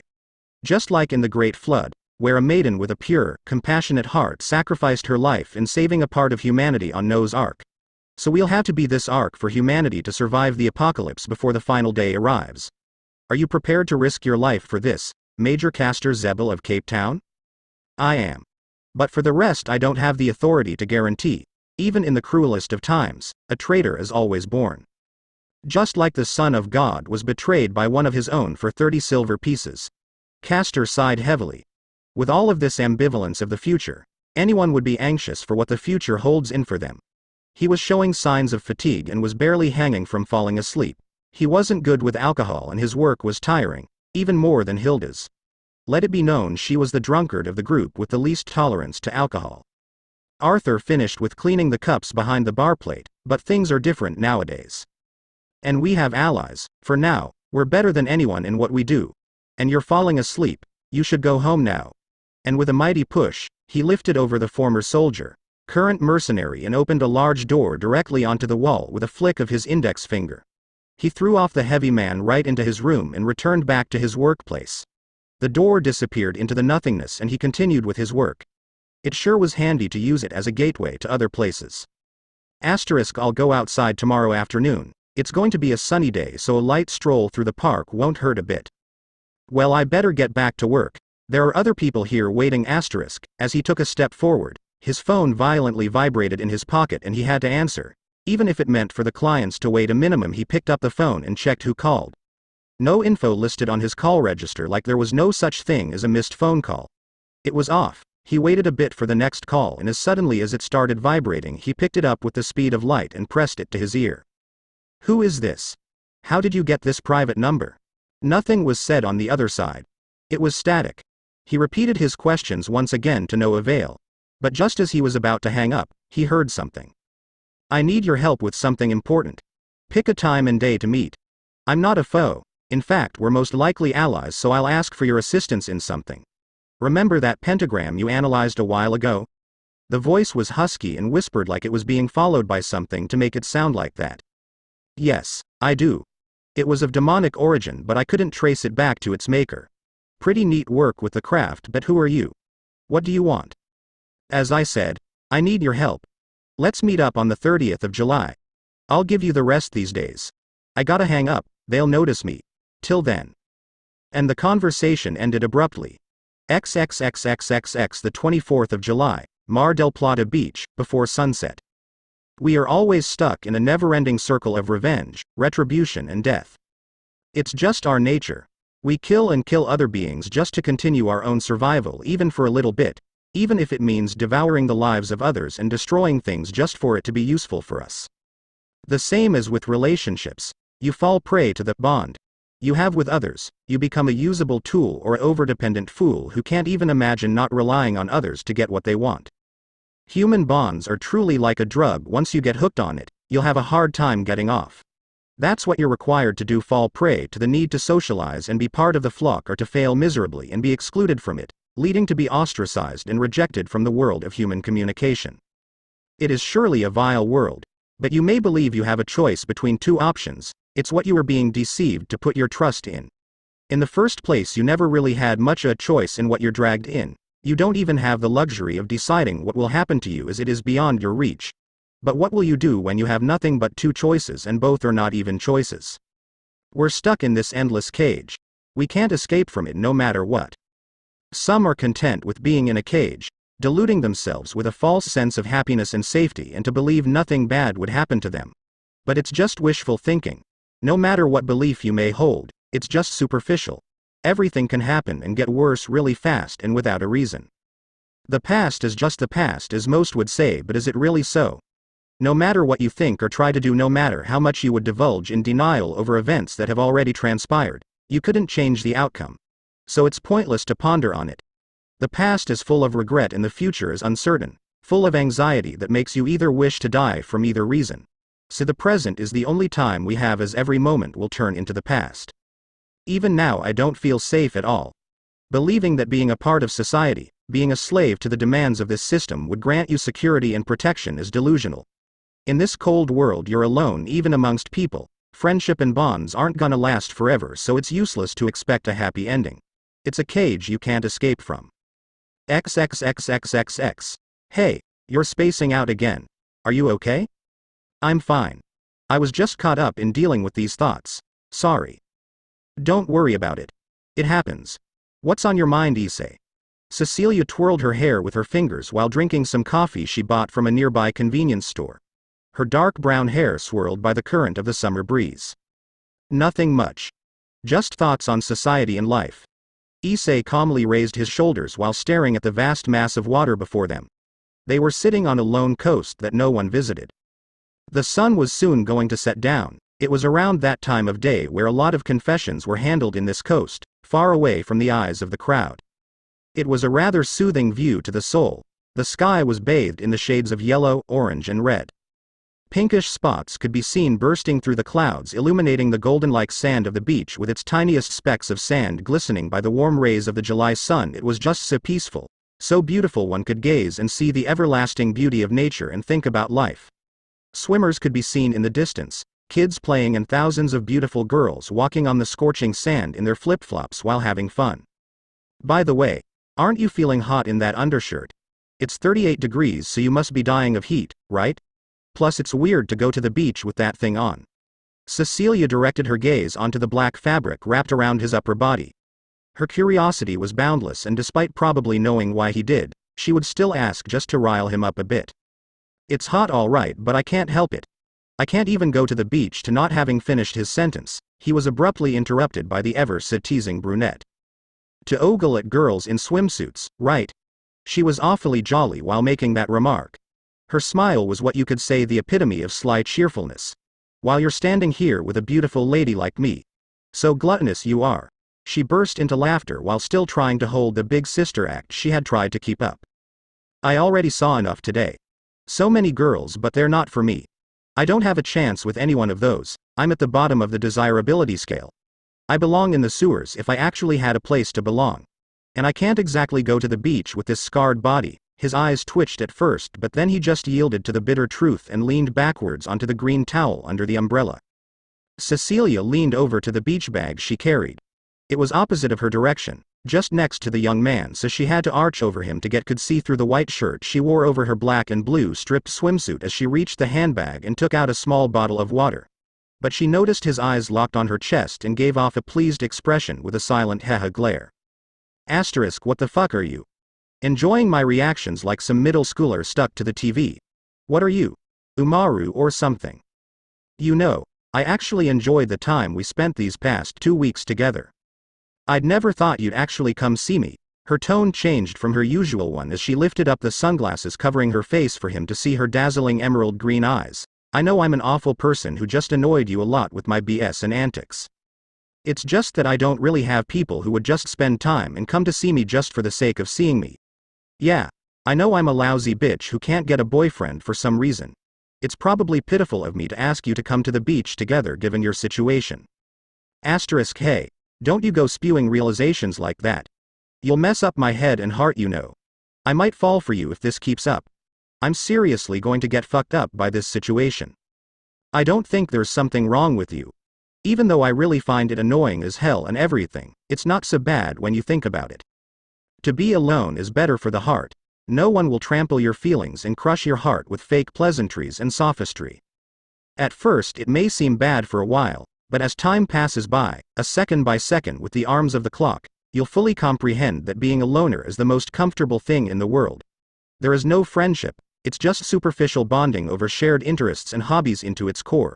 Or rather a way to get together and tend to each other's wounds and reaffirm yourself that it's real.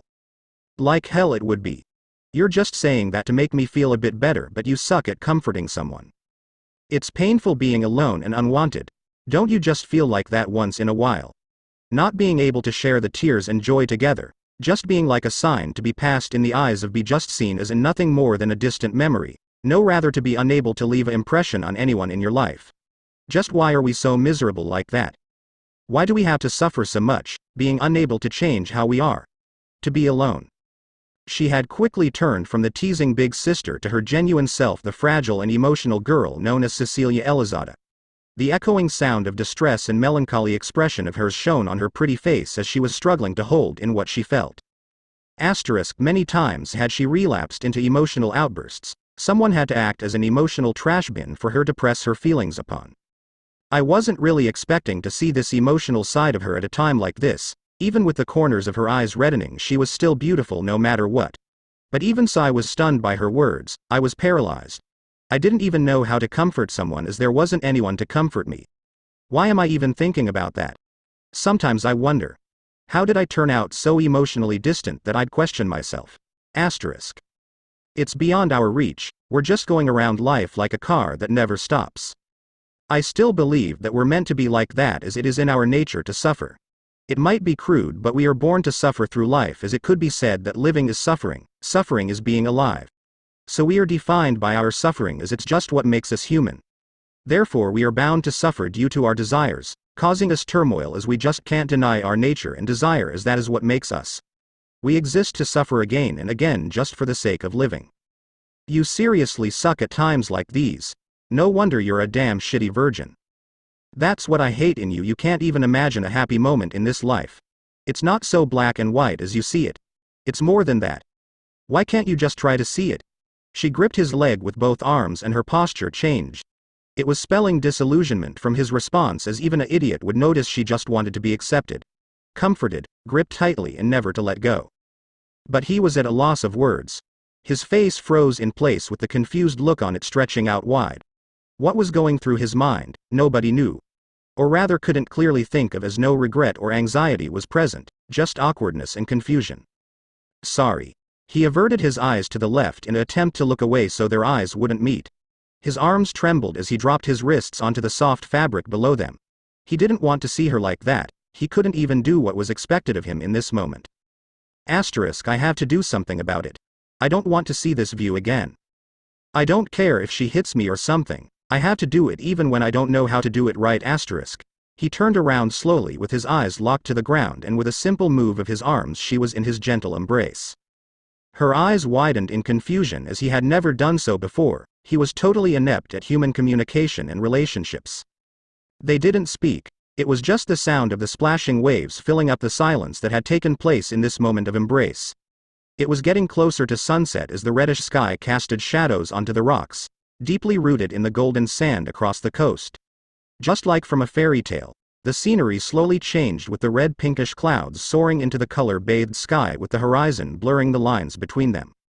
Now. I did it. I don't care if she hates me. I couldn't stand this sadness of hers. Maybe I shouldn't have done it. He tried releasing his grip on her, with his arms slowly moving away from her back, only to be stopped midway. Let's just stay like this for a while. Cecilia's arms twitched around him, and with the strength of a giant, she grasped his sides tightly with no intention to let go. She pressed her face on his shoulders like a little puppy waiting to be caressed. This is really awkward. I don't believe I could think of anything pervy at this moment. Despite this situation being like a dream, I don't even have the desire to take advantage of this. I just want to go home already. She'll bust my ribs if she doesn't let go of me soon. I don't want to die like Clementine in the hug of Overlord. Could you let go? I feel awkward, really. Sorry. She bit her lips in the rush of removing her hands off his sides and taking distance from him. I didn't want to cause you embarrassment. I know how you are under pressure. I didn't want you to see me like this. She wiped off her eyes with the handkerchief Issei handed her. She was still close. Really close. Something in her told Issei what to expect. It was her gentle expression that made him go closer despite his awkwardness. It was still weird, but he couldn't stop. Wait. I didn't mean it this way. She tilted her head back with the speed of light. Her arms were crossed, expressing her brazen rejection of intimacy in this spur of the moment. He leaned back awkwardly. He was unsure what to do with this. But he knew he had acted rashly. Maybe it was the desire to reenact the iconic kiss under the umbrella scene in the games he played. But it was surely a wrong choice if this was a rom-com game of the standard, leading to one of the premature endings of the VN. He closed his eyes to hide his embarrassment and went back to his spot to get away before the wrong choice took effect. It was surely gone already. You know what? Fuck it. A pair of slender arms pushed him down on the towel with the umbrella covering the fabric in shadows as it tilted a bit. Asterisk what the hell? Asterisk, before he had finished his usual way of addressing weird stuff, he was already lying down under the umbrella with the girl who rejected him a minute ago on top of him. He could clearly see the glistening lips of his female companion pressing on his face with her eyes closed as they made contact. XXXXXX, asterisk that was really awkward. Asterisk, with his cheeks reddened, Issei was walking down the coast alone with the waves hitting his bare feet. The view had changed to a marvelous piece of art painted by the hands of Mother Nature. It was at moments like this that you'd stand back and watch the skies while thinking about yourself and everything. The seagulls were soaring in the air without a care in the world while most of the people who were far away had started packing their stuff. So it was soon to be deserted, leaving him the only one there. Asterisk dying here wouldn't be so bad, would it? To lie down here. Damn you stupid son. I got mushy all of a sudden. This is why I hate going out. It's probably time I got back. Sona will beat the shit out of me if I don't call her soon. But I don't plan to go back to that girl anytime. Even if I get targeted as a stray. But I need to know, I want to know, because being in the dark is terrifying. Asterisk. And just as he was deep in thought, his phone rang again. Quickly taking out the annoying gadget, he checked out his notification. Nothing. He was sure that it rang a minute ago. It was weird, really weird. As it was a phone tampered with magic to guarantee that it couldn't be traced or being a means of eavesdropping. It could only mean one thing. Something has breached past that wall. Nothing happened in the past 5 minutes. It was just peaceful, and yet still, something inside told him it was just unsettling. It was unnatural for it to be so normal. It was only one thing possible, the calm before the storm. To take some rest, Issei went over to a nearby rock and sat down. His back hurt from earlier and not even his natural regeneration rate could deplete fatigue at such a rate. It was time for his pills. Asterisk these are the last ones, I'm running out fast. I'll go back today. Dog barking was heard in the distance. It switched to howling like someone died or apparition had resurfaced to terrorize people. But something in its howl was clearly different than usual. It was the utmost contempt one could have for something, the bane of their existence. And he knew what it was. Dogs acted like that in the presence of demons. Dogs were known to be used by demons for possession, reconnaissance, or curses made from the tails and ashes of 3 different dogs, sacrificed on altar with blood runes. And could smell and see when one was nearby just like a cat did. This signature was familiar. His evil pieces heated up from the inside out to signify the arrival of a Gremory clan member. Just show yourself already. I know you're there, so come out anyway. No point in peeping when I know you're there. The sound of metal, monotonous speech filled the space around him, causing a slight echoing reverb to stretch out in every direction. The voice of someone who didn't have an ounce of emotion left intact. Calmly stepped ahead Rias Gremory with her regal posture, belying her royal birth. Her stare looked distressed, and in a somewhat awkward way 2 weeks had passed after all, so she was nervous and jumpy when she met his eyes.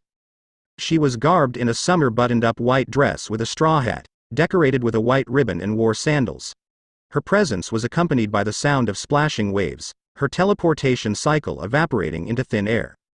He looked tired, sitting on the rock, but nonetheless rather peaceful, in total contrast from 2 weeks ago. Rias kept her distance from him due to the cross dangling on his neck, otherwise she'll suffer from it in close proximity. He didn't move, he just kept staring with blank eyes at the unending horizon, which made her feel guilty, rather perplexed on the fact that he didn't acknowledge her the least. She was nothing more than a shadow in his eyes. Took you long enough, eh? Not that I mind. You did leave at peace for 14 days, I am grateful for that. But I don't have any desire to be your play toy like the rest. So don't expect me to hop back like some rabbit to its mama so easily. As I said before, you have nothing to offer me for me to return back. I don't want to see any one of your servants. Especially her. Well. Rias nervously tried to answer and justify her actions. It was really rare for her to drop her mask in front of anyone. While usually boastful and a bit arrogant at most, she was the opposite now, meek, and everything in her screamed of her intention to beg and plead him to come back. Well? He didn't turn back at all. He was giving her the cold shoulder treatment while still maintaining the air of calmness. I'm sorry for everything. I didn't have to go through such lengths. I'm sorry. Oh. You are sorry. It won't be fixed with just a little sorry, you know. And drop the nice girl act. It disgusts me. You won't win me over with sweet talk and begging. He had seen through her like a glass box. It didn't work if she thought it would. You don't even know what it's like. So don't go thinking you know a damn about me. You may know me, but you don't have any idea who I am. He turned his face around. The sun rays illuminated his face just enough for her to see the side of his face. There it was again, this pressuring aura she had witnessed on their first meeting that day. He had a creepy smile across his face that would intimidate anyone under normal circumstances. If not, the scales and the wiggling movement under his skin was sure to creep out anyone who saw it. Rias stood there frightened. She didn't have the strength to mutter a single syllable. The roles had changed, she was the inferior while he the superior at this moment. Despite trying to run away, she couldn't budge a finger nor to turn away. Instinctively blinking, she tried to erase what she saw in her mind to no avail. It was etched in her core without any hope to forget it. You all right? You were about to say something, weren't you? He spitefully asked the disturbed girl. No smile was present on his face, just the usual face she had grown to love. I don't know what to say. Could you please come back home? She stuttered, violently shaking behind his back. I won't forgive you that easily. Count on it. After she calmed down, she gave a proposal he couldn't refuse. So as you're saying, if I reach high class under your peerage, I could get my own evil pieces in peerage? Let me think about it. Asterisk, I could use those in my plan for Operation Harem Time while still being under her rule. If I can reach high class, I could use that to gather intel and find the killer. 2 rabbits with 1 shot. Asterisk. I accept your proposal. But, I'll just do it to pay you back and nothing else. I won't do things like stealing souls, and when I am needed somewhere I'll leave. And don't drag anyone I know into this. She nodded in agreement. Tears started flowing down her cheeks as he could hear the beat of her heart pulsing, and immediately Rias closed on him and embraced him, catching him totally unprepared. She even burned herself from his cross as devils hated religious objects. Now don't cry please. You'll make me feel uncomfortable. It's all right, it's okay. Despite his dislike for her, he tried to console her. She was his type appearance-wise, but as a person she was too far away from him. The difference in personality was large, like a gaping hole, incompatible with his worldview and persona. Despite the awkward atmosphere and not knowing what to do exactly, he still tried his best. She whispered gently to his ear. Don't go off like that to somewhere I can't reach you. Stay with me, Issei. She pressed her upper body on his back, tightly grasping his chest. He was paralyzed and probably aroused. I just wanted to know you the same way as Sona does. I am your king. I want us to be close just as you are with her. Don't leave me. I don't want to lose you like I lost my previous pawn. You won't. So could you let go now? I'm not used to this type of closeness. Oh, sorry. I didn't know that. I tried many times to call Sona, but she was away for 9 days. I think she should arrive today. She released her grip on him and took a step to the right. You've probably checked out everything about me, I suppose. It's what I would do, so it's safe to assume you have as well. His tone became serious. It was livelier than before. She finally caught his interest. Till now he had mostly ignored her or acted rebellious. There's almost zero information about you. The only thing I have is a medical carton from a nearby hospital. You're like a ghost. It's like everything was erased from the face of the earth. Just who the hell are you, Issei? If that is your real name? It's private. It's too early for you to know. But you'll hear about it when it's time. Finally on his feet, something in him had changed. Rias could feel it, and he started walking away. The sun was about to set down. The shadows grew larger by the minute. She mustered the courage to catch up to him and ran. Her hands dug into his shirt gently and both stopped. Even the seagulls had stopped their joyful clattering just to make room for them. It was getting darker and darker. The pinkish-purple flares of the sun were glistening with a magnanimous luster as their rays were slowly subsiding on the horizon. A wave suddenly pushed the two over, so in that moment they were lying down onto the wet sand with their feet full of sand. Asterisk, I feel nostalgic. What is this long-forgotten feeling that's creeping into my soul and mind? Is it love at first sight? No way, ain't happening, so why do I feel so drawn to her? Just why? Asterisk. We should get back now. People are waiting. He tried to stand up only to be stopped. You fool. Do you not like me? Perplexed by her bold statement, he froze. She was on top of him with her arms on his sides. He couldn't resist her seductive gaze anymore. Lowering herself, she came closer. He did the same, both getting closer as the sun finally set down and night came. And thus the sun rose down, and the night took place. XXXXXX the 25th of July, Rome, Italy, 11:59 p.m., Pope residence. We must go, Your Highness, the car is waiting. I'll be right there in a minute, please wait for me a bit.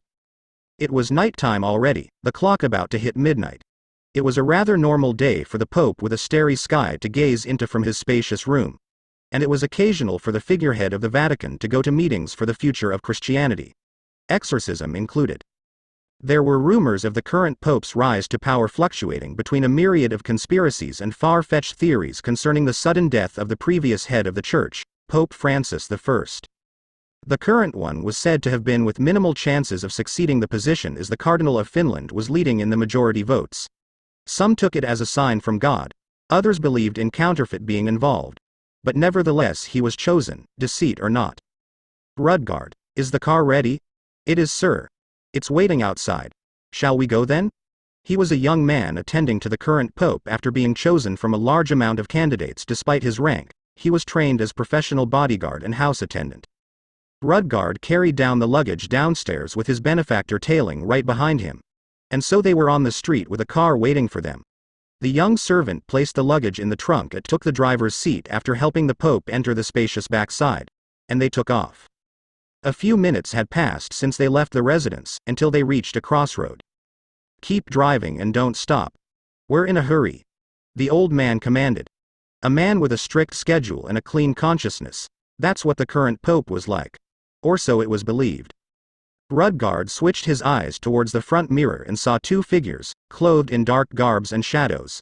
Fear took a hold of him tightly. He was like paralyzed until the Vatican leader reassured him nothing was there and to lift up the sound-isolated, black window block to give him some privacy. Good day, Your Highness. How is your day going? An unidentifiable voice spoke. It couldn't be defined whether it was a woman or a man, but it was apparent that the Pope knew who it was.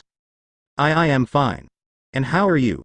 He tried to keep his cool and referred his guest with respect, hesitantly asking how was the day.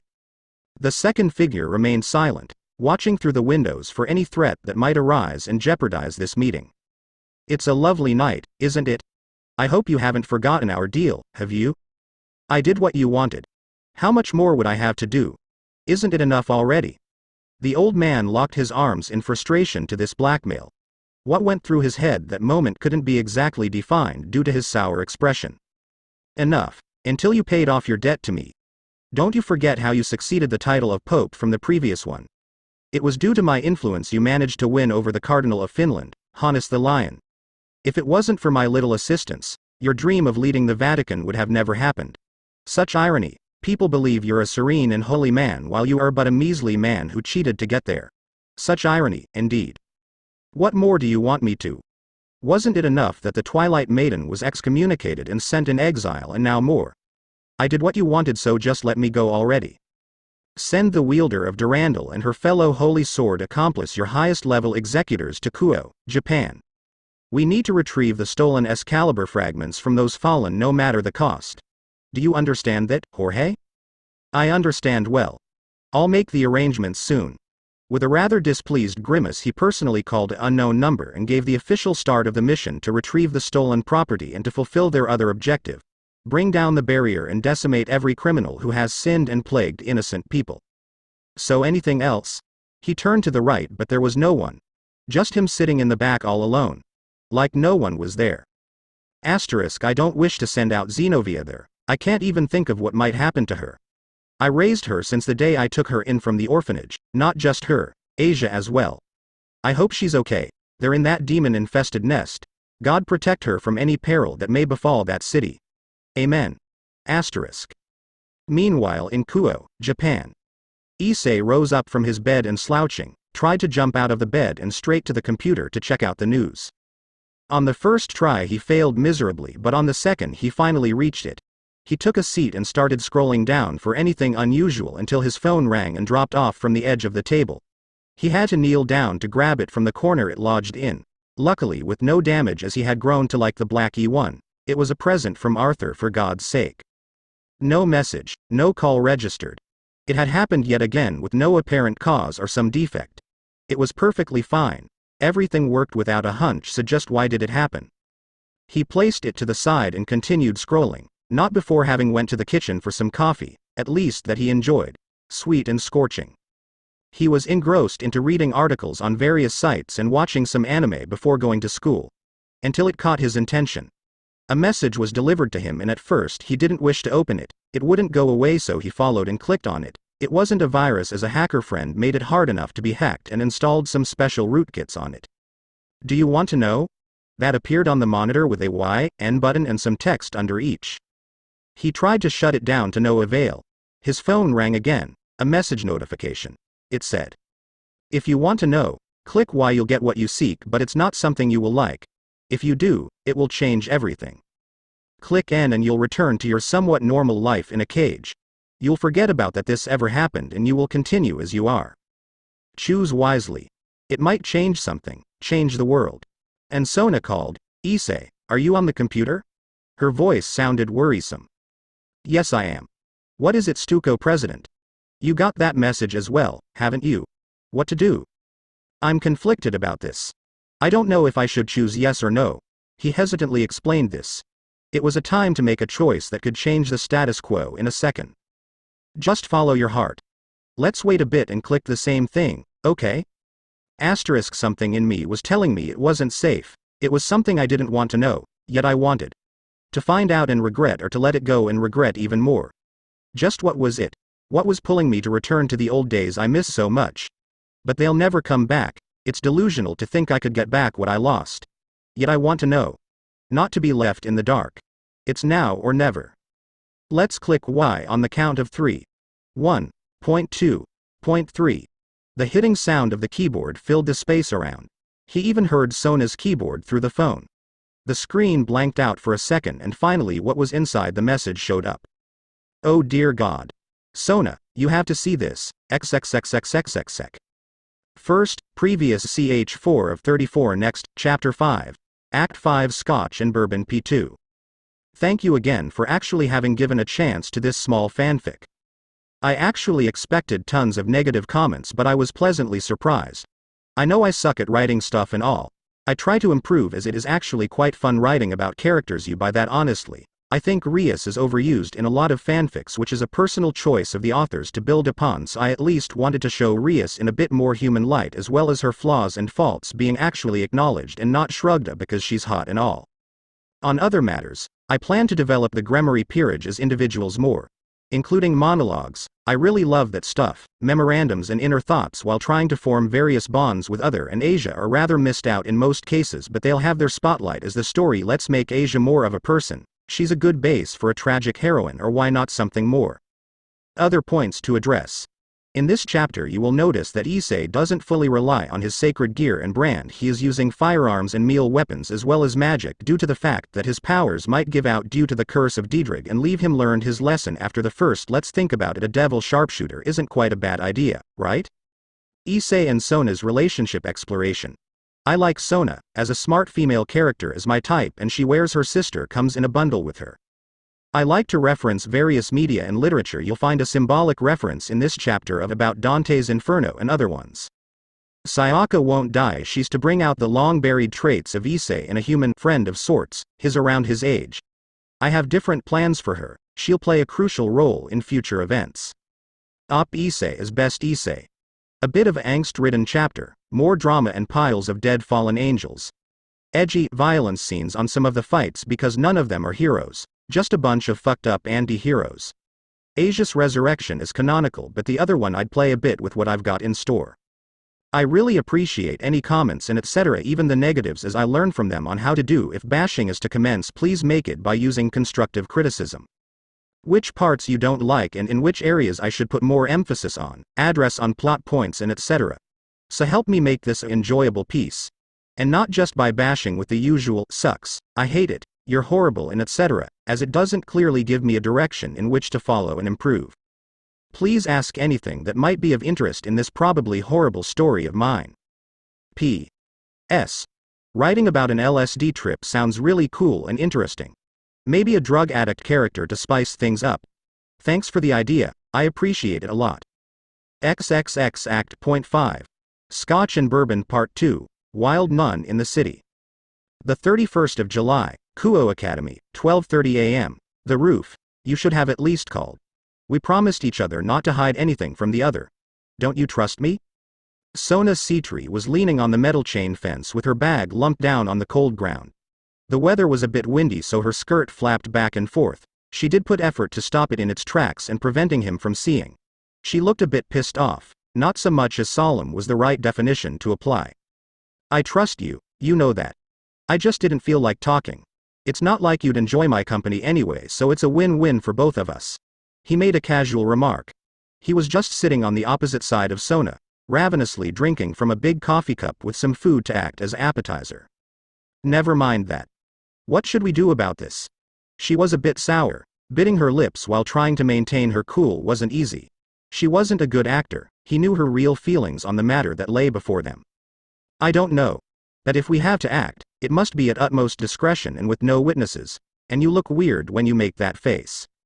She just nodded. Fixing her glasses, she continued elaborating on her own thoughts and bicker with him. She enjoyed it. I never asked you about something.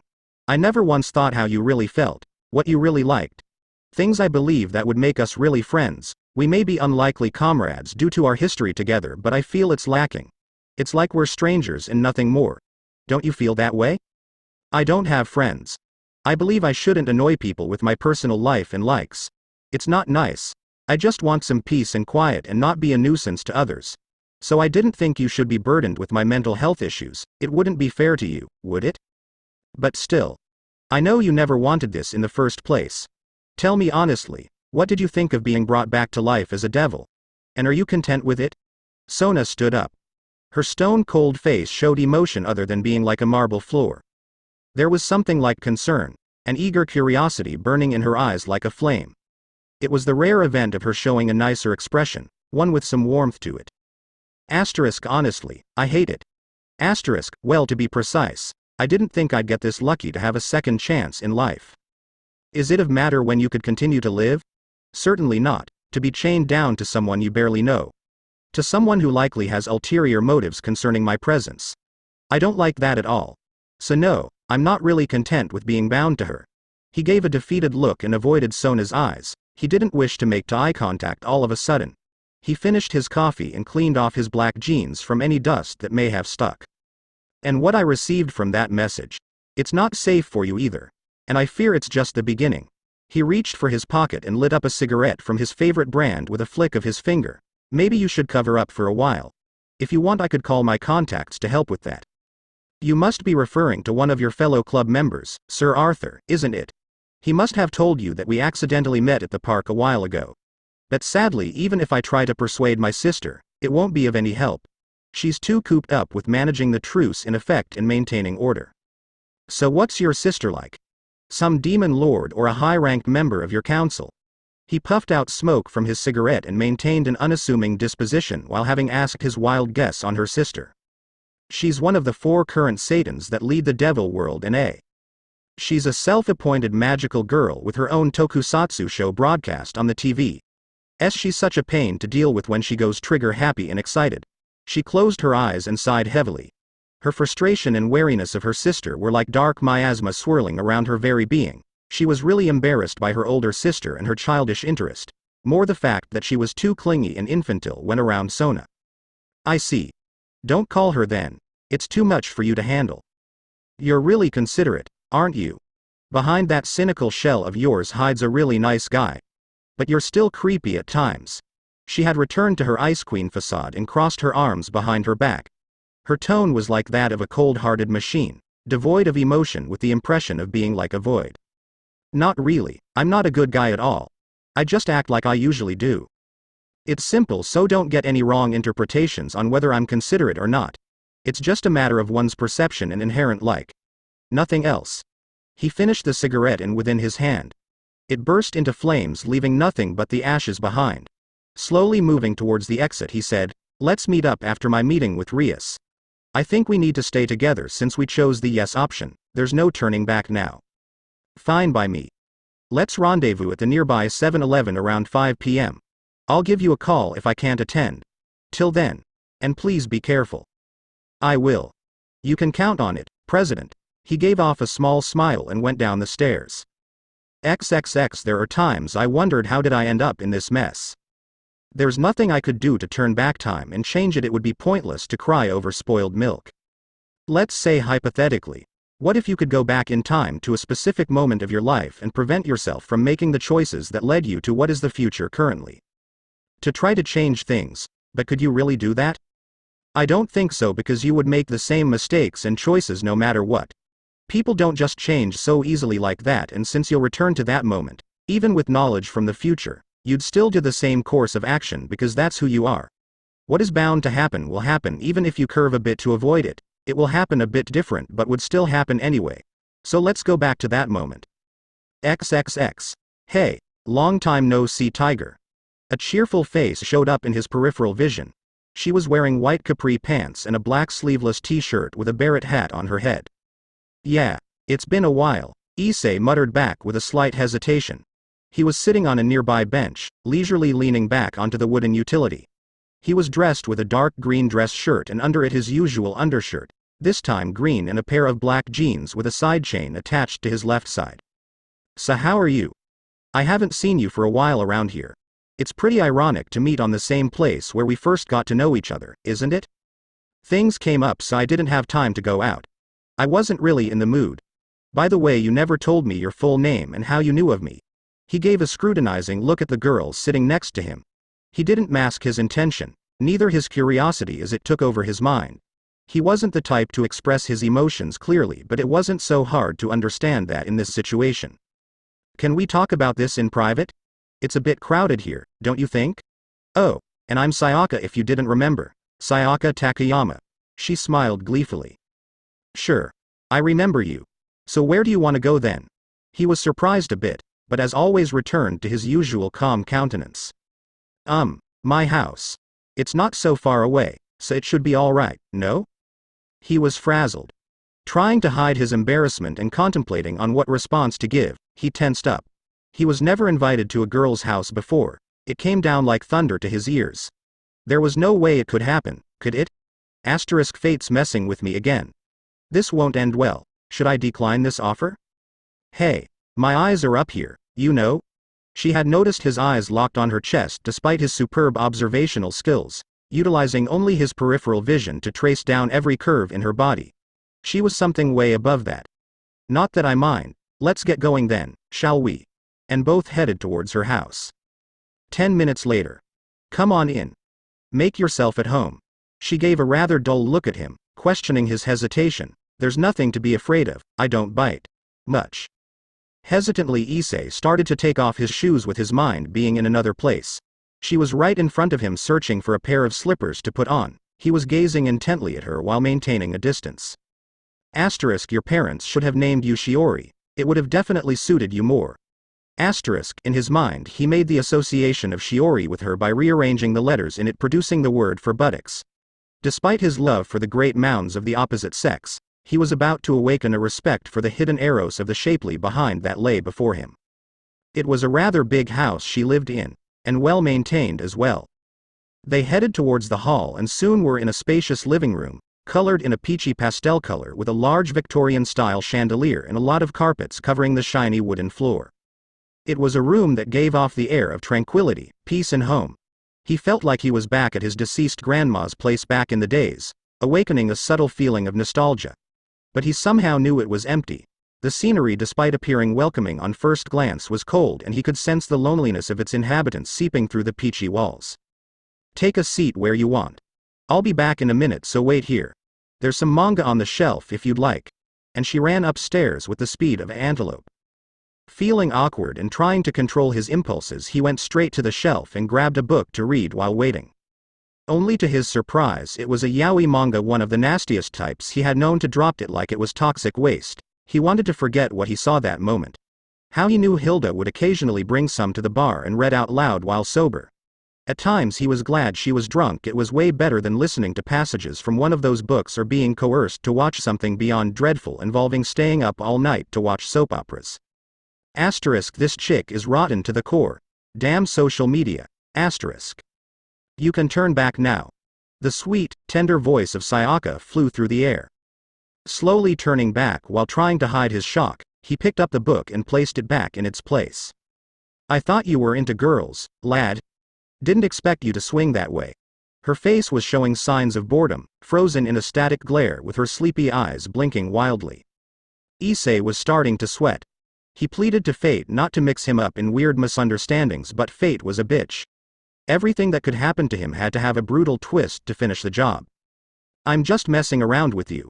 There's no way one of the trinity of perversion to be into dudes. Still, your reaction was fun to watch. She smirked victoriously. Never mind that. Take a seat, we have work to do. Asterisk, this girl is weird. Why does it always have to be the weird ones? At least it's not a giant, cross-dressing as a magical girl. Mil-Tan is seriously weird. They took a seat on the big sofa and had some snacks. There was this awkward silence between the two of them, and it stayed that way for a while. She had changed into a pair of cut-off denim shorts and a loose shirt with cats on it. She was probably a cat person, counting some of her accessories. Asterisk, should I wait for her to start or should I go first? I'm kinda nervous since it's the first time I am in a girl's house. It's weird. We just had one encounter and we barely know each other. Nothing but names and such. Asterisk. You might be wondering why I brought you here when we don't know each other well. I get that. But there is something I desire and I believe you could grant that wish. I don't think I could grant wishes or anything like that. I'm just a kid like you. Are you? I know that you're a devil, so don't try to get out of this. That's why I brought you here, to grant me my wish. She stated it like it was nothing, with her green eyes peering deep into him. There's no point in hiding it. So how did you know I was a devil? He gave a quizzical look straight to her with a tint of curiosity brimming in his voice. But then her razor-sharp gaze went back to him, one of those pamphlets that were handed around to people. I requested a hot blonde devil companion for my desire, but instead they gave me your coordinates. It seems he was busy, so you'll have to do. The pamphlet glowed red in your presence that moment, but you were in a really bad condition back then. And now you're here. So what do you want exactly? I can offer you wealth and power, but not something out of reach. I'm new to this stuff. It's about a month since I started, so don't pin your hopes too high. You don't look like a devil, actually. You look kinda average for it. She gave off a weird but smug expression. Well, sorry for not being up to your expectations. It's not my fault you didn't get Kiba. He batted an eye.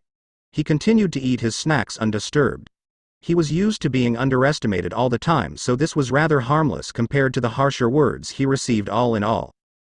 But I didn't say anything about you being useless, did I? So what I want is company. Someone to hang around with, go spend time together. Nothing much. I'll pay whatever the price is. I could give you my everything if you want. Anything. And she wasn't lying about it. Pure conviction was the right definition to describe her. She was earnest. Issei gave a small smirk before giving his usual calm response. Sorry, but that is something I cannot offer to you. Such twisted irony. To ask someone who nobody would treat as a friend to be your companion. I gotta give it to ya, your request from all the ones I did these days is the most abnormal. I commend you for that. He gave out a stiff declaration, fueled by his years of solitude. He was used to being the butt of the joke, and this seemed like a cruel prank or some pity-ridden wish of hers to mess with him. I see. So you want something as a exchange, compensation.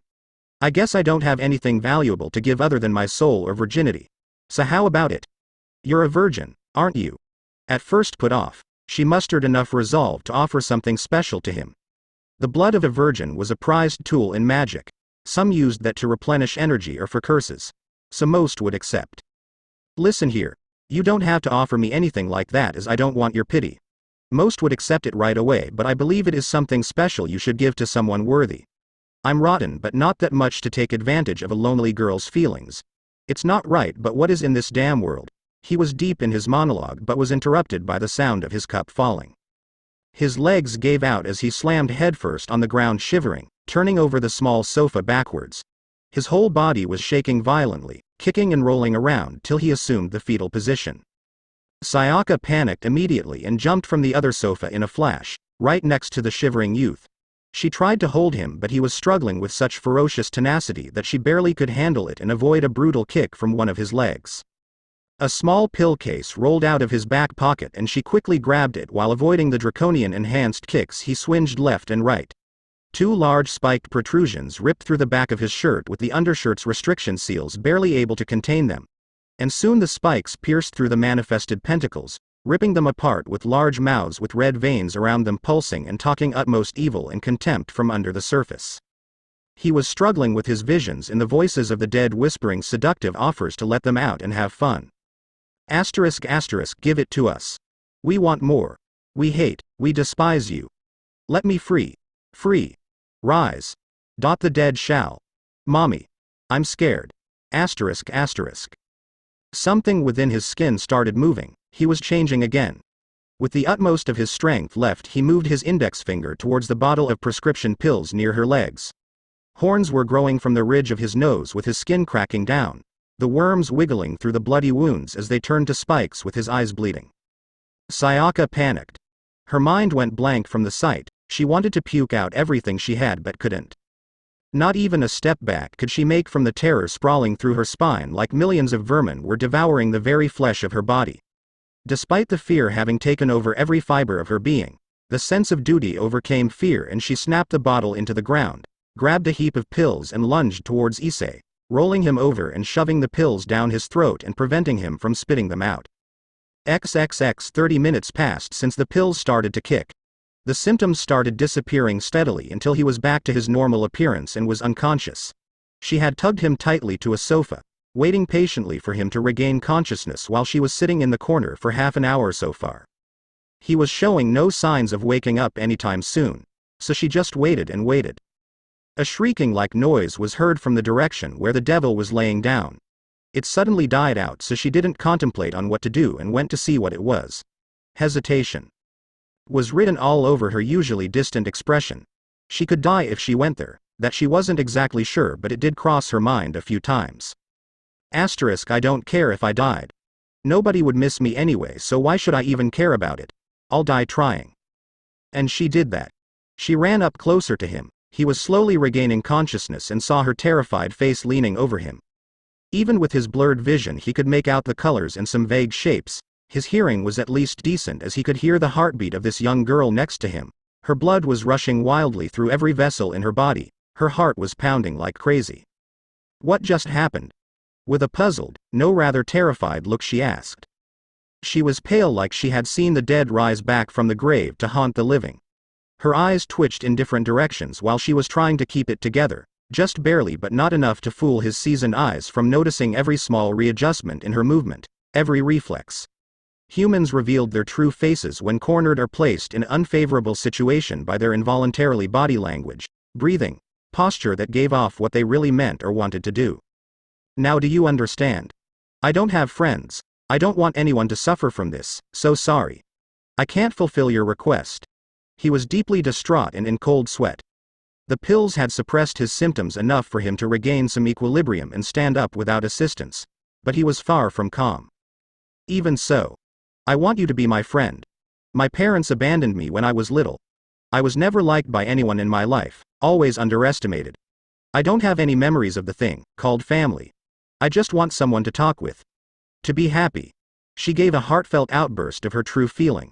Her dull expression fell off like it was a mask, being replaced with a face full of sadness. There was just brutal honesty in her words, no sophistry or sweet talk. He knew better than anyone what it was like to be alone, to be stuck between 4 walls with no hope for a change. There was a state of silence echoing through the walls which was beyond familiar. It was way too quiet, her lack of etiquette and her weird personality, hidden between the mask of cold indifference. She wasn't really so different than he was, she was cut from the same cloth as he was. She was just like him, a wandering soul with no place to belong. Her head turned back towards him. Her green eyes bore into his deep and he didn't avert his gaze from hers. He felt that he could once in his life trust someone. He opened himself to her for her to peer into his being. Her reddened face showed signs like she was barely clinging to not cry in front of him. As he regained full clarity, she was clinging to him like glue. She whispered gently to his ear. I don't want anyone else. I want you to be my friend and no one else. So will you grant me my deepest desire? I'll give you my everything in exchange that should amount to it, right? Your request is registered and therefore accepted. I'll try to make it through this till the end. But don't expect so much from me, he said faintly, his voice was low but audible. 6 minutes later. It's getting late. I have to go now. Duty calls, so just give me a call, you have my number. By the way, how old are you? A girl never reveals her true age, but since it's you, consider it as an act of goodwill. I'm 16. What the F? He couldn't believe what he heard. She looked like at least 18 in his eyes, and he had gazed intently with lustful eyes her figure and every curve, especially her behind. A new fetish had engendered deeply into his mind that night. So when do you want the compensation for your services? I could do it right now, my room or your bed. She made it sound like a casual remark, like it was nothing of matter. No need to. It's okay. Were you put off because I'm younger than you, or you would rather have a sexy Onisama girl than me? She raised her brows while she gave off a pleased look of dominance. I don't mind, but it's rather weird. You're my client and I don't want you to give it away so lightly. He protested strongly against her proposal. She was grade a jailbait and he didn't want to go to prison in any circumstances. So you are into younger girls, huh, senpai? Wanna cop a feel? She lowered her head while slowly she pulled down her kitty shirt while offering him something irresistible. Forgive me, but I won't let go of this opportunity, jailbait or not. No, she's hurt and I'm not some scumbag to take advantage of a sad girl's heart. I'll pass. Well, it'll be going then. Such a turn off, she pouted. And thus, due to the same circumstances, two loners banded together in a weird but honest bond, spending time for many days to come. XXX, the 30th of July 21, 4 p.m., Tokyo, Akihabara District, North. The streets were brimming with people all around the place. The surroundings were all decorated with various anime characters, and neon lights lightened up the overcrowded streets with commercials, cosplayers and maid cafes to visit. Nothing less from the sacred place for anime fans all around the world. It should be around here somewhere, Arthur pondered while holding his chin with his fingers.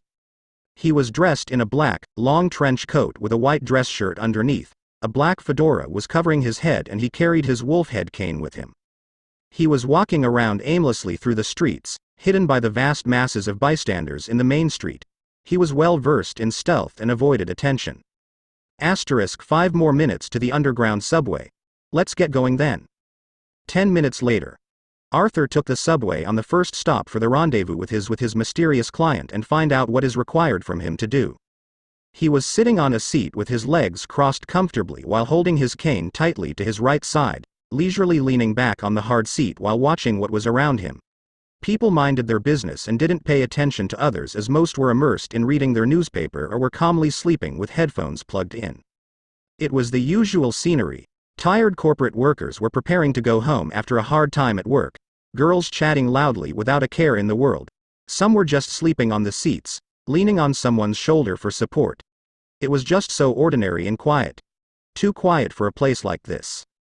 The lights went off in a flash as something like an earthquake shook the bullet train violently. It became chaotic, but not so much due to the Japanese discipline of not panicking in the heat of the moment.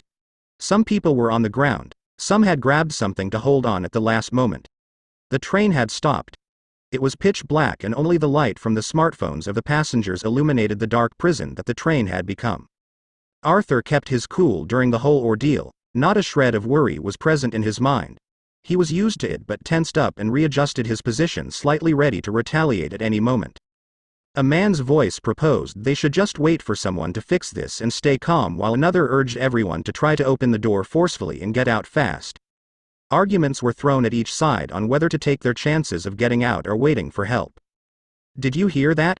I didn't hear a thing. Are you sure you're not imagining things? There was a pounding sound in the back of the door, loud enough for the people inside to hear. Then it stopped. An elderly lady reached towards the window to see if someone was coming to save them. There was a light coming from a nearby source. It appeared to be a rail worker with a flashlight closing by. In the darkness, cooped up together with strangers, it looked really normal. People were used to this situation beforehand, so it felt reassuring to the rest. and after a minute, the worker entered the cabin and assured everyone inside that it was some malfunction and they should stay put till the problem is solved. Arthur was a bit peeved because he was going to be late. He was very taciturn but strict, even with himself, as he viewed arriving late to occasion, demanding his presence, unacceptable. It was hard to see in the darkness, he could only hear noise coming from all over the place. Still, it was unsettling, this feeling of ominous convenience that had befallen this unnatural malfunction. In the darkness, the silhouette of a man illuminated by the lights of the smartphone screens was walking around aimlessly through the cabin. His actions were believed to be due to stress, or so it seemed. "I need to get off quickly. My wife is in a hospital, she's about to give birth, so let me pass. It's really important. I would like to ask you to stay in your place. I understand, but it's too dangerous for anyone to let anyone on the rails before the train provided for escorting the passengers has arrived." The worker tried to reason with the man to no avail. The passenger protested strongly at his attempts to keep him from barging outside and walk on the railway. "Get down on the ground. Something's coming this way." A deep voice urged the people to duck and stay quiet. A shrieking sound was heard in the cabin, like from a dying animal taking its last breath. The sound of a clacking mechanism filled the air, followed by a gunshot noise deafening everyone for a while. The flash from the shot had lightened up the space for a second, enough for the old man to see a burning gap in the skull of the worker with his black blood dripping on the floor. He was still to regain his senses from this sporadic assault, but quickly grabbed his cane and unsheathed it, revealing a silver blade with glowing rune marks etched on the surface of the cane sword. The windows burst into smithereens. Dark shadowy hands started entangling the passengers in their chaos, and it became mass panic. Screams were the only thing that could be heard. Another gunshot pierced the space, again and again, with the bullets sizzling in the air with grace. The hands were withdrawing, releasing the passengers from their grip, and disappeared soon after. The shooter kicked through the door with unrivaled speed, providing themselves a passage to escape fast. Arthur tried to tail him, but his senses were still haywire. 15 minutes later. "I'm late now. God damn it." A dark scenery of the night was the only thing around him. He took a drawing stance and unsheathed his blade from its sheath and closed his eyes for a moment. It was quiet as graveyard. Not a single soul was in sight. It was just the silence to accompany his senses. To the left. "You're fucked." Asterisk. He opened his eyes, took a step back, and jumped up in the air by the power of a magic seal to use as a step. He had immersed into the vast darkness of the night and disappeared into thin air. A shrieking scream echoed into the surroundings, resonating and deflecting back. A pinned-to-the-ground devil was trying to break free from the enchanted with blood Bowie knives that pierced its back and legs, and it was screaming a cry for help in an unnatural, appalling tongue, unknown to any man or beast that walked the face of the earth. "Such a unsightly sound you're making. Just bear with the fruits of your endeavor. It is what you had brought upon yourself for underestimating a proud bar owner, you wretched beast. Don't detest me for this, it's what you deserve for your rudeness and lack of manners. So now please keep quiet for me while I deal with the rest of your companions." He was acting courteously even to the mindless creature that had marked him as its dinner-time snack. He was well-mannered to everyone and rarely did act rashly. What he was on top was a black and tall being with crooked wings, a horned head with an armored back like that of an armadillo. It reeked of blood. It had devoured someone really recently, as the stains were still fresh and patches of skin were on its arms. His feet had pressed the Bowie knives deep into its limbs, with their seals engulfing and slowly burning the foul beast in a fiery blaze of holy light, enough to buy some time to prepare for the ones hiding in the darkness. He looked tired from this cat-and-mouse game. He was late already, and it greatly displeased him. Another beast glared at him with blood-red eyes glowing in the dark, charging straight at him like a berserk in the battlefield with a choppy footpace. Quickly jumping in the air, Arthur threw another set of daggers at the rampaging monster, only for it to deflect them with its armored arms. But they did their job. It was a feint to throw them. He had intended to stop it in its tracks and finish it quickly. The seal, generated from the daggers, tripped the berserk, ripping through its legs at an amazing rate before it knelt to the ground. With a fast roundhouse kick, the old barman ripped off the head of this foolish creature. With a second one, he burst open its torso. It was a bloody scene. Intestines were flying everywhere. Blood hit his face and clothes as the ribcage had exploded from the pressure of his iron-plated boots. What was left was a hollowed-out carcass with its arms and legs shoved where its head used to reside, forming a bizarre flower, tied up with the hanging intestines of the stray. He turned back to spot another one going his way, only to be shot down moments later by an unknown shooter in the head. The middle-aged gentleman used a Kannon rune to burn down what was left of the unfortunate stray devils that had crossed his path. They burned out for a fraction of the second, leaving the charred bones to the ground and a small pentagram formed where they stood. You actually came. I didn't expect you to respond even in my wildest dreams, even more to actually see you in the flesh. Thank you for coming all the way here, Sir Arthur. In the distance a murky silhouette was closing by from the shadows. The sounds of pounding metal struck his ears as the shadow removed its hood and baseball cap to reveal someone he knew. It was a friend he thought he had lost during the great earthquake 4 years ago. How is it possible? You were supposed to be dead, the building collapsed with you inside it. Just what is the meaning of this? Arthur was fazed by this abnormal reunion. His voice trembled with confusion and a feeling of disbelief. He sheathed the sword he used into its cane and walked slowly towards this friend of his with a careful step, prepared to decimate on sight. His face was contorted in an uneasy half-assed smile that expressed more disbelief than happiness from the sight of his good acquaintance being alive and right before him. I thought the same thing. I woke up covered in blood with my whole body healed up and back to normal. Normal is a bit far-fetched as you can see. He pointed out the reddish devil wings on his lower back while reloading his modified Beretta pistols before placing them back in his belt. The things I remembered after the earthquake had passed were that I was alive despite the fact that I outright died in it, the sudden feeling of pain through my body as I stood up.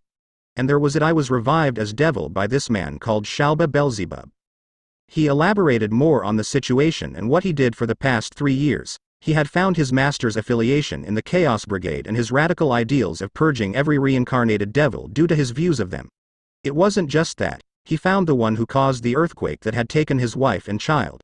He was regarded as a stray devil for running away and hid from them for the past 3 years and all around the world while recovering from the wounds he received during his tenure. I couldn't meet you in person all this time, so I had waited for an opportunity to call you to meet up. I never thought you were a battle mage, but given how you took those strays, you've been doing this for long, haven't you? Did you really now, Wilson? How can I be sure that what you're saying is credible? Arthur switched his position slightly and reaching for his sword on the left. He didn't even sense an ounce of sincerity coming from the mouth of his presumably deceased acquaintance. Nothing in his eyes gave out what he was contemplating on doing. His expression had become like stone, unmoving, cold and logical without any emotional semantics present. Because it's the truth. Otherwise, why would I have killed these strays that were tailing you? If not for the sake of seeing you? I don't think I could give you a satisfactory answer to any of this. Have you forgotten what happened 18 years ago? The day your sister Catherine was used as a sacrifice by the devils? My mother died there and I couldn't do anything about it. I can't even get back at them. I lack the strength to kill the one who caused this. So will you help me with this, uncle? He gave a pleading look to shake up the gentleman emotionally by reminding him of their relationship. The eyes he was casting were seeped with the helpless plea of a lost soul. What do you want me to do? Help me kill Searzex Lucifer. It struck down like thunder. The pure conviction coming from the echo of his voice resonated with what had left of Arthur's heart in that moment. It was a chance to settle the score once and for all. I will help you in this endeavor. You have my word, so let's make the deal, shall we? He nodded in agreement with a slight tilt of his head as he removed his fedora for a second to show his manners and etiquette. His posture had become relaxed despite them being in the night in an open space. He wasn't worried in the least as he reached out his hand to the devil sharpshooter. Wilson went along and both men shaked hands in effect of their unified alliance against the demon that had caused them suffering. So, when do we start, then? The young shooter asked eagerly. Right now. With a frightening smile, Arthur gripped his hand tightly. The sounds of cracking bones echoed all over the place. Blood dripped on his sleeve as he pulled out the bones in his right hand with remarkable speed and shanked them in his legs and neck. Why are you doing this? How could you do this to your family? Wilson spat blood. He was barely holding on his legs from the damage he received from that unexpected strike. His neck was like burning from the fragments lodged deep into his neck. His voice was raspy and struggled for air. Arthur walked away slowly, turning his back on the wounded stray wide open. He was giving it a chance to either run away or die a stupid death, leaving it with a choice to make. The enraged stray, not wasting another second, ripped out its holster to take out a Barrett and aim at the older man. What the hell? His arm was severed up to the shoulder area with a large gushing wound pouring blood profusely on the ground. flesh and skin was dangling uselessly on the severed stump. Are you perhaps looking for this old toy, young lad? In his hands was the severed limb of the unfortunate soul, wiggling and swirling like demon wailed in anguish and pain by the sight of its crushed limb. It uttered curses and such with utmost rage at him. Finally breaking free from its place, it ran up towards Arthur's way with a sloppy footpace. The space around it distorted, several dark orbs ripped through reality before it managed to come close to him. You fucking piece of shit, I'll have your head crushed and body scattered. With a snap of his finger, the dark orbs stuck to its remaining limb and snapped violently, causing the monstrosity masquerading as his friend to slam back on the ground. The demon screamed with unbearable pain. The dark orbs had devoured its limbs with ease. The pressure of them closing ripped off its limbs and sent it pummeling down the cold pavement head on. Who sent you? If you value your life, talk. He had lifted the limbless corpse with a ferocious grip and lifted it up in the air with his sword to its neck, ready to slice open. You cannot stop them. They're coming. What you're trying to do will fail. The shadows within the darkness will rise and this world will end. I'll see you in hell. Kekahe. With what was left of its strength, it laughed with a sickening giggle. You're right. I never had a sister to begin with. There's no point in leaving you alive, is there? And he cleaved its head off with the swing of his saber.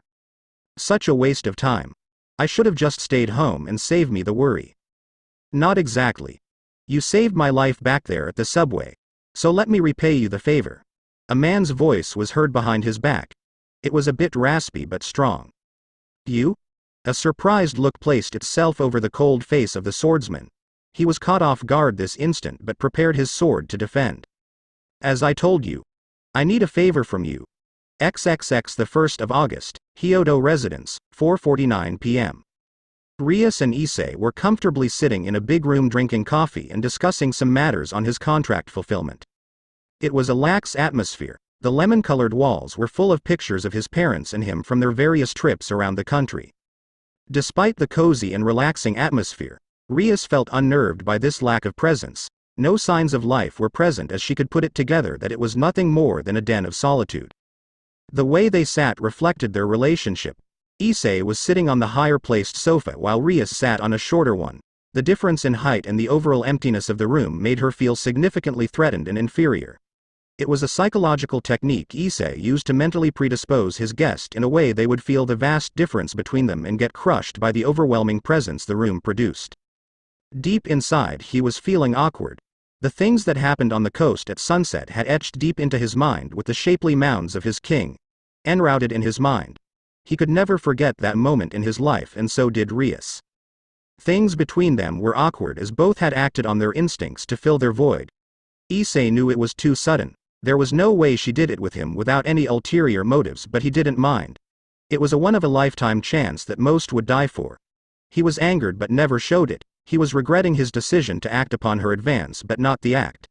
If it was someone he liked, it would have been the best, but instead he didn't have the opportunity to be picky. It was a mistake. If it only wasn't her and someone else. Now comes the part where she actually has a fiancé and I was used as a scapegoat. On top of everything, this pushy bitch just snuck behind me to get inside. Talk about rude. I should say something. President. He was trying to act courteous and hide his embarrassment. Are you by any chance engaged to someone?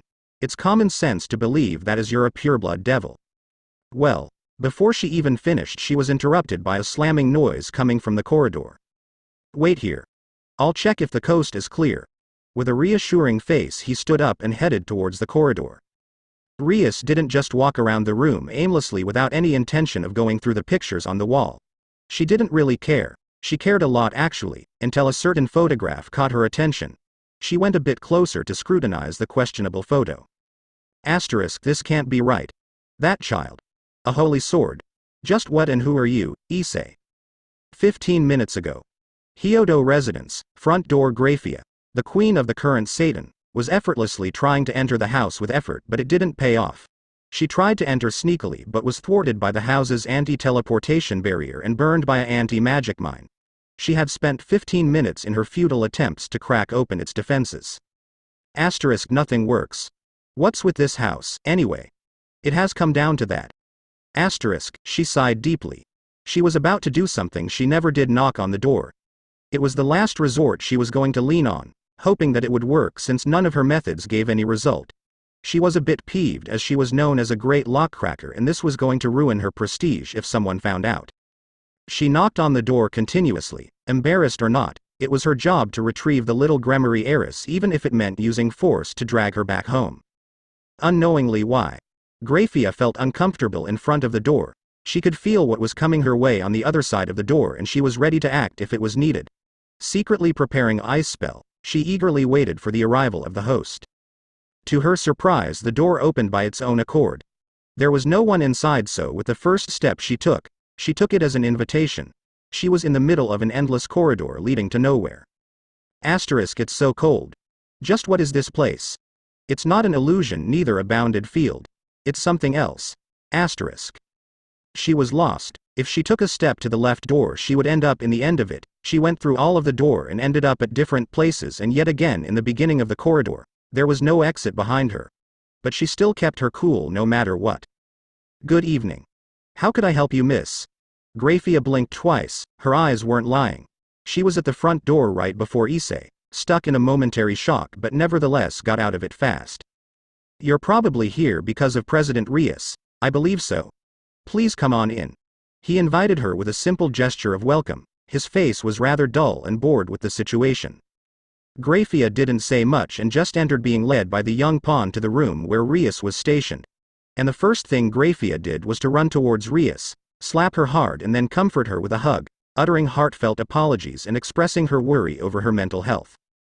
You had enough time to show up and reply to the message your father sent, but you didn't. Your brother sent me here to check on your well-being as he's worried sick. Issei just watched from the sidelines, uninterested in their family shenanigans and such of the likes. It would just make him feel sick, so he went to the kitchen to grab some water while they bickered. Lady Rias. In what state of mind could you have done this? Just how? How could you do this to your father? Because I did it. Has any one of you, my dear father and older brother, think of what I wanted to begin with? Of course not. Keeping the bloodline of the Gremory is the most important thing in the world compared to the happiness of someone. Rias frowned. She finally gave in and vented out her repressed true feelings on the matters of her couldn't stand still anymore. She was tired of being the one who never gets to choose in her life. It is a family tradition that has been in practice for centuries. Your mother, your great-grandfather and many more have honored this custom to marry into a family with royal blood. So you must uphold the tradition for the future generations as well, Lady Rias. Grafia tried to reason with her and calm her down, but it was for naught. Rias had a pre-made argument to counter any conservative tradition and principle the silver-haired woman would use. You have it so easy for you to say that, don't you, Grafia? You were never coerced to marry someone you never even knew. Well, you were of noble blood and by some luck you and my brother fell in love and it didn't break the tradition. No, rather you did it on your own volition. But you're not me, so don't go and try to beat nonsense in my head. I refuse to get married to someone I don't even have a remote liking to. Rias sat back on her chair and pouted a lot at the benevolent queen. But in her eyes she was just the same as her family. Heck, she was her family as a matter of fact. The somewhat peaceful solitude was superseded by the growing uneasiness of the emotionally distraught king and her brother's wife's pleads. Issei had returned from the kitchen but acted as an innocent bystander in the escalating quarrel between the two. Never mind that. Why him? Why him of all the men possible you would choose? What does a low-born reincarnated devil have for you to give your chastity so recklessly? Do you know how much trouble we're in if Lord Fenix broke off the betrothal? Grafia, at least once in my life I had the opportunity to choose what I wanted. This is what I feel. I want to choose my own happiness, not what you have decided for me. He doesn't see me as just the Crimson Ruin princess like everyone does. He sees me as a person, not just a stupid item. Even if he acts rebellious, he's the only one to have stood up to me as a person no matter how much he would hate me. There's something irresistible in him that draws me to his being. Grafia turned towards Issei's way and with a quick look analyzed him from head to toe. Even hidden underneath all of those garbs, flexible and well-toned muscles bulged from under his clothes. His disposition, the way he moved and carried himself were drilled into his being from experience. He looked unassuming, but it was far from the truth. At a second glance she saw his skin cracking, scales manifesting over his face and those piercing green eyes. She had the impression she would drown in the vastness of his gaze if she continued to peer into them much longer. She had seen those eyes a few times before during the war, but never like these had she seen. So do you love him? Is he the one you want? With her ever so robotic voice she expressed a earnest curiosity, brimmed within her chiding tone. She took a moment to switch her position from Issei's to Rias, giving off a commanding aura over the young Gremory. I came to love him despite his dislike of me. He might avoid me with such passion, but it makes feel even more motivated, voracious to have him to myself. I want him, he's the only one that makes me feel like a person. He might be a sore loser and really cold, but deep underneath I know he's a man worthy of respect and good virtue. This girl just screwed me over. And to say out such a blatant lie is so like you. Don't go attaching false epithets. Oh, who am I kidding? I'm a loser anyway. There's only one way to settle this dispute. Come on in, Riser. No one came. Grafia was irked. Lady Grafia, I can't enter this damn house. Help me out a bit. Riser's voice came out from the front door. And here comes the Jerkas fiancé. My daily life is becoming like a generic VN, it seems. I don't want to deal with annoying people anymore. Let's just end it. Issei ran to the door and opened up to let Riser in. Before him was a young man of considerable height, dressed in fancy clothing with a dignified face, filled with flamboyance. Pardon the intrusion. He quickly snuck in with haste and headed straight to the room. Hello, sweet Rias. Did you forget about me and our engagement? He greeted her with a chiding tone. I told you before. I won't be marrying you no matter what. I'd rather kill myself than become your newest acquisition. With a chilling defiance she refuted his previous statement. Now don't say that. We're a good match and you can't deny that. Our families are long engaged with each other, so let's continue this alliance. No. I told you, didn't I? I have someone else I like. And where is the low-born scum that stole my wife to be? I'd like to see his face. With a demanding tone he requested to see the face of the one who took his prized Rias. That would be me. Without any hesitation in his voice, Issei stood up from the sidelines and took the central stage, but to make it exactly clear, just as you were being taken as a nuisance, I was just some leeway escapism for this girl to break off her engagement and nothing more. So we were both screwed over. You might as well be right. But it doesn't change the fact that she violated the engagement decree. She just cheated on me like it was nothing. And on top with someone like you. It's not fair, neither correct. He raised up the decibels by a lot. I just want her to at least show me something that she's feeling sorry about it. This bitch screwed us over. Nothing good happens from things like these, though he might seem like a fancy douche, but at least he's got some backbone to listen and deal things out. How could you do this to me, Rias? Despite everything I did for you, I even tried to act more gallant and you still didn't even give me a chance. But you surely gave it to that low-life scum. I'll make you pay for degrading my reputation. Grafia turned towards the flamboyant Fenix heir with the question, how do you plan to settle this? He didn't waste any time at all. I'll make you pay for the disgrace you had brought upon me. Let's get it over with a good old classic, the rating games. Fine then. I'll take you up on that offer and beat up your sleazy ass back to the underworld. Because Rias Gremory isn't some plaything to add to your peerage collectibles. Rias shot him down with a cold stare. Everything she said, it was condescending and probably outright impossible, as Issei had read through Fenix like a book. He was way above Rias in experience and fighting ability. But due to the insufficient number of evil pieces in possession of Lady Rias, it would automatically count as a loss. So are you sure you want to do this, Rias? Grafia objected. She didn't find the current situation favorable. In her mind it was pointless, nevertheless she would allow it to cure Rias's headstrong personality. Yes. I don't see any problem with it. Even with such limited numbers, I'll persevere over him in the rating games no matter what. She gave a cocky smile. Her very position and solemn face expressed arrogance and immeasurable confidence in her ability. So arrogant. When you suffer from the humiliating defeat you will receive, you'd be begging me to take you back. I'm looking forward to this. Riser was boastful with his hand gestures belying his intentions. He even summoned his all-female peerage out of the house to express his superiority. Hey boy, how about we make a wager? His attention shifted to Issei. If I win, I'll have Rias back and you will leave. You'll be treated as a stray devil and hunted down. Issei looked through the window where he spotted Riser's peerage waiting patiently for him to return. He made a crooked smile and casually remarked, if I win, You'll leave Rias alone, never to bother her again, and I'll take one of your peerage members and it will be a fight with our pride and lives on stake. Riser chuckled. If you win, take another one to your liking if you can beat me, that is. Except for my queen.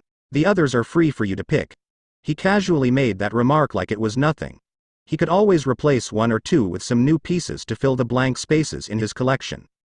Fine by me, he nodded in agreement. He was ready to accept anything just to make sure they won't bug him anymore. Strangely, Riser extended his right hand rather hesitantly but still proceeded to do so. It was one of those rare moments where he would actually swallow his pride for a moment, and both men shook hands. Riser had noticed his monstrous strength from the grip he had used while shaking hands. Don't do this, Issei. You don't have to do this for my sake. Her tone softened as a gentle concern took a hold of her. What makes you believe it's for you? Don't get the wrong idea about me. I'm doing this for myself, so just shut the fuck up before you make things worse. He gave her a cold stare like never before. In his eyes she saw the emotionless, cold void that lay inside his soul. It was empty, devoid of emotion and humanity. No pity or sympathy could be traced back to him. Apply cold water to burned guy has balls to call her on her bullshit like that. Grafia approved this wager casually and made sure that the deal would be respected by both sides. She finished what she had to say and left with Riser through the front door, not before saying they had 2 weeks to prepare for the raiding games. And it was just Rias and Issei now. The silence had taken over the empty room like a shroud made from the infinite anguish of humanity. This dreadful silence that Rias Gremory hated with every fiber of her arrogant nature. Issei.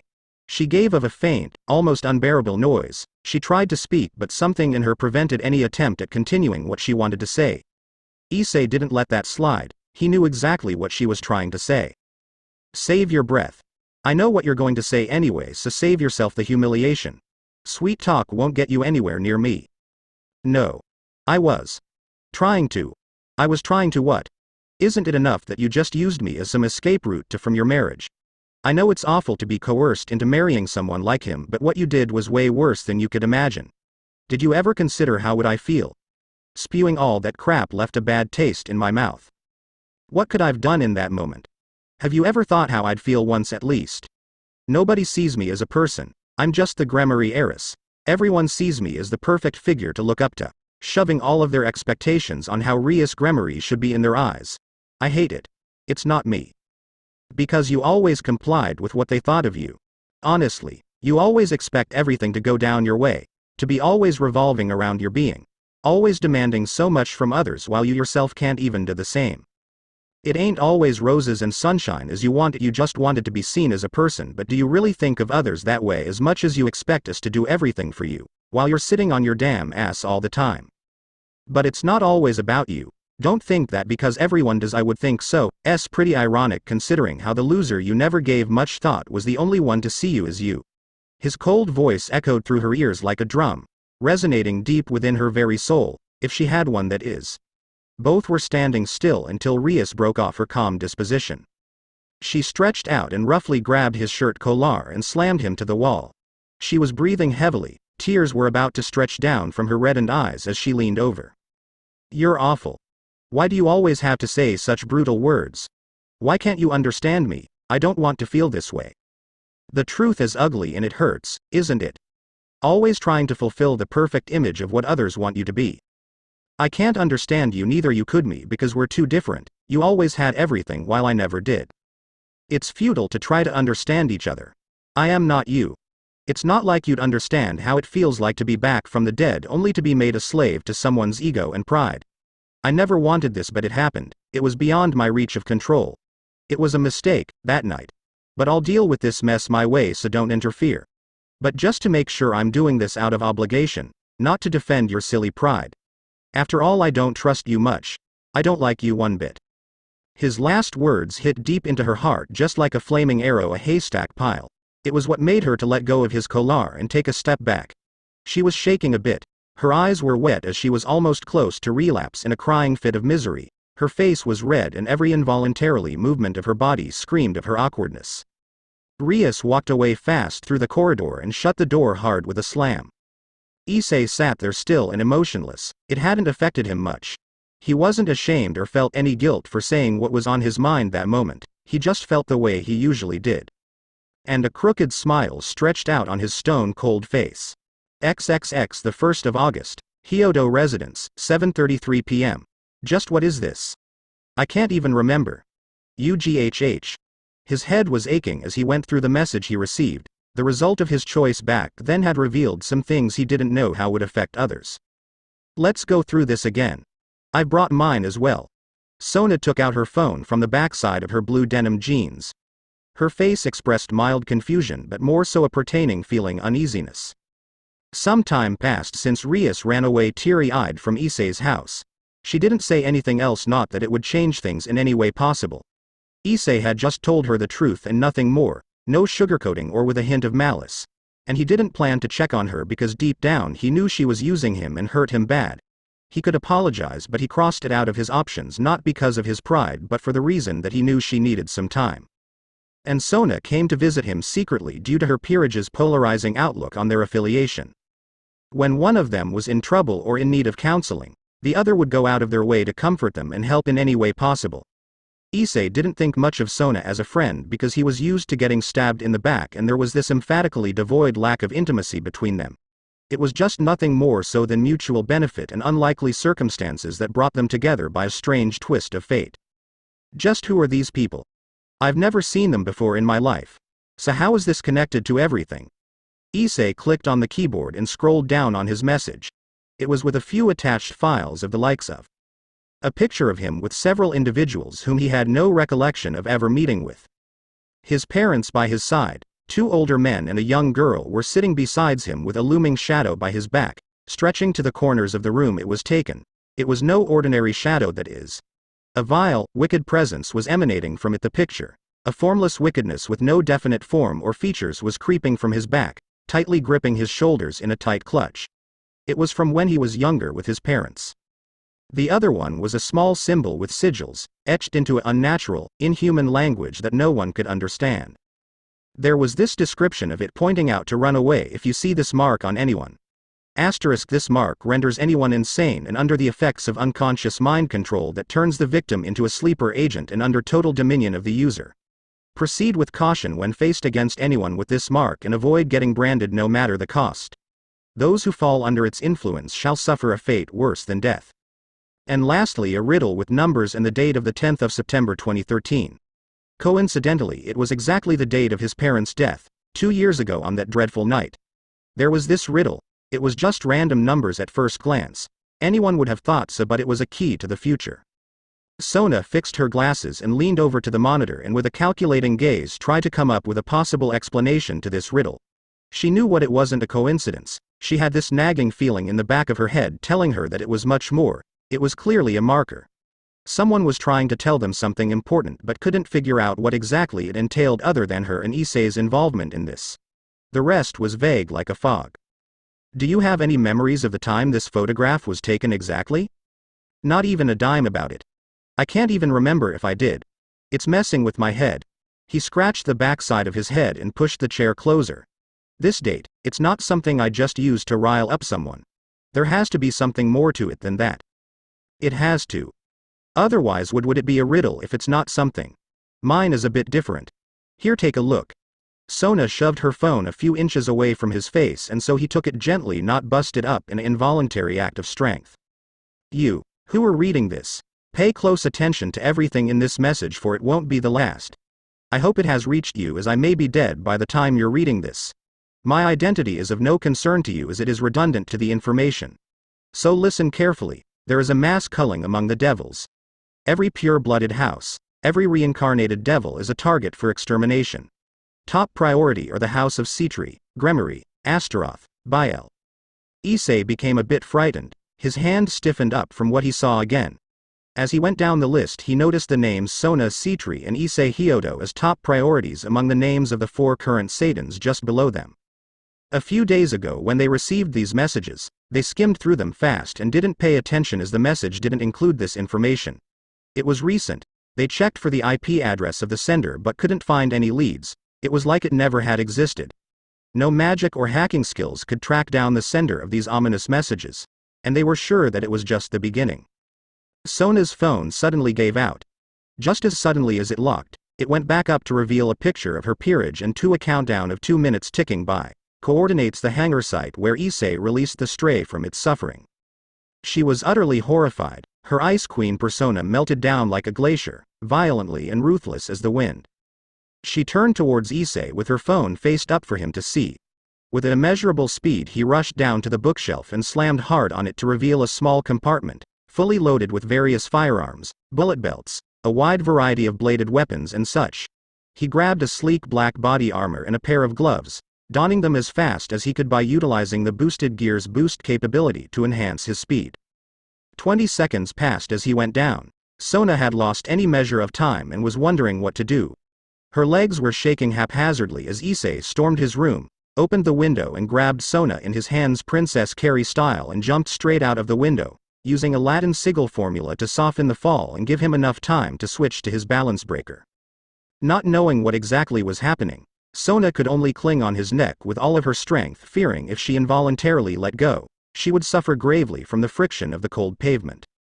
Fighting off her natural instincts to let go, she pressed forward to the red metal of his armor and gripped even tighter than before.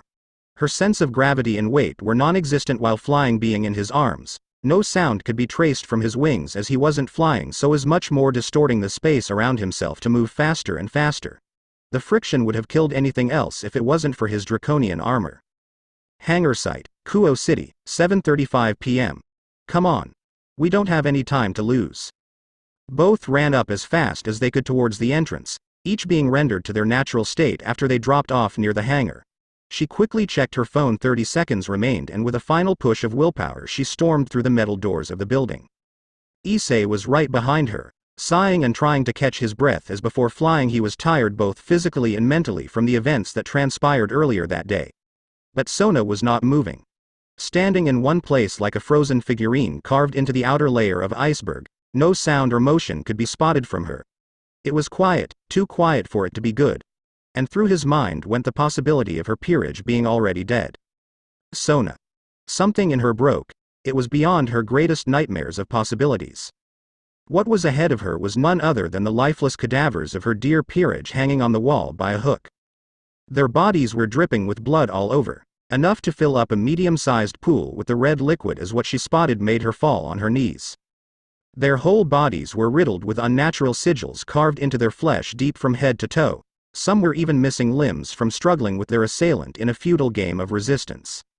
Signs of torture were easy to spot on them. They were extensively tortured for hours non-stop. Some didn't have any semblance to what they looked like, usually torn flesh, missing chunks of meat in various places, hanging viscera and whatnot.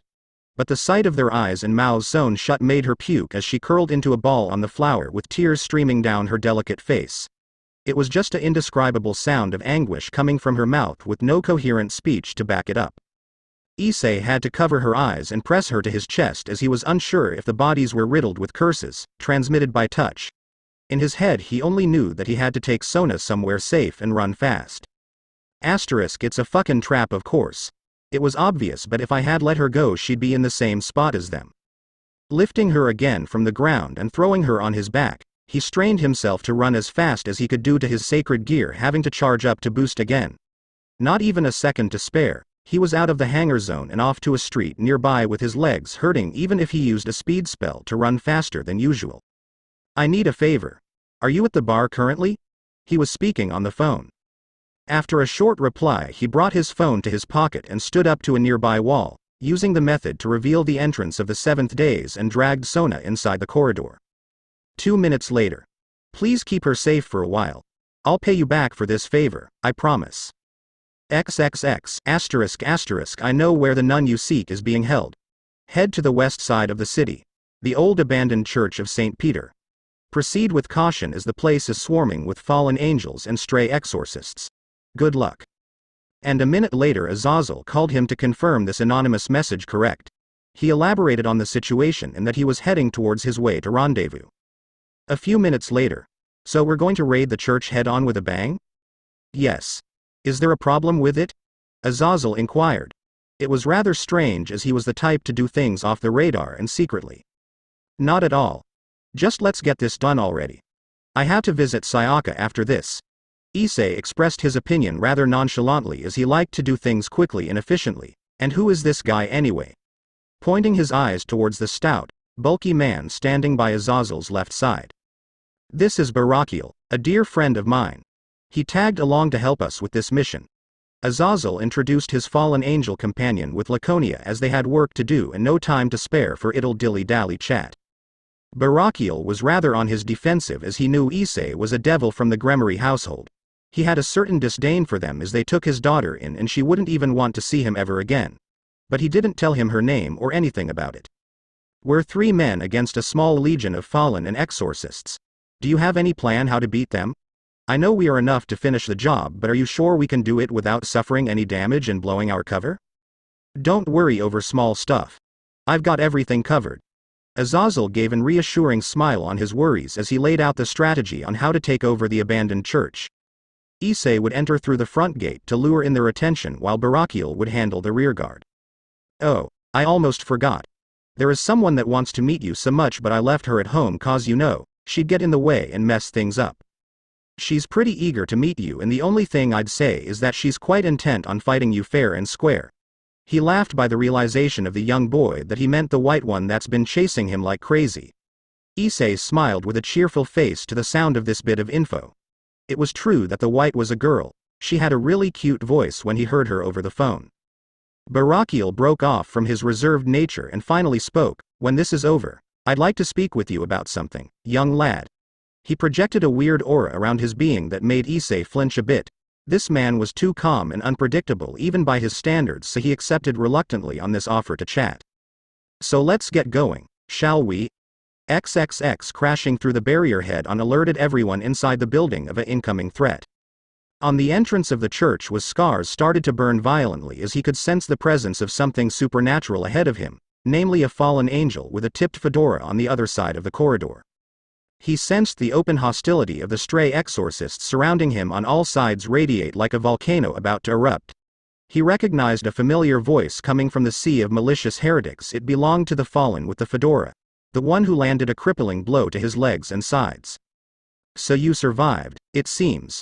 Only to become a shitty devil. My what a tragic development. It seems Rainier didn't do her job right as always. The fedora-clad angel taunted Issei. Do you honestly believe you have any chance of beating us here while you're all alone? Why didn't you call your red-headed master? In a ridiculing tone he laughed at the lone fighter at the entrance. He wanted to spite him more about his ludicrous situation, taunting him to charge recklessly and get killed. You know what? What? Who said that I'm alone? He retorted calmly. As fast as light he crossed the distance of the 200 meters in a mere fraction of 2 seconds straight ahead of Donasik. Smoke and dust filled the air as the sound of metal echoed in the vast cavities of the church ground. Donasik pounced back in a rushed attempt to avoid the impact only to notice his ribcage was missing, leaving on display his innards for the armed troops of exorcists to see. Donasik gasped for air as he came down on his knees and tried to utter a single word only to be silenced forever by the swift stroke of Issei's machete. Blood sprinkled in every direction like rain, falling on the faces of his lackluster lackeys. Right back at ya. 2 figures danced around the battlefield with grace and precision, cutting down the wretched servants one by one in a game of attrition. Coming from the back were Azazel and Barakiel, slicing apart exorcists with their sharp wings and arms, made an opening for Issei to tackle the fallen angel that appeared. It was one of the 3 fallen that had murdered him in cold blood and he was ready to return the favor doubled. The fallen angel paled. Her eyes widened when Issei ran his machete through her abdomen as she screamed in agony while trying to get him off her. Another one screamed in rage. Calawarmer. Get away from her, you piece of shit. Calawarmer used this moment to stab him in the shoulder with a large light spear, piercing the fabric that made his hoodie sleeve only for him to thrust his weapon into her deeper and use her as a shield against the incoming light spear the blonde-haired fallen threw at him. The spear pierced her back and he snapped her head backwards as he dropped the lifeless shield on the ground. Blood dripped from his shoulder as he took out the burning spear. The light was something he hadn't grown used to yet, unlike other religious objects that could hurt him. His blood splashed on the sizzling spear and evaporated at an amazing rate, with his wound healing a bit slower than usual due to its intensity. Another spear was lunged towards Issei. He managed to deflect it with the spear in his right hand and with a step forward he jumped in midair towards her. "And no way!" screamed the blonde Gothic girl. Her face paled as he sliced off her hands with the spear. A devastating kick to her jaw sent her flying only to be stabbed in the side by a spear Barakiel hurled at her. She was downed on the ground wailing in horror as the dragon came closer. His eyes were green with slits. She saw the madness and hate of the past possessors of the boosted gear inside, screaming and lustfully craving for her demise. "What's your name?" Mitt middled. She was utterly terrified at the sight of his eyes. He had let her experience terror incarnate for a second to engrave it deep into her mind till the end, and it was the last thing she saw ever. As he quickly turned around, he saw Azazel had downed a fallen before it could have struck him down. "I've got your back, young lad. I'll cover you. There are more incoming." Azazel manifested 2 pentagrams from his hands and shot a pair of chained spears at the incoming fallen. "Go." He urged Issei to run. He didn't waste any time and deflected a blow coming up his alley while retorting with covering fire for the young devil to rush forward. The ground below his feet erupted as he kicked off faster than anyone could perceive. He was nothing but a mere shadow in the eyes of the dying traitors. His movements were dealing a devastating blow to their comrades, as the draconian scales under his metal-plated gloves strengthened his blows even more as he bashed the skull of another and stabbed one with the spear he used on Middlet, driving it directly through its skull. He quickly turned midair around and with his peripheral vision spotted the blind spot of Barakiel as 4 fallen were going against him. Not a second to waste, he threw his machete straight for the head of one, impaling it with such ferocity that it anchored another one to the wall by the strength of the impact. Issei finally reached the door to the vast room used for praying and ripped it apart only to see a young man with pure white hair like that of an old man pointing a gun at his face. "Oh, he." A perverted smile stretched his face out as he greeted the draconian boy with a naughty voice, and hail of gunfire ensued afterwards. He was laughing maniacally as he switched to dual wield. His swords crossed in AX as he accelerated at Issei's direction, with him dodging it easily only to be hit by an unknown fire spell. It didn't do any damage as fire was his element, but the shockwave slammed him on the ground and the mad priest utilized this moment to stab him in the gut. "How do you do, Devil Chan? I hope you liked the little surprise I made for ya. It was so fun gouging out their eyes, you know. Just the thought of it makes me wanna cum from excitement. Oh my god, I feel so pent up from the waiting. I can't wait to get to that ass of your friends. I'll make her feel so good that she'll scream." The wicked priest's smile grew with excitement over the thought of using her as his plaything. He squirmed in ecstasy over the things he was going to do to her. Issei roared in anger. The sheer thought of someone hurting the one who had gone out of her way for him, wanted to know him despite lying about not caring for him. Someone that unconsciously wanted him to be with her. He had realized how much Sona Citri meant to his being. His tail sprouted from his pelvis, stretching and twisting violently, causing the wild monstrosity to take a step back only for his barbed tail to stab him through the stomach and slam him into the benches that pilgrims used to sit on. Before he could attack the white-haired priest again, the shockwave of a violent spell ruptured through the space, burst his eardrums and brought him to his knees. A shrieking sound he couldn't hear erupted from the hands of the shrouded figure, readying its fire attack to burn him to a crisp. His senses tingling from the damage he received shocked him as he tried to escape, but it was futile as the attack was coming and he couldn't put up a barrier in time. He closed his eyes and resigned to his fate. And the miraculous providence happened. A blue pentagram covered his front and back, containing the black fires barely but enough to leave him almost unscathed. His senses were returning to him as he opened his eyes only to see Sona crying right before him. She turned her head towards his direction. Her reddened eyes from crying were telling him to finish this, and not a single soul to be spared this instant. Freed stepped out of the benches as he dusted the debris off his black blazer and laughed uncontrollably. "So you did like my present for ya, didn't you? You've got no idea how much they struggled and struggled while I sewed their eyes with these 2 hands. That glasses bitch struggled the most. She was so fun and easy to screw over. As a matter of fact, I did enjoy that pretty face of hers. I never thought she was a virgin. Oh my, I'm getting hard again. Can ya help me with that, devil bitch?" His eyes were full of sickening madness. His glare, voice and everything expressed his enjoyment of their suffering. He even hugged himself in joyful glee and started to sing an obscene verse, detailing his various good deeds. Sona couldn't hold her tears back anymore as she shoved her hand in the back of Issei's hoodie and pulled out a modified, black Desert Eagle from its holster and used a 2-verse chant of utter malice and transformed the gun into a sleek, black and blue automatic gun with ice runes on the bevels. "You fucking piece of shit. I'll fucking kill you. She aimed the gun at him and a large pentacle emerged from the muzzle of the eagle with a giant ice arrow forming on it and shot rapidly. She continued shooting at the priest with everything she got, ridding him from head to toe with iced arrows and bullets. Issei was already back to his previous state with his ruptured eardrums and wound healed by this moment. From the dust and smoke Fried arose and put his finger to his lips in a simple gesture. Shush, no sound. Only sleep and dreams now. He was a bit pissed off, but he didn't appear insane as much as irked by her boldness. You kinda piss me off. Oh, wait. I forgot to introduce myself. Ladies and gentlemen, here I present you Fried Selzen, exorcist and a really good boy. Fried took in a deep breath of air. His high-pitched voice trembled within the air as he made his grand entrance with a flamboyant interpretation. Issei didn't ask her how she got here or why. It didn't matter to him anymore. All he wanted to was see her usually stone-cold face. He couldn't bear the sight of her crying. He took a stance and dug his hands into the ground, ready to pounce any second at the wild sociopath. He was trying to keep it in. His sanity was slipping to oblivion as the voices of the dead whispered in his ears to unleash it. And then it began. The nightmares and visions filled his mind with endless agony that made him wish to die this instant, but it pushed him to fight, to kill and live on. His armor ripped as two spiked appendages emerged from his back, covered in blood, and sickening smiles appeared all over them.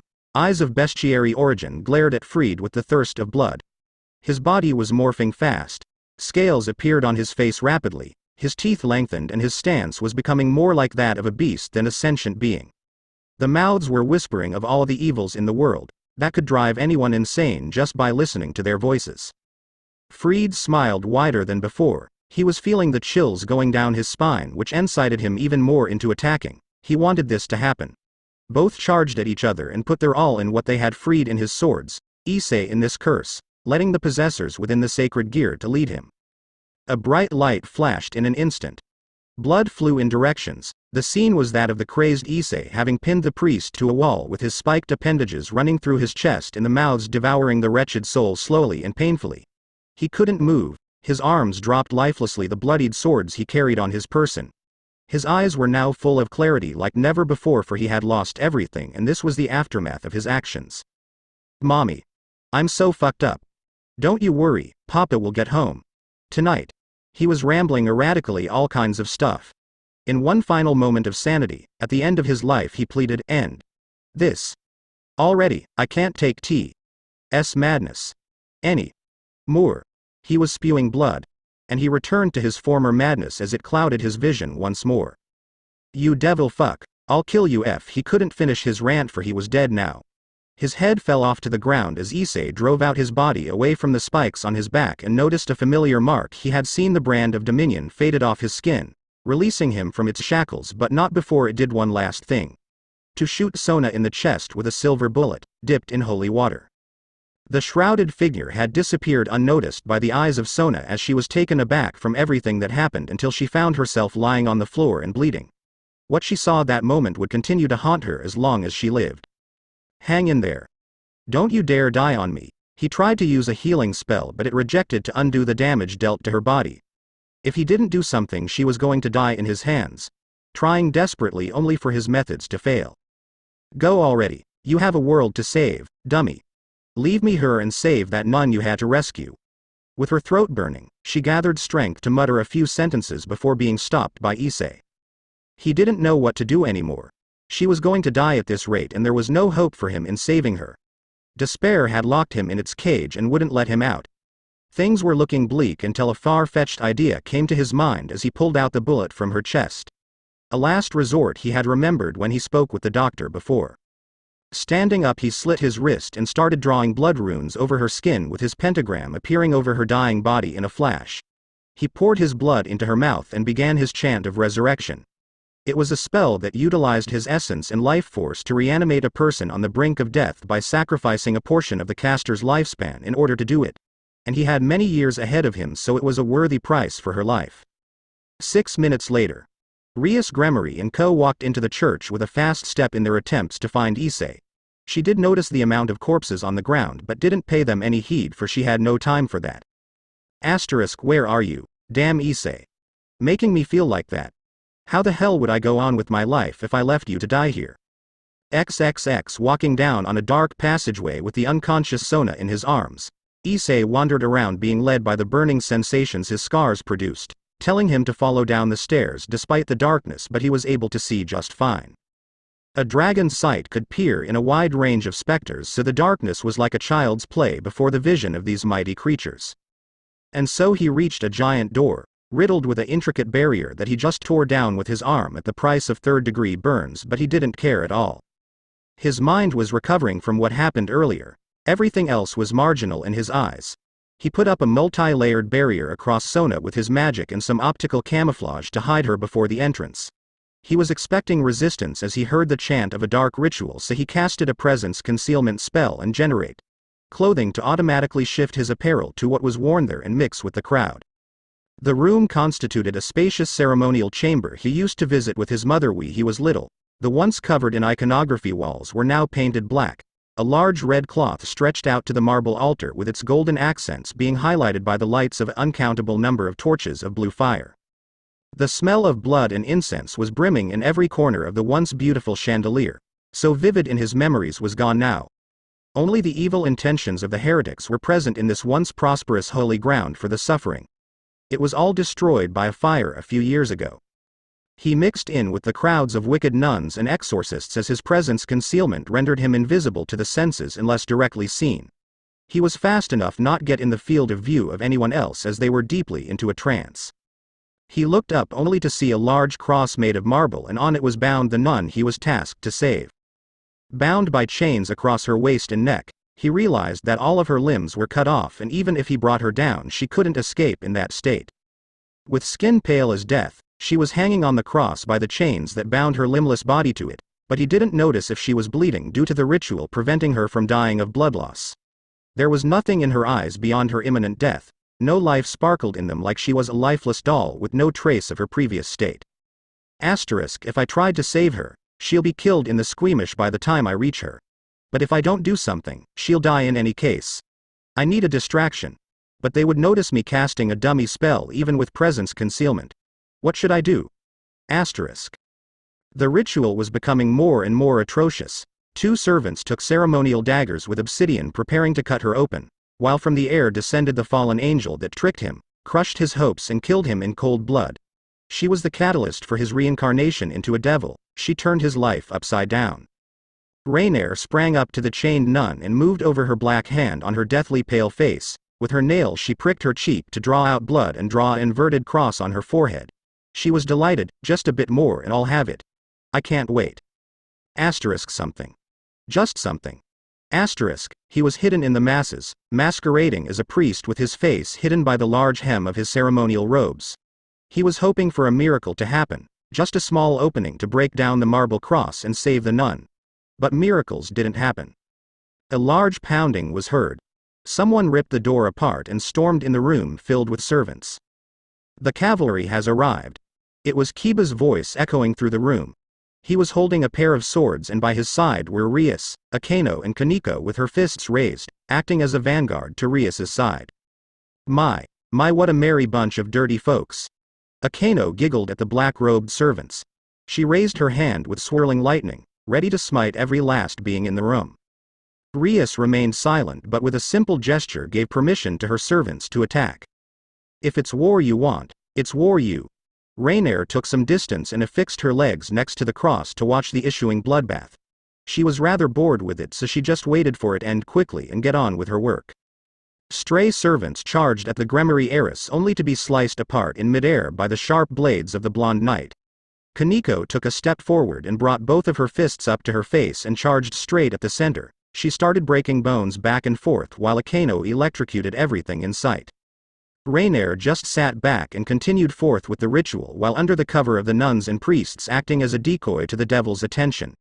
In her sheer confidence she turned her back to the fight and made an opening, leaving her back vulnerable for was fluttering in the air. Something grabbed her by the ankles and threw her off to the torches with blue fire.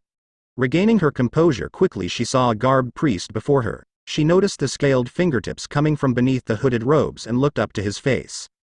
You should have been dead. But never mind, she's on the brink of death anyway, so she won't see the day. She snarled back at him with rage. It was Issei underneath the black robes with his eyes screaming of horror and madness. He removed his hood and jumped at her. He would have severed her head off if she hadn't dodged by a hair's length. Oh my. Now I get to kill you again. Oh the wonder. This time should I lump off your head for the score or should I just burn you alive? You know, I let that priest have his way with her before the final stages of the ritual.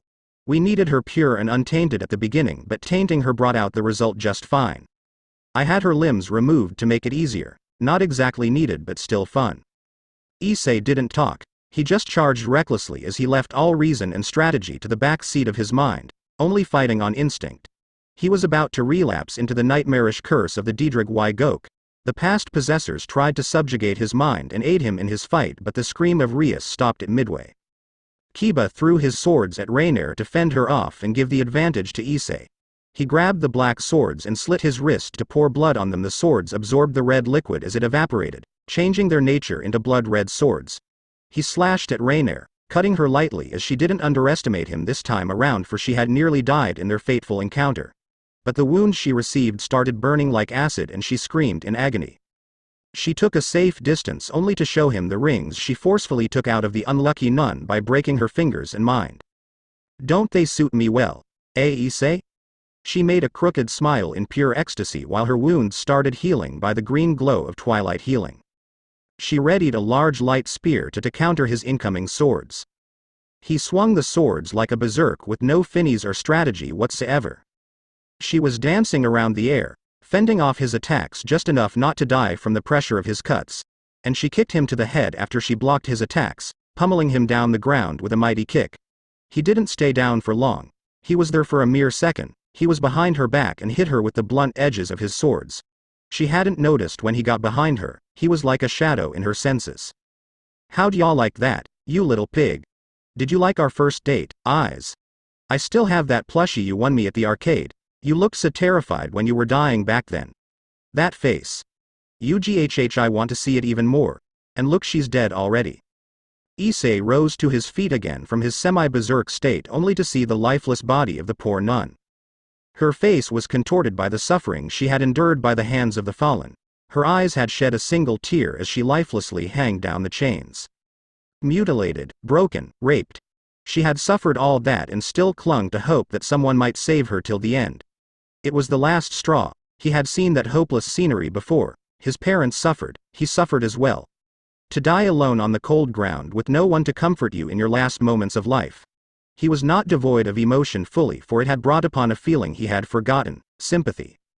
He threw the swords at two goons behind Kiba's back and ripped off the black robes he had used. Rainier stopped in her tracks. She enjoyed his reactions so much that she taunted him even more to push him to his limits. But he was unnaturally calm. He was 1 second in her field of sight. The next he was holding the nun in his arms. She looked around only to see the multitude of corpses stacked on the cold floor as a mountain. Rias and Co. were hurt but relatively safe. Issei turned to Rias and handed her the blonde girl. Akeno prepared a lightning bolt to strike the wicked angel, but Azazel's hand stopped her. She didn't notice when he arrived. Let it go. It was his fight to begin with, so respect a man's wish. Rainier looked at Issei's direction. He wasn't there. No being registered as Issei Hyodo was present. What was in his wake was the murky shadow with no eyes that he was seeing not so long ago. Rainier saw his featureless face sprout a sinister grin of lunacy. Despite it having no eyes, she could see their stone-cold glare within her mind's eye. It was one of the forms that terrorized his mind for so long that it had ingrained itself deep in his consciousness. Ghastly mouths sprouted from his whole body with evil tongues twisting and swirling, seeking the cease of every living. He was coming closer and closer. XXX, he was consciously tormenting Rainier in every corner of the church. She was running erratically, trying to escape the clutches of this faceless monstrosity. But she had nowhere to run. In every direction she saw the wretched shadow incoming, no matter how much she turned. No one could say what happened or how he had done it. He was in every corner of the building, constantly changing his position as he was warping space itself. It had been so instant that Rainier couldn't differentiate between what was real and what illusion, but she had been fully conscious while he was breaking her in his game of hide and delved into the land of fantasy and nightmarish phantasms. As eldritch abominations crawled inside her skin, she started tearing at her flesh with her nails only for more to appear. They were in the room where he fought freed Selzen a while ago. Everything was trashed. All of the stained glass was in smithereens as the shockwave from one of the attacks shattered everything. The moon was finally glistening on the dark blue sky at this hour. The room was engulfed with the bluish moonlight of the night sky, painting a dark picture of two silhouettes standing under the black shroud of the church, tucked in from the shadows of the everlasting darkness of the night. "Did you enjoy this game of tag?" He gave a quizzical look straight to her face with his cold, dead eyes. She finally returned to normal by the treble of his voice. She was petrified as she looked up to see his face. It was normal, mundane, and nothing like he had projected earlier. Her fear and rage took over her whole being as she was wailing and cursing at him with every language she knew. He was standing there calmly and retorted, "You're not worth it. I still remember what you said back then when you killed me. Those words I'd never forget. It's just as you said." He turned his back to her and started walking away without even considering a look at her pitiful face. Rias and everyone were just coming inside the entrance. She had noticed the female fallen on her knees. She was so terrified of Issei to the point of being nothing more than a shell of her former self. She was totally broken in mind and soul. But she had overheard his speech. "Eyes!" Rias shouted at him. He didn't say anything. Rainier, with just enough sanity left in her twisted soul, rose up from her knees and stretched out her hands in hatred and fear with a light spear aimed at his back. He didn't flicker. It was what he was prepared for. His tail ripped through his clothes yet again, and with a singular spin in which he placed all of his strength, he slit her throat just as he finished. "Don't blame me for this. Blame God for having met me." And she fell to the ground with her rolled up eyes, locked in terror forever. Rias ran up to him and threw herself at his neck. He wasn't in the mood for it as his memories of Rainier resurfaced. He removed her hands of his torn clothes and ran towards the nun. He placed her on a flat surface and urged Rias to do what she did for him, resurrect her while the window within the window of 15 minutes before her soul had left this plane, as he couldn't do it himself. His magic worked only for people on the brink of death, and he could only use it once on every 6 months. Rias began the procedure, starting with a suitable piece to use and the preparations, while Issei ran up to where he hid Sona and brought her back to the room. The piece entered through her chest and started sizzling, but nothing more. It was rejecting her, for she had acquired too much holiness for the bishop piece to accept her as its host. They tried again. XXX*, where am I? What is this place*? Were the first thoughts I had as I looked around the space where I appeared to be situated. Trying to calm down myself, I took a deep breath and exhaled heavily as I felt a strange feeling in my legs. It felt unnaturally strange, for the last thing I remember was me going to the church to help around the nuns who took me in after my excommunication by the cardinals due to my mistake in healing a what turned out to be a devil. Despite everything, I didn't resent them for their actions. They did what was best in their minds, for I had sinned in my desire to help someone in need, for it was a devil. I would still miss my papa, the only one I could ever call family, for he was the man that took me and Zenobia from that orphanage and gave us a place we could call home. Even though others disapproved, he never gave us up and always treated us with kindness and compassion. He was a man of virtue, helped the poor and suffering with everything he had. He even sold some of his land to help the orphanage that he took us from. I feel unworthy of such a good man. I had thought since we are all God's children I should help, but it was not right. Why am I even thinking this? I wondered. As I took another glance, everything around me was pitch black with nothing else besides a chilling cold. Am I here to stay forever in this black room? I don't know anymore. So I continued walking despite not knowing where to go, as there was nothing to follow. Maybe I was in hell already for my grave sins. "You're not in hell, my sweet sister." I heard a voice in the darkness. It was that of a gentle child with its high-pitched childish voice echoing through the emptiness. "What is your name, miss? Would you like an apple?" A small blonde girl was sitting beside me as the darkness faded away to reveal a large velvet room with black curtains. I didn't feel scared at all. I could only feel freedom and warmth coming from this girl. She was dressed in a black dress with a pink ribbon tying her hair in a singular braid as she wore black shoes and offered me an apple. "Who are you exactly, miss?" I flubbed in my anxiety. Even if I could feel the radiating warmness of her smile, I still didn't know where I was. I didn't take up her offer. "I'll let you decide what I am. I'm just like you." She took a bite of her apple and sat down on a chair. "Are you religious? Christian, Muslim, Buddhist, or you don't believe in any religion? It's fine as it is, as everyone is free to believe in what they desire. She continued on as she started asking me about myself. It felt like time was slowing down. I'm a nun of the Church of Jesus Christ, our Savior, Asia Argento, and what is this room anyway? The words streaked down from my lips as I couldn't possibly contain my curiosity of this unknown place. Are you sure you're not asking the wrong question, Asia? Don't you feel betrayed by your comrades? They branded you a heretic, scorned you with such contempt and tried to hunt you down. Don't you feel like they don't deserve your love and compassion for what they did to you? I didn't think even for a second, as I had always given one answer. Even so, God teaches us to forgive and love even the ones who hurt us. So, you're going to say that as your excuse? Quite interesting and pure. But you know deep down, you hated them for hurting you, driving you off your home and made you suffer so much in your quest to earn their adoration and love, things you never even knew. Be honest with yourself. She remained calm, and with such pure eyes full of serenity she directed her questions at me. I didn't know exactly what to say. You lack knowledge, the power of wisdom to see the other side of things for what they are. What you need is knowledge. She pointed to the nearest object in my sight, a large picture of a tree. You probably know the story of Genesis, in which Adam ate from the tree of knowledge at the center of Eden. But have you ever asked yourself, what if God placed the tree there for man to taste its wonders only to be punished by him for their insolence? But what about you? Those are probably just tales. Tell me, do you believe in God?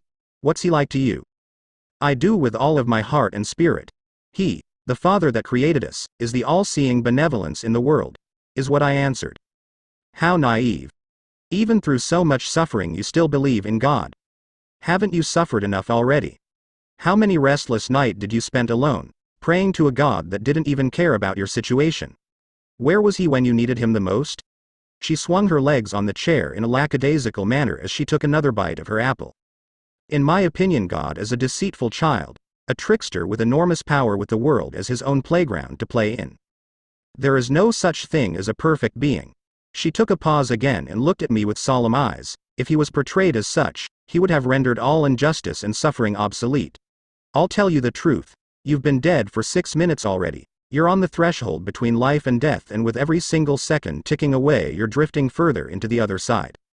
At this moment I had realized the cruel truth. There is no meaning in hoping for a God, who doesn't care for his creation, to place your trust in. After all, you don't even remember.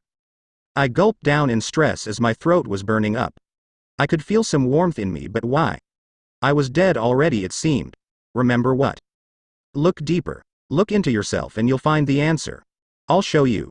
She grabbed my arm and took me on a short journey through my mind. It felt like forever, this seeking of the truth. It was at this moment that I finally understood the truth in its fully ugliness. I was always used, betrayed, and tossed aside as an unwanted nuisance. Nothing more than a tool to cast aside when I wasn't of any use anymore. The hard truth was shoved down my throat.